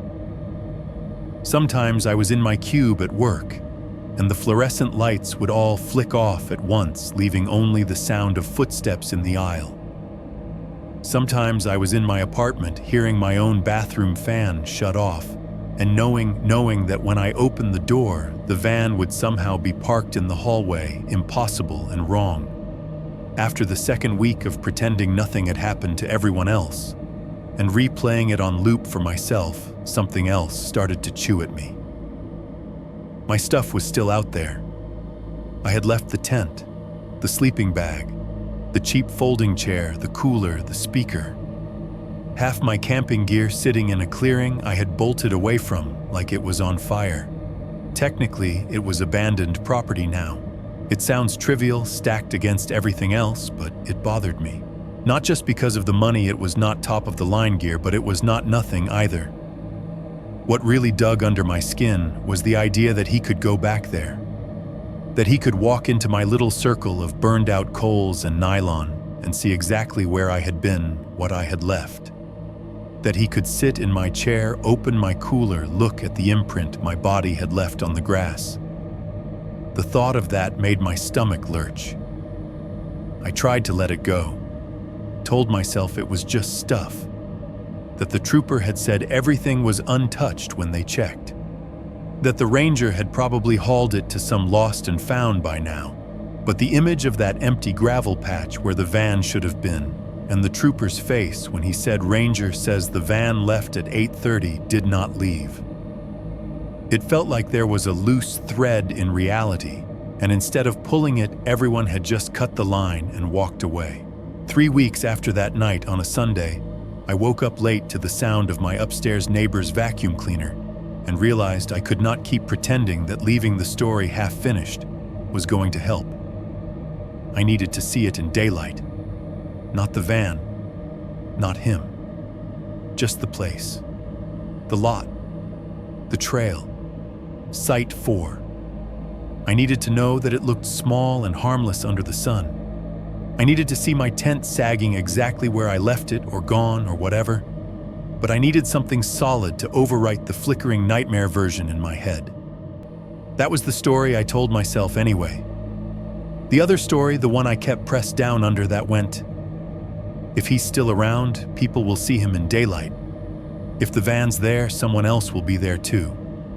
If there's something worse out there, maybe it left traces. Maybe I'm not crazy and something on the ground will prove it. I made rules. I would go during the day, no later than noon. I would park in the main lot, not the primitive apron, at least at first. I would not stay. I would not sleep there. I would walk to the primitive loop, check the site, grab whatever I could carry in one trip and leave. It's a state park, I told my reflection in the bathroom mirror as I brushed my teeth. Daytime. People around. Families. Fishermen. I'm not going alone at night. I just want closure. The mirror version of me did not look convinced. His eyes had deeper shadows under them than I remembered. His skin had that waxy tone you get when you have not been outside enough. I did not tell anyone where I was going. Not my boss, not my co-workers, not the guy in the next cube who always wanted to talk about football, not my upstairs neighbor. I did not want the conversation that would follow. Didn't want to see someone's expression tighten into that worried half smile that says, "Are you sure you're okay?" Instead, I put my keys in my correct pocket, made sure my phone was fully charged, checked the flashlight function twice, and got into my car. The fridge hummed behind the apartment door. The hallway lights buzzed. The building exhaled. I drove back toward the place where the hum had stopped. 6.2 Deer Run in daylight round 2. I picked a Saturday. I told myself that was for practical reasons, more people in the park, more eyes, more noise. In truth, I think I needed the contrast. I needed to see that place under the same kind of sky you see over Target parking lots and Little League fields. I needed sunlight to touch the same trees that had been black columns in my memory. The drive out felt different at noon. The two-lane that had seemed like a narrow throat swallowing me into the dark now looked like any other rural road in Ohio. Ditches full of tall grass mailboxes leaning at crooked angles, a couple of hand-painted yard sale signs wilting near the shoulder. The fields were a patchwork of early green and dull brown old corn stalks still standing in rows like rusted spears. When I turned onto the road that led into Deer Run, the wooden entrance sign looked smaller than I remembered. Weathered, sure, but not ominous. A couple of cars sat at the main lot near the picnic area, a minivan with a soccer sticker on the back window, a pickup with a fishing rod leaning in its bed. As I rolled past, I saw families in the distance, kids in bright jackets running between the tables, a dog straining at its leash near the water, someone holding up a phone to take a selfie with the lake in the background. Their voices carried faintly on the cool air, high excited bursts, the deeper rumble of adult conversation. It felt like I had accidentally brought a horror script onto somebody else's sitcom set. The park drive to the primitive loop was the same physical road I had taken at dusk, but it felt like a completely different place at midday. Sunlight spilled through the branches in wide sheets, turning the patches of moss vivid green and making the bark look less like skin and more like what it was, rough cracked wood. The lake flashed between the trees now, and then a dull silver plate under a pale sky. When the primitive gravel lot came into view, my chest clenched anyway. There were cars there this time. 2 of them. One was a dusty black Civic with a faded bumper sticker about recycling. The other was a tan SUV with a roof rack and a scattering of leaf litter caught under the wipers. Both had that generic lived-in look. No white van, no covered windows, no missing plate. I pulled in and parked in roughly the same spot I had fled from weeks before. The gravel popped under my tires. The sound made something in me flinch, but it did not echo the way it had at night. The daylight soaked it up. The restroom block sat there squat and ugly as ever, its cinder block walls more obviously stained in the sun. The fan was still going. I could see the faint shimmer of air at the vent, and now it sounded mundane, just another piece of park infrastructure humming away without drama. I sat in the car a minute longer than necessary, hands resting on the steering wheel, watching the tree line at the edge of the lot. A couple emerged from the main trail, both carrying trekking poles and talking quietly. They gave my car a brief glance and moved on toward their own. The normalcy of it all made me feel stupid. Like the nightmare had happened in a separate version of this place, one only I could still access. I forced myself to get out, The air was cool, but not freezing the way early spring can be. It smelled like damp leaves, distant charcoal from someone's grill, and the faint chemical tang off the restroom block. The sun was high enough that shadows were short and well-behaved. The primitive path to Site 4 looked painfully ordinary. Dirt, scattered leaves, a few roots. The small numbered posts still marked each campsite turn off their tops, bleached by weather. Birds actually sang this time short, sharp calls from somewhere up in the canopy that turned the woods from a mute wall into an occupied space. When I stepped onto the trail, my boots made that same soft crunch as before, but it did not sound like running this time. It sounded like walking, one foot then the other. No pursuing footsteps layered over mine. Sites 2 and 3, when I glanced down their little spurs, had signs of life now. At Site 2, a small dome tent was pitched neatly near the picnic table, a blue cooler sitting underneath. Someone had left a pair of camp chairs folded against a tree and a bag of charcoal beside the fire ring. No one was there in the moment, but the evidence of people was everywhere, footprints, gear, the faint smell of lighter fluid. Site 3 had a hammock strung between 2 trees and a couple of hiking boots sitting side by side near the table. A plastic water jug sat half full on the bench. A jacket hung from a low branch. It was almost offensively safe-looking. I kept going. When I stepped into Site 4, it hit me like a ghost of my own memory, because it was both exactly the same and completely different. My tent was still there, but it had given up. The poles had twisted in the wind, one of them snapping inward, so that the whole thing had sagged toward the ground.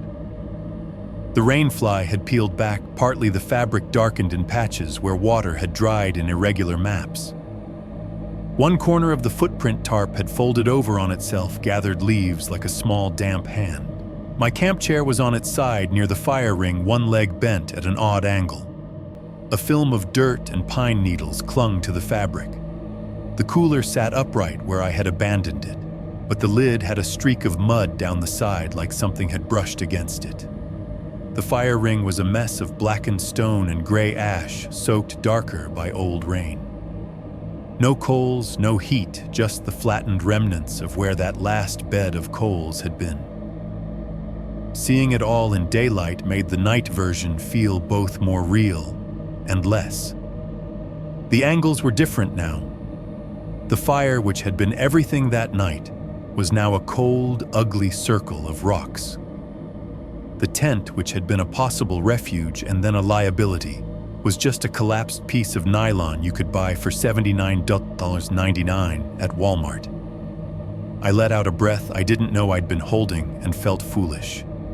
Not for running. That panic had been real and justified whether or not anyone in uniform ever believed me. But for the way the site looked like the aftermath of a camping trip cut short by a storm or sudden illness. Like I had overreacted to a bad vibe and turned it into a full-blown horror story in my head. You cleaned out on a ghost, I thought. You left all this because a weird guy asked you to help move a cooler. I knew that was not fair to myself, but the part of my brain that delights in self-criticism had been awake as long as the fear had. I set my jaw and got to work. I walked over to the tent, knelt by one of the guy lines, and started unhooking stakes. The ground was soft enough that they came up without much fight. The nylon peeled away from itself with a sticky sound. As I folded it, the smell of damp, enclosed air puffing out. Inside, nothing had been disturbed. Sleeping bag still half unrolled pillow where I left it. No muddy boot prints, no sign that anyone had opened the zipper and gone pawing through my stuff. That was both reassuring and mildly unnerving. It meant that after I ran, no one had needed to go through my things to know I had been there. I stuffed the sleeping bag into its sack badly, the way you do when you are not thinking about future convenience. I collapsed the tent poles, lashed them with their elastic strap, and rolled the whole mess into a sloppy cylinder. The cooler was lighter than it had been. I had taken most of the food out the first night. When I cracked it open, a faint, spoiled smell rose from the few items I had left. I shut it again quickly, deciding I could deal with that later. I tipped the chair upright, tested the bent leg. It held sort of. By the time I had everything piled in a manageable heap, my breathing had evened out. The mundane physical effort of breakdown and cleanup had its own grounding rhythm. Pack this fold that checked the zipper, shoulder the straps. The woods around me remained stubbornly unthreatening. Sunlight filtered through the branches in broken, dappled patterns. Somewhere nearby, a woodpecker hammered at a trunk, the rapid knocking like someone tapping Morse code into the air. For about 30 seconds, I let myself believe that this trip might actually work, that I could get my stuff, walk back to the car, and leave with the whole thing compressed into something I could eventually file under close call. Then I saw the tracks, not obvious ones. I did not look up and see a set of fresh tire marks burned in like a crime scene photo. It was a small thing, almost nothing. Near the edge of the campsite, not far from where the narrow gap between trees led toward the direction he had taken me that night, the ground dipped slightly.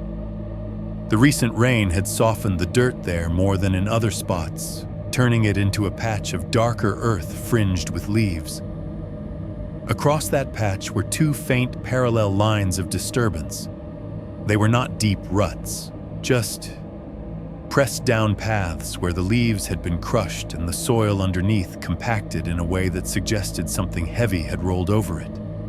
Side by side, about as far apart as two tires. If you had not been looking for anything, you might have missed it. They didn't scream vehicle the way a muddy track would, but they whispered it quietly.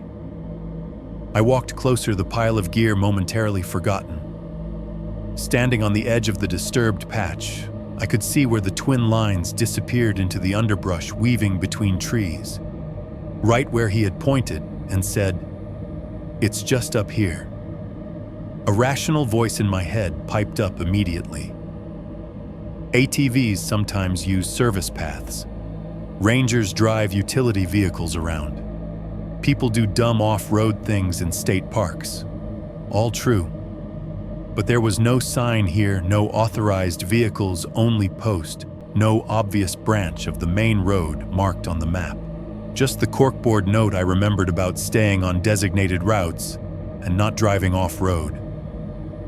My feet moved before I had consciously decided to follow. I told myself I was just going to take a look. Just see where it started, confirm it was nothing. No harm in walking a few yards. It was midday sunlight streaming through people and other sights, cars in the lot. I would stop if it felt wrong. That was the deal. The trail, once you knew what you were looking at, was subtle but real. The soil was slightly more compacted in a narrow band, not as lumpy with roots and random mounds as the surrounding ground. Leaves on that path were more crushed, turned into a thin, flattened layer rather than lying fluffy and whole. Here and there, a small branch at about bumper or mirror height had been snapped off the broken wood, pale and exposed against the darker bark. No fresh mud, no obvious tracks you could plaster cast. Just the ghost of repeated use, smoothed by time and weather. I walked along it, the campsite receding behind me. A few steps, then a few more. I kept telling myself the same sentence like a mantra, "I'll stop if it feels wrong." The problem was, it already had. 6.3. The hidden clearing. I kept following that faint double track like an idiot. That is what I call myself now, looking back. In the moment, it felt less like a choice, and more like being on a conveyor belt that was already moving. The trees closed in a little as I went, not in a menacing movie way, just gradually. The spaces between trunks shrank. The scraps of blue sky overhead turned into thinner ribbons. Sunlight still came through, but it broke into narrower beams that speared the dust and made every floating speck visible. The sounds of the developed park thinned with each step. The shouts of kids near the picnic area faded, first swallowed by distance and foliage. Then, the everyday clank of metal at the restroom doors, latches that restless fan dulled into a vague, low smear behind me.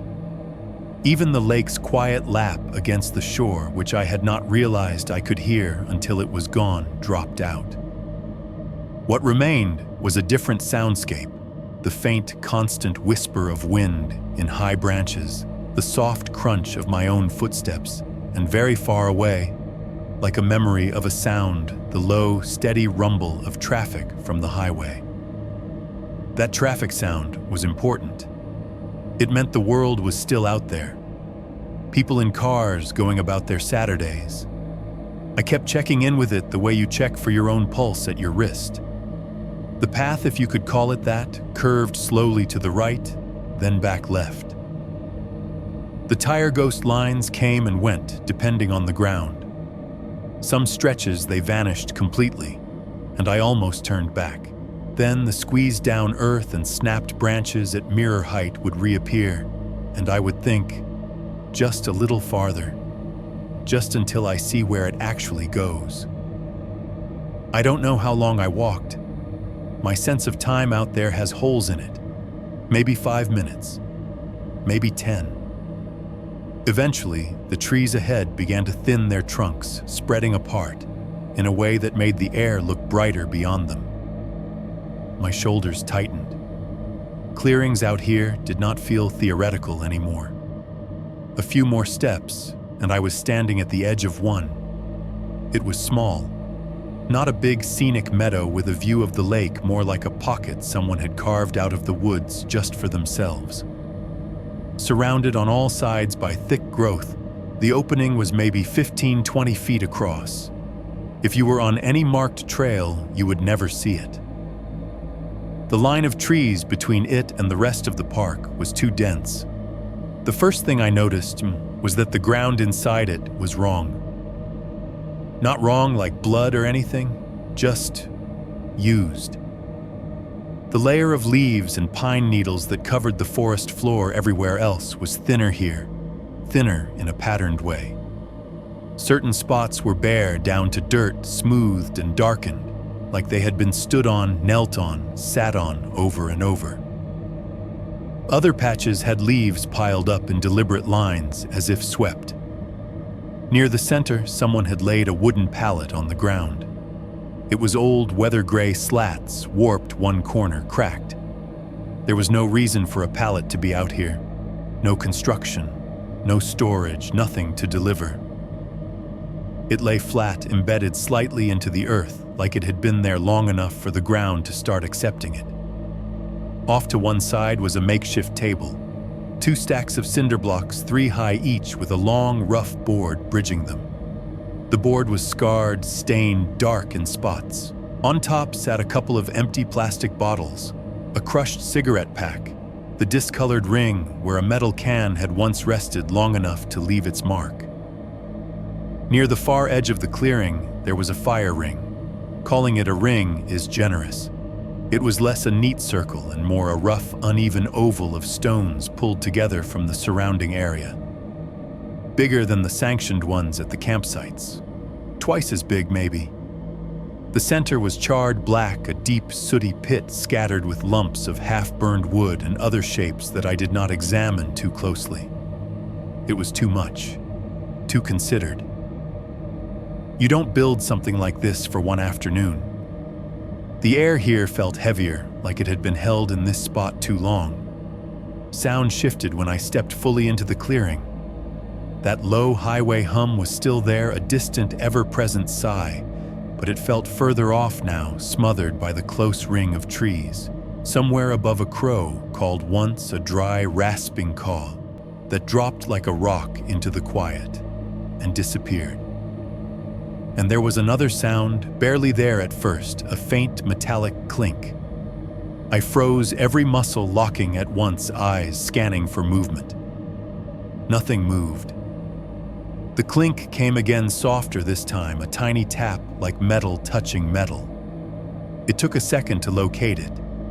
A short length of chain hung from a nail in one of the nearby trees, maybe 2 feet off the ground, some old piece of hardware or long-forgotten marker. The wind nudged it just enough that one link hit another. Clink. Pause. Clink. It was a small sound. In any other context, it would have been nothing. Here, it sounded like the clearing itself was tapping a spoon against glass to get my attention. I stepped closer to the pallet, then the fire ring moving slowly like I was walking through someone else's living room uninvited. Evidence of use was everywhere once you let your eyes adjust to it.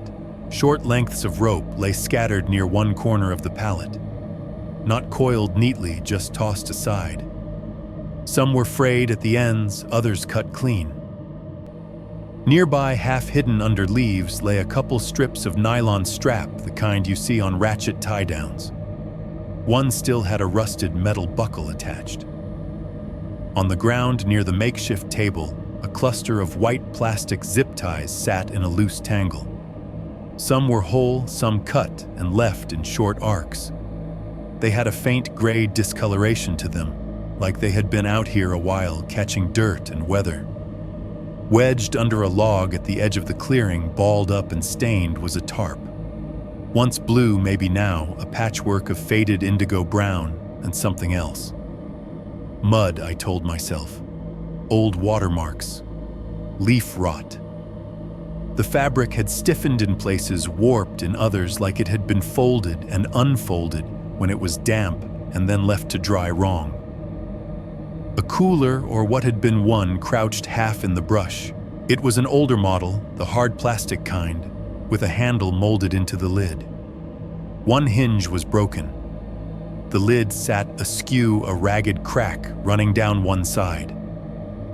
Rust flecked the metal pieces. Through the gap, I could see the dark interior, but I did not lift it. I did not need to know what had been in there. None of it was proof of a crime. You could tell yourself a story where this was all salvage, some drifter's home base, a weird off-grid hangout spot for someone who hated designated sites and rules. But the pattern of it, the ropes, the straps, the zip ties, the tarp, the too large fire ring, it did not feel like camping. It felt like staging. I told myself to leave. My pulse was beating hard behind my eyes now. My fingers tingled. It was like my body had finally caught up to the fact that I had brought myself deliberately into the sort of place you usually stumble into by mistake and then vow never to think about again. I took a step backward, then another. That was when I saw the map. It was on the makeshift table, half hidden under a damp rock. At first, I did not register it as anything more than trash. Just another piece of paper gone limp from rain. But something about the layout catching the light, the little shapes and lines, jerked at me. I reached out, handshaking more than I liked, and lifted the rock. The paper peeled away from the board with a faint sucking sound. It was the park's campground map. The same type they hand you at the office or the main kiosk, if you ask. The same crude outline of the lake, the same simplified loops and squares showing the sights. This one had been folded and refolded until the creases had gone soft. Water had blurred the ink in places, turning some of the labels into smudges. But not all. Near the primitive loop where the small numbered squares marked the sites, someone had circled one in ballpoint pen. The ink had run slightly, but you could still read the tiny printed number inside the circle. Next to it, in that same pen, was a note. The letters were cramped, quickly written, but legible enough. Late Osult Solo. The words looked like a question, but not the kind that expects an answer. More like a reminder to self, a plan. My vision narrowed around that circle and that note. Late October. I had gone out there the last weekend of October. Left work Thursday, camped Friday night.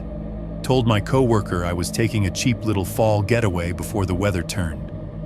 I remembered standing at the corkboard under the cloudy plastic cover looking at the map. I had not taken a copy. I had told myself I didn't need to. I had my phone, the park's name, saved a general sense of the layout. Somebody else had taken one, had circled my site, had written the timing, had cared enough to write solo. My stomach dropped hard, like the floor had been yanked out from under me. This wasn't random. It wasn't just some weird guy who happened to be staying in the same campground who decided on a whim to mess with the nervous solo camper. It was planned.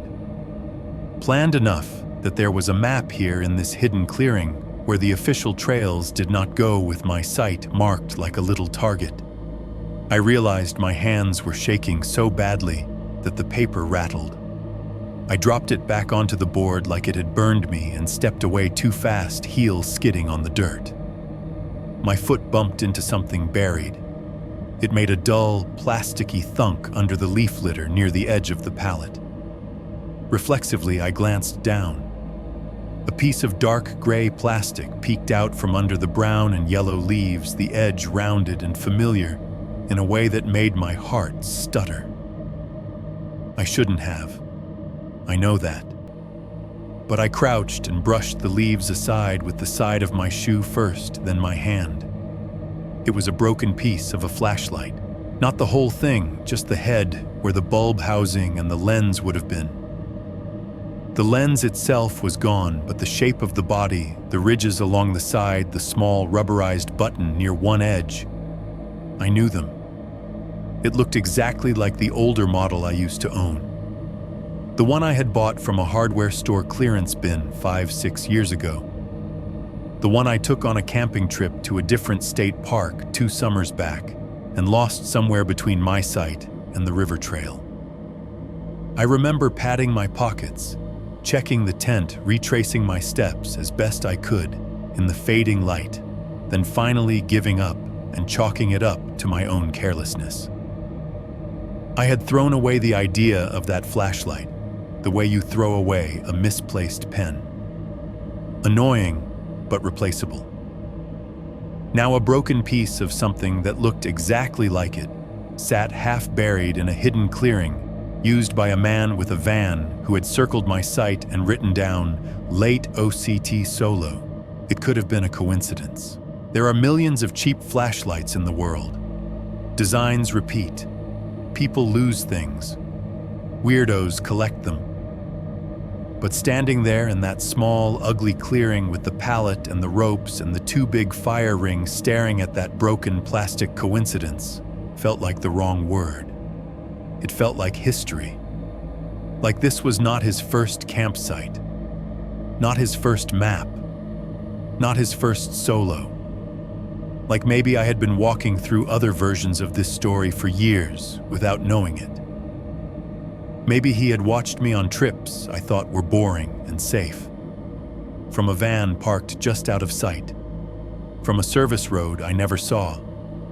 Making notes on a map under a rock, circling numbers, writing questions that were not really questions. I stood up too fast. The clearing tilted around me for a second, trees listing like ships. The sound of the distant traffic swelled, then pulled back. The metallic clink of that little hanging chain tapped again, once, twice. Clink, clink. I backed away, careful not to turn my back, all the way on the table, the pallet, the cooler, the tarp. Each step felt like peeling myself away from something sticky.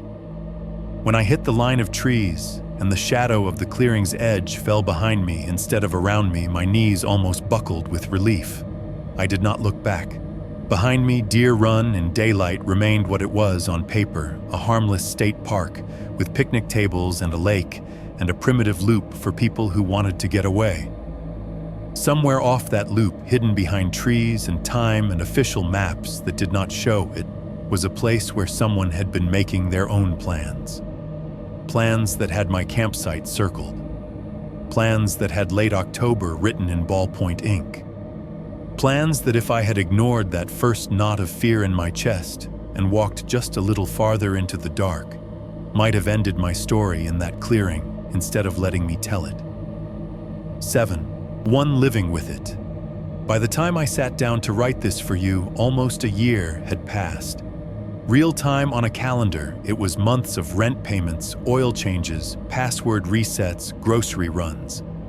In my head, it was more like a single long day that just refused to end, the same few images cycling through like a bad screensaver. I do not camp anymore. I tell people it is because I got it out of my system, or that I am too busy, or that I prefer hotels these days. All of that sounds casual enough in conversation, easy to laugh off. The truth is that every time someone mentions a state park, my brain goes straight to a circle around a number on a map under a rock, and the way my hoodie felt when someone's fingers brushed the back of it in the dark. My gear sits in my bedroom closet, now a small, sulking pile. If I open the door and move enough boxes, I can still see the blue of the tent bag, the black of the sleeping bag stuff, sack, the half-bent folding chair folded up and wedged in the corner. The cooler is jammed behind a stack of old computer parts. I keep telling myself I am going to recycle. Every once in a while, when I'm digging for something else, an old sweatshirt, a pair of shoes I forgot I owned, the smell hits me. Even after months of sitting there, the fabric of the tent and the sleeping bag still holds a faint trace of wood smoke and damp earth. Sometimes it smells like any campfire memory. Sometimes it smells like that specific night, like wet leaves and adrenaline. I slide the door shut pretty quickly when that happens. My habits have shifted in quieter ways too. I avoid those little gas stations right off the interstate, now the ones with big gravel lots and 2 pumps and an ice chest out front. If I need gas, I will go 10 miles out of my way to hit something busy, bright, paved with too many cameras and too many people. The lonely, half-lit truck plazas I used to think of as atmospheric now feel like places where vans can sit and wait. State park videos used to be calming to me.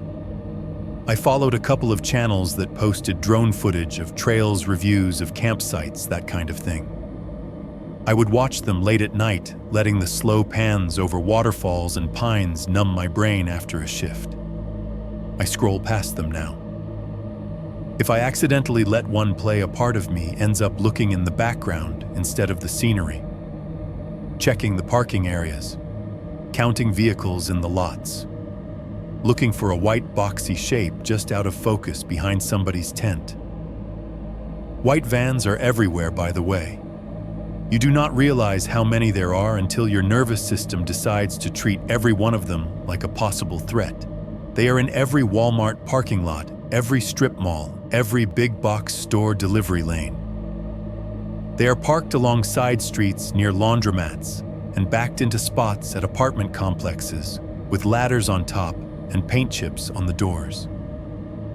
Most of them belong to plumbers, electricians, carpet cleaners, cable installers. Men just trying to make a living hauling tools and parts and tangled extension cords. I know that. My rational brain sits there with a clipboard ticking boxes. Logo on the side, check. Ladder rack, check. Department of Transportation number, check. Driver in a uniform shirt talking on a phone board, check. The other part of me, less verbal, older, the one that remembers the sound of boots behind me on a narrow, unmarked path, does not care about logos. At Walmart, if I park next to a white van, I will move. I pretend it is about door dings or space. It is not. At my apartment complex, I know exactly which of my neighbors drives the white contractor van that parks near the dumpster. I know his schedule without meaning to. Start times, end times, when he takes weekends away. On the freeway, when I see one in my rearview mirror, my chest tightens until it passes. If a white van sits in my blind spot for more than a few seconds, my palms start to sweat on the wheel. They can't all be him. Logic says odds are astronomical that I will ever cross paths with that specific van again. The problem is not math. The problem is that I now know in a way I did not before that people like him exist at all. I did try to do the grown-up responsible thing after I found the hidden clearing. I did not march back in with a camera and start taking pictures like some true crime influencer. I did not poke around under the tarp, did not open the cooler. I got myself out of there back to my car and drove home with my heart pounding against my ribs the entire way. 2 days later, once my hands stopped shaking enough that I could talk without my voice cracking, I called the park office. I did it anonymously, or at least half anonymously. Blocked my number, did not give my name. Told myself that would make it easier to be honest without getting dragged into some bureaucratic mess I was not equipped to handle. The person who picked up sounded tired. Not rude, just voice-worn the way you sound when you have spent hours answering the same questions about pavilion reservations and seasonal passes. I told them about the clearing. I left out some things. The map with my sight circled the broken flashlight piece that might have been mine from years ago. I did not have the energy to explain how I knew it looked like the one I lost. Instead, I said there was an off-trail clearing accessed by what looked like vehicle tracks, with a fire ring, ropes, zip ties, and trash. Their tone perked up just a little at off-trail vehicle tracks. That they understood. Liability, erosion, damage. The rest they absorbed in that careful, non-committal way. We'll definitely pass that along to maintenance, they said. They're out there periodically cleaning up unauthorized sites. We appreciate the heads up. Do you keep records of that, I asked. If they find anything A beat. They'll remove any debris and dismantle any illegal structures, they said, defaulting to the script. If there's evidence of a crime, we would of course notify law enforcement. Of course. No one called me back because I had not given them a way to. No news stories popped up. No disturbing discovery at state park headlines. The world continued as usual. Maybe maintenance went in there, shook their heads at the pallet, and the tarp hauled everything out and tossed it in a dumpster behind a supply shed. Maybe they painted over the cinder blocks and put them under a picnic table somewhere repurposed. The board cut the dangling chain. Maybe they looked at the map, saw the circle around Site 4 and the date, and threw it away without thinking twice. Or maybe no one went at all. Maybe my description got written on a post-it note and stuck to a monitor and eventually fell into the trash with last week's schedule. You start thinking like that, you either go crazy or you start looking for other people who sound like you. That is how I ended up here writing to a horror channel instead of pestering another underpaid park employee. At first I listened to your kind of videos as background noise. True camping stories, this really happened to me in the woods, the stuff I used to laugh at or play in the background while I answered emails. This time I listened differently. I started noticing patterns. The stranger who walks into your firelight and asks for just a little help. The voice that sounds friendly but a little too familiar, too fast. The invitation that takes you away from your sight, not toward anything marked, not toward lights or bathrooms or roads, but just up here, just around the bend, you can't miss it. The van that is always just some contractors parked in the background, never fully explained. The car with blacked out windows at the edge of the lot. The vehicle someone noticed but didn't think about until it was too late. Over and over, different voices, different parks, different cities, same bones. Sometimes the storyteller gets away. Sometimes they do not. Sometimes the person doing the asking is a drunk, a scammer, a thief. Sometimes they are worse. I kept waiting to hear my park's name, my stretch of highway, my little piece of map with a circle around a number. I have not heard it yet. What I did hear over and over was myself. The way they talked about feeling stupid afterward. The way they second-guessed their own fear because the world around them stayed so stubbornly normal. The way they shrugged it off publicly and obsessed privately. The way they realized only later that the moment they said sure to a stranger at the edge of their light, they had stepped into someone else's script. That is why I am sending this to you instead of filing another report that gets turned into a line in some database. If I cannot get anyone to really investigate that clearing or that van or the way a ranger's log says it left at 8:30 when I met it after 10, maybe I can do something smaller and cheaper. Maybe I can warn the version of me who has not gone on his first solo trip yet. The guy with the brand new tent in his online shopping cart watching 10 must-see state parks videos at 3 a.m. The woman sitting in her car in a trailhead lot, telling herself she is being dramatic for feeling weird about the man in the flannel leaning against his van. The couple who think splitting up to help a neighbor with his cooler real quick is nothing because it plays like a normal favor. If any of them are listening, and if my story sounds exactly like the ones you usually read, that is because it is. The only difference is that I am not telling you this because I want help from law enforcement. I have already had my quota of official shrugs. I am telling you because someone out there has a map with circles on it and a pallet in the woods and a van that does not always exist on paper at the hours it matters most. And if hearing this makes even one person say no when a stranger asks them to go just up here into the dark, then it is worth sounding like just another guy on the internet who is scared of white vans. 7. Writing the story and the sound of the parking lot. Right now, as I am typing this to you, I am sitting at my kitchen table. If you want the picture, cheap faux wood top from a big box store. 2 mismatched chairs, 1 overhead light that hums just enough to be noticeable if you pay attention. My laptop is in front of me, charger cord running down past my knee to the outlet near the floor. There is an empty coffee mug to my right and a glass of water that I have only sipped twice to my left. The digital clock on my stove 3 steps away says 1:47 a.m. I have always been more functional at night. IT people often are. You get used to working through the hours when everyone else is asleep. Servers do not care about the clock, and neither do network outages. The difference now is that back then, those hours were filled with the sound of other people doing the same thing. Late shift co-workers, cleaning crews, elevators. Now it is just me, this apartment, and the building.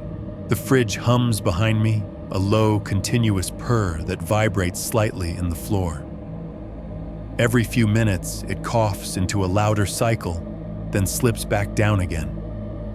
The HVAC unit nudges on and off in the hallway, blowing lukewarm air through the vents with a soft rush that never lasts as long as I want it to.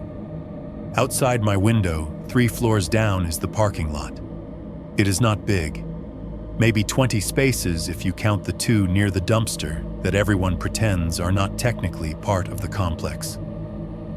I can see most of it from where I sit through the narrow slice of glass my blinds leave open. Right now, at 1:47 a.m., it is mostly still. A few cars sleep under a security light near the center sedans, a dented pickup, a crossover with a missing hubcap. At the far end, the security light above the back fence flickers every so often, stuttering from bright to dim to bright again, like it cannot quite commit. Near the fence are the dumpsters, 2 big green rectangles with plastic lids that slam loudly when the trash truck comes on Tuesday mornings. At night, raccoons sometimes rattle those lids, nails scraping plastic bodies, thumping against the metal sides as they climb in and out. You learn the pattern. The skitter, the pause, the hollow thud. The ceiling fan above my table is on its lowest setting. It makes a soft whirring sound as it turns, wobbling just enough that the pull chain taps lightly against the frosted glass light cover every few rotations. Tiny noises layer on top of all that. A toilet flushes in the unit above me. Pipes whisper. Somewhere down the hall, a door opens, a lock clicks. A car on the road beyond the complex hisses past on wet asphalt. Underneath it all, my typing. keys clicking sometimes in smooth runs, sometimes in bursts as I search for the exact phrase that feels honest enough to put in front of strangers. I keep glancing at the time on the stove, even though it updates in exact, predictable increments. 1:51 a.m. now. 1:53. Every few minutes, I stop looking at the screen and just listen. It is stupid, I know. This is my apartment. I have lived here long enough to know every creak, every mechanical sigh. But after everything, silence and sound feel like signals I am supposed to decode. So I sit, fingers hovering over the keyboard, and tune in. Fridge still humming. Fans still turning. Some distant TV burbling through the floor, too muffled to distinguish words. Highway rumble faint, but there. I wait for that unnatural drop. The moment when some piece of the noise suddenly cuts out all at once, like someone pulled the plug on the soundtrack. So far, tonight, it hasn't happened. I tell myself that is why I have been able to write this much. On the table next to the laptop is a small notepad where I scribbled a rough outline before I opened a blank document. Chapter 1. I didn't go to the police first. Chapter 2. The van in the gravel lot. Little anchors to keep me from drifting off into a dozen fragmented anecdotes. YouTube is open in another tab paused on your channel page. I clicked through earlier, listened to the first minute of your latest upload, just to remind myself what your voice sounds like, how your pacing works. Then I closed. The player went back to the document and started typing my own name into the void. I do not plan to say it in the story. It does not matter. What matters is that if you read this, and if you choose to tell it, somebody out there will hear my Friday night at Deer Run filtered through that narrative rhythm they already trust. Maybe that will matter more than another dry email to a park office. The cursor blinks. The ceiling fan ticks. The fridge shifts up a notch in its endless cycle. I describe my building for you because I am in it right now, and I want you to understand how normal it all looks. Third floor beige carpet in the hallways, off-white paint on the walls that the leasing office calls eggshell like that makes it less depressing. My unit's door sticks a little in humidity. The peephole has a tiny chip in the glass that turns people's faces into small haloed blurs. Inside it is nothing special. One bedroom, one bath, a little galley kitchen that opens into this space where the table lives. The stove is electric. The oven smells faintly like burned frozen pizza whenever it heats up. The sink's faucet drips if I do not turn it off exactly right. My blinds are half tilted. If I stand up, I can see more of the lot clearly, but from the table, I get a slice enough to see shapes move enough to tell when headlights sweep in or out. As I type, I keep catching my reflection in the black screen of the microwave door, just a smudge of a face light from the laptop washing the features out. At 1:59 a.m., mid-sentence it happens. Not the silence. Something else. A vehicle engine starts outside. I stop typing so fast. The last letter on the screen repeats 3 times before my finger lifts. The sound of the key clacking cuts off. The room seems to lean toward the new noise. It is not loud exactly, just bigger than everything else. The engine catches with that familiar whoomp of ignition, then settles into a low rumble. The sound bounces weirdly between the buildings, amplified and distorted by concrete and glass. It is hard to tell exactly where it is coming from at first. My brain does a quick triangulation based on echo timing pitch. Parking lot. Right below. I do not move at first. I sit there, hands frozen above the keyboard, every sense tilted toward that noise. The fan, the fridge, the pipes, all of it drops into the background. There is only the engine. The idle is low, a little uneven. Not the higher, smoother sound of a compact car. Not the throaty roar of some customized truck. It is a deeper, boxier vibration that I can feel faintly through the floor. Van sound. My heart starts racing so hard, it feels like it is in my throat. I swallow. The motion is dry and loud inside my own head. This is stupid, I tell myself. People who work nights live here. There is a nurse upstairs. A guy who does warehouse loading on third shift on the second floor. A woman down the hall who bartends at the place off exit 23. Any of them could be driving something that sounds like that. It is just an engine. Just somebody coming home or leaving for work or eating fast food in their vehicle so they do not have to bring the smell inside. But the memory of the van's idle in the Deer Run lot is welded to my nerves. I stand up slowly, the chair legs screeching faintly against the fake wood. The laptop screen glows on the table behind me, showing the last sentence I typed, cut off mid-word. The cursor blinks beside it, patient. I take 2 steps toward the window and stop just short of the blinds. The engine continues its low rumble. No doors open yet. No doors slam. No headlights sweep across my wall, which means if they are on, they are pointed away from my unit. Or they are off, and the driver is sitting there in the dark. There is a part of me that wants to pull the blinds fully aside and look.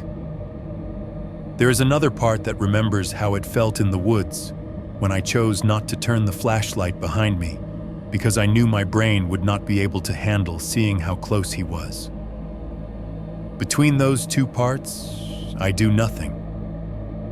I stand there inches from the glass, listening. The engine hiccups once like someone tapped the gas, then settles again.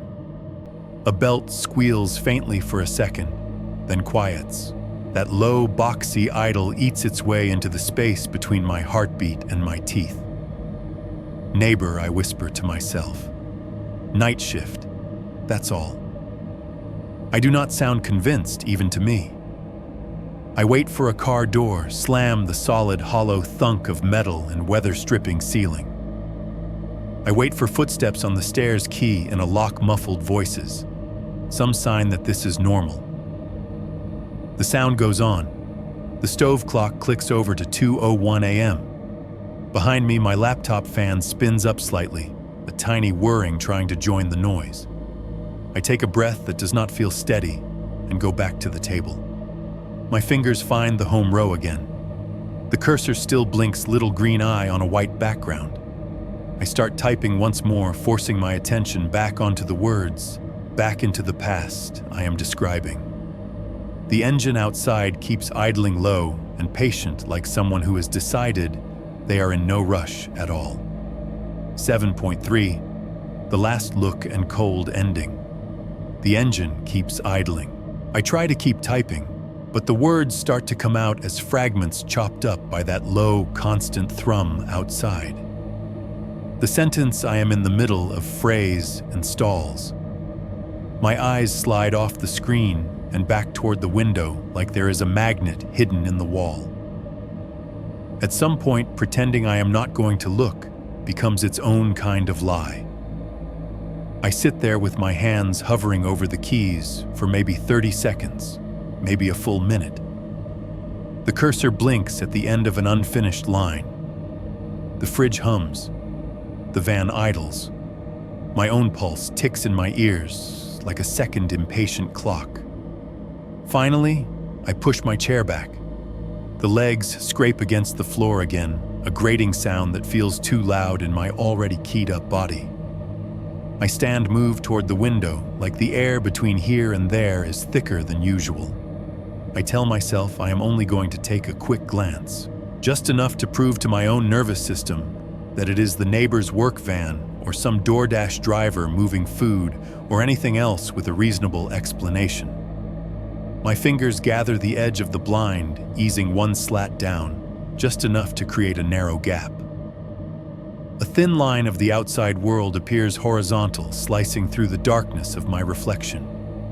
The sight hits me all at once, like opening a door to a hallway you thought would be empty and finding someone already standing there. There is a white van parked directly below my building under the flickering security light. It is not centered in a space. It is backed in slightly crooked, its rear bumper a little too close to the faded line. The paint is the dull, oxidized kind that has lost its shine, more chalk than gloss. Rust halos the wheel wells. The back windows are dark, not just tinted, but obscured from inside plastic cardboard, something blocking any view in. There is no company logo on the side, no Mike's Plumbing, no Spectrum, no HVAC services, no magnet sticker with a phone number. Just flat white metal interrupted by a sliding door whose rail is stained and slightly misaligned. The license plate is where it should be, but it is smeared with dirt. I can see the general shape of the characters, but not make them out from up here. It could be my state or the next one over or something entirely different. The grime makes it generic and anonymous all at once. The headlights are off. Interior dome lights are off. The engine is running. The van just sits there, low rumble vibrating up through concrete and drywall and into my bare feet. I cannot see the driver through the windshield. The glare from the security light and the angle of my window turn the glass into a dark, blurry mirror. If there is someone in the front seats, they are just a shadow among shadows. I stay at the blinds longer than I mean to. It feels like staring at the word van itself, all the weight and shape of it, distilled into this one box of metal idling under a bad light. My breathing has gone shallow. My hand holding the slat down has started to tremble, making the line of my view jiggle minutely. Behind me in the kitchen, the fridge compressor kicks off. It does it all the time, several times a day, but right now the timing is awful. The shift is abrupt, like someone dropping a heavy blanket over half the room's sound. The supportive hum that had been there since I sat down stops dead, and all at once the only mechanical noise I can really hear in my apartment is the van outside. The room feels too quiet. The ceiling fan is still moving, but at this distance its whir is a whisper. My computer's fan puts out a faint high whine. Compared to the steady throbbing idle coming from the lot, they might as well be silence. A wave of that old familiar panic surges up my spine. I let the blind fall back into place, cutting off the view. The plastic slats snap together with a soft click, turning the van into a vague, pale block of light at the edges of my vision, instead of a defined object. My heart is pounding so hard that I can feel it in my neck. There is a twist in my gut, that same cold, hollow feeling I had halfway down that off-trail path when he turned and I saw the hatchet on his belt. Okay, I tell myself. Okay, breathe. I try to line up the rational explanations like dominoes. This complex is not exclusive to people who own sedans. Somebody has to drive a work van. People move. They borrow vehicles. They rent. Some old painter or electrician got home late and is sitting in his van checking his phone or finishing a call or eating fries in peace before going upstairs. I repeat those scenarios in my head like a script, but my body isn't buying it. There is too much overlap between that blank white side panel and the one that watched me from the gravel lot. Between these dark back windows and the ones I stared at from the corner of my eye while I pretended to be looking at a fee box. Between this idol and that idol. I step away from the window, back toward the table, not turning my back fully on the wall. Halfway there, my phone buzzes against the faux wood surface. The sound tears through the tension like a gunshot, even though it is just the standard vibration pattern. The glass of water trembles, sending a tiny ripple across the surface. My laptop screen, waiting patiently, throws blue-white light across the table and my hands. For 1 second, I consider not picking it up. Then the practical part of me wins by pointing out that if this is some dumb spam text, I would rather know than let my imagination fill in the blank. I reach out and flip the phone over. The notification fills the lock screen. Unknown number. No contact name, no familiar area code. Just a single message and attached photo. No text, no caption, no emoji. My thumb hovers over it.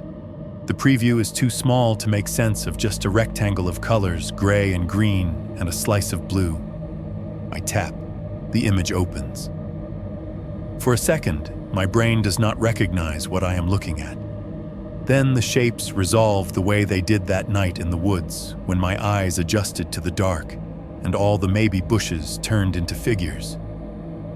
It is a picture of the primitive gravel lot at Deer Run. It is taken from the angle of the park road looking into the apron. The restroom block is on the left, exactly as I remember it, squat, rectangular cinder block. The bulletin board with the map and the laminated notices is off to one side. The gravel looks a little darker in the photo, like the day was overcast. In the center of the frame is my car. My white Subaru plane as ever parked at the edge of the lot, nose pointed toward the trailhead. You can see the little crack in the rear bumper from where someone tapped me in a Kroger lot 2 years ago. You can see the dealership plate frame I never bothered to remove. It is my car. There is no look similar, no wiggle room. On the blurry edge of the frame, just creeping in from the right, like an afterthought, is the back corner of a white van. You do not see the whole thing, just that rear quarter panel part of the bumper, a slice of the back door. The side door's seam is visible, the rail stained and a little crooked. The paint is dulled. There are hints of rust around the wheel arch. The van is close enough that the photographer did not even need to zoom. Close enough that if they took that photo in person, they were standing near the entrance to the lot, watching both vehicles at once. The timestamp burned faintly into the corner of the image matches the weekend I was there. Late October, Friday. I stare at the photo until my eyes blur. There is no message attached, but there does not need to be. The message is the photo. Whoever took it was there that day. They knew which car was mine. They knew I was at the primitive loop. They were close enough to take a clear shot of the lot without anyone noticing. And now, months later, that image has found its way to my phone, while a van that looks like that one idles under my window. I raise my eyes slowly from the screen to the wall opposite the table, as if I could see through drywall and insulation and brick and air down to the parking lot without having to look again. My apartment suddenly feels smaller. The van's idle keeps beating through the quiet, every pulse another reminder that whoever is out there knows what a third-floor window looks like from the lot. They know where unit numbers are. They know how many steps it takes to get from the parking space to the front door. The phone is still in my hand when the engine shuts off. It is not a gradual wind down. 1 second, there is that steady, low vibration in the air. The next, it stops dead, cut cleanly, like someone yanked the cord. In the wake of it, the apartment falls into an almost perfect silence. The fridge compressor is still off from its last cycle. The HVAC has not kicked back on yet. The ceiling fan's whisper is so soft it might as well not exist. No cars pass on the road outside. No neighbors slam doors. The building holds its breath. The quiet is so total, it feels like a weight settling on my shoulders. In that heavy pause, I hear one single car door close. Not slammed, just a careful, controlled click as someone eases it shut instead of letting it swing. The sound is soft, but distinct, the kind of noise you only make when you do not want to call attention to yourself. The hair on my arms stands up. I do not go back to the window. Maybe that makes me a coward. Maybe it makes me smart. Maybe it does not matter at all, because whoever is out there already knows more about me than I am comfortable thinking about. I sit back down at the table, fingers moving almost of their own accord over the keys. The cursor waits where I left it. I pick up the last sentence and drag it forward, pouring everything I have told you into a final, jagged stretch. I describe the van in the lot, the photo, the circle around Site 4, the map under the rock, the palette in the woods. I put down the part that feels most important, the part I wish someone had said clearly to me before I ever packed a tent. That sometimes danger does not look like a mask, or a weapon, or a monster in the trees. Sometimes it looks like someone smiling at you and asking for just a little help, pointing you away from the road, away from the light, away from where other people can see. When I am finished, I sit for a second staring at the block of text. The building stays quiet. The fridge is still between cycles. The parking lot is a blank, unseen presence beyond the wall. Then I copy the story into an email address, it to the Horror Channel's submission inbox, and hit send. I do not call the police. I do not forward the text. I do not have the energy to explain why a photo months old feels like an emergency, when all it proves is that someone was there in a way no one else wants to acknowledge. Instead, I leave you with this. If you ever find yourself on a dark campground, sitting by a fire you built, and someone drifts into your circle of light from the shadows and asks you to help them with something real quick, and then points you down a path that does not lead toward the road or the bathrooms or the marked trail, I need you to remember this, because I have a feeling that the next time he finds someone who says yes and keeps walking when the fan goes quiet, there will not be anybody left to send in a story.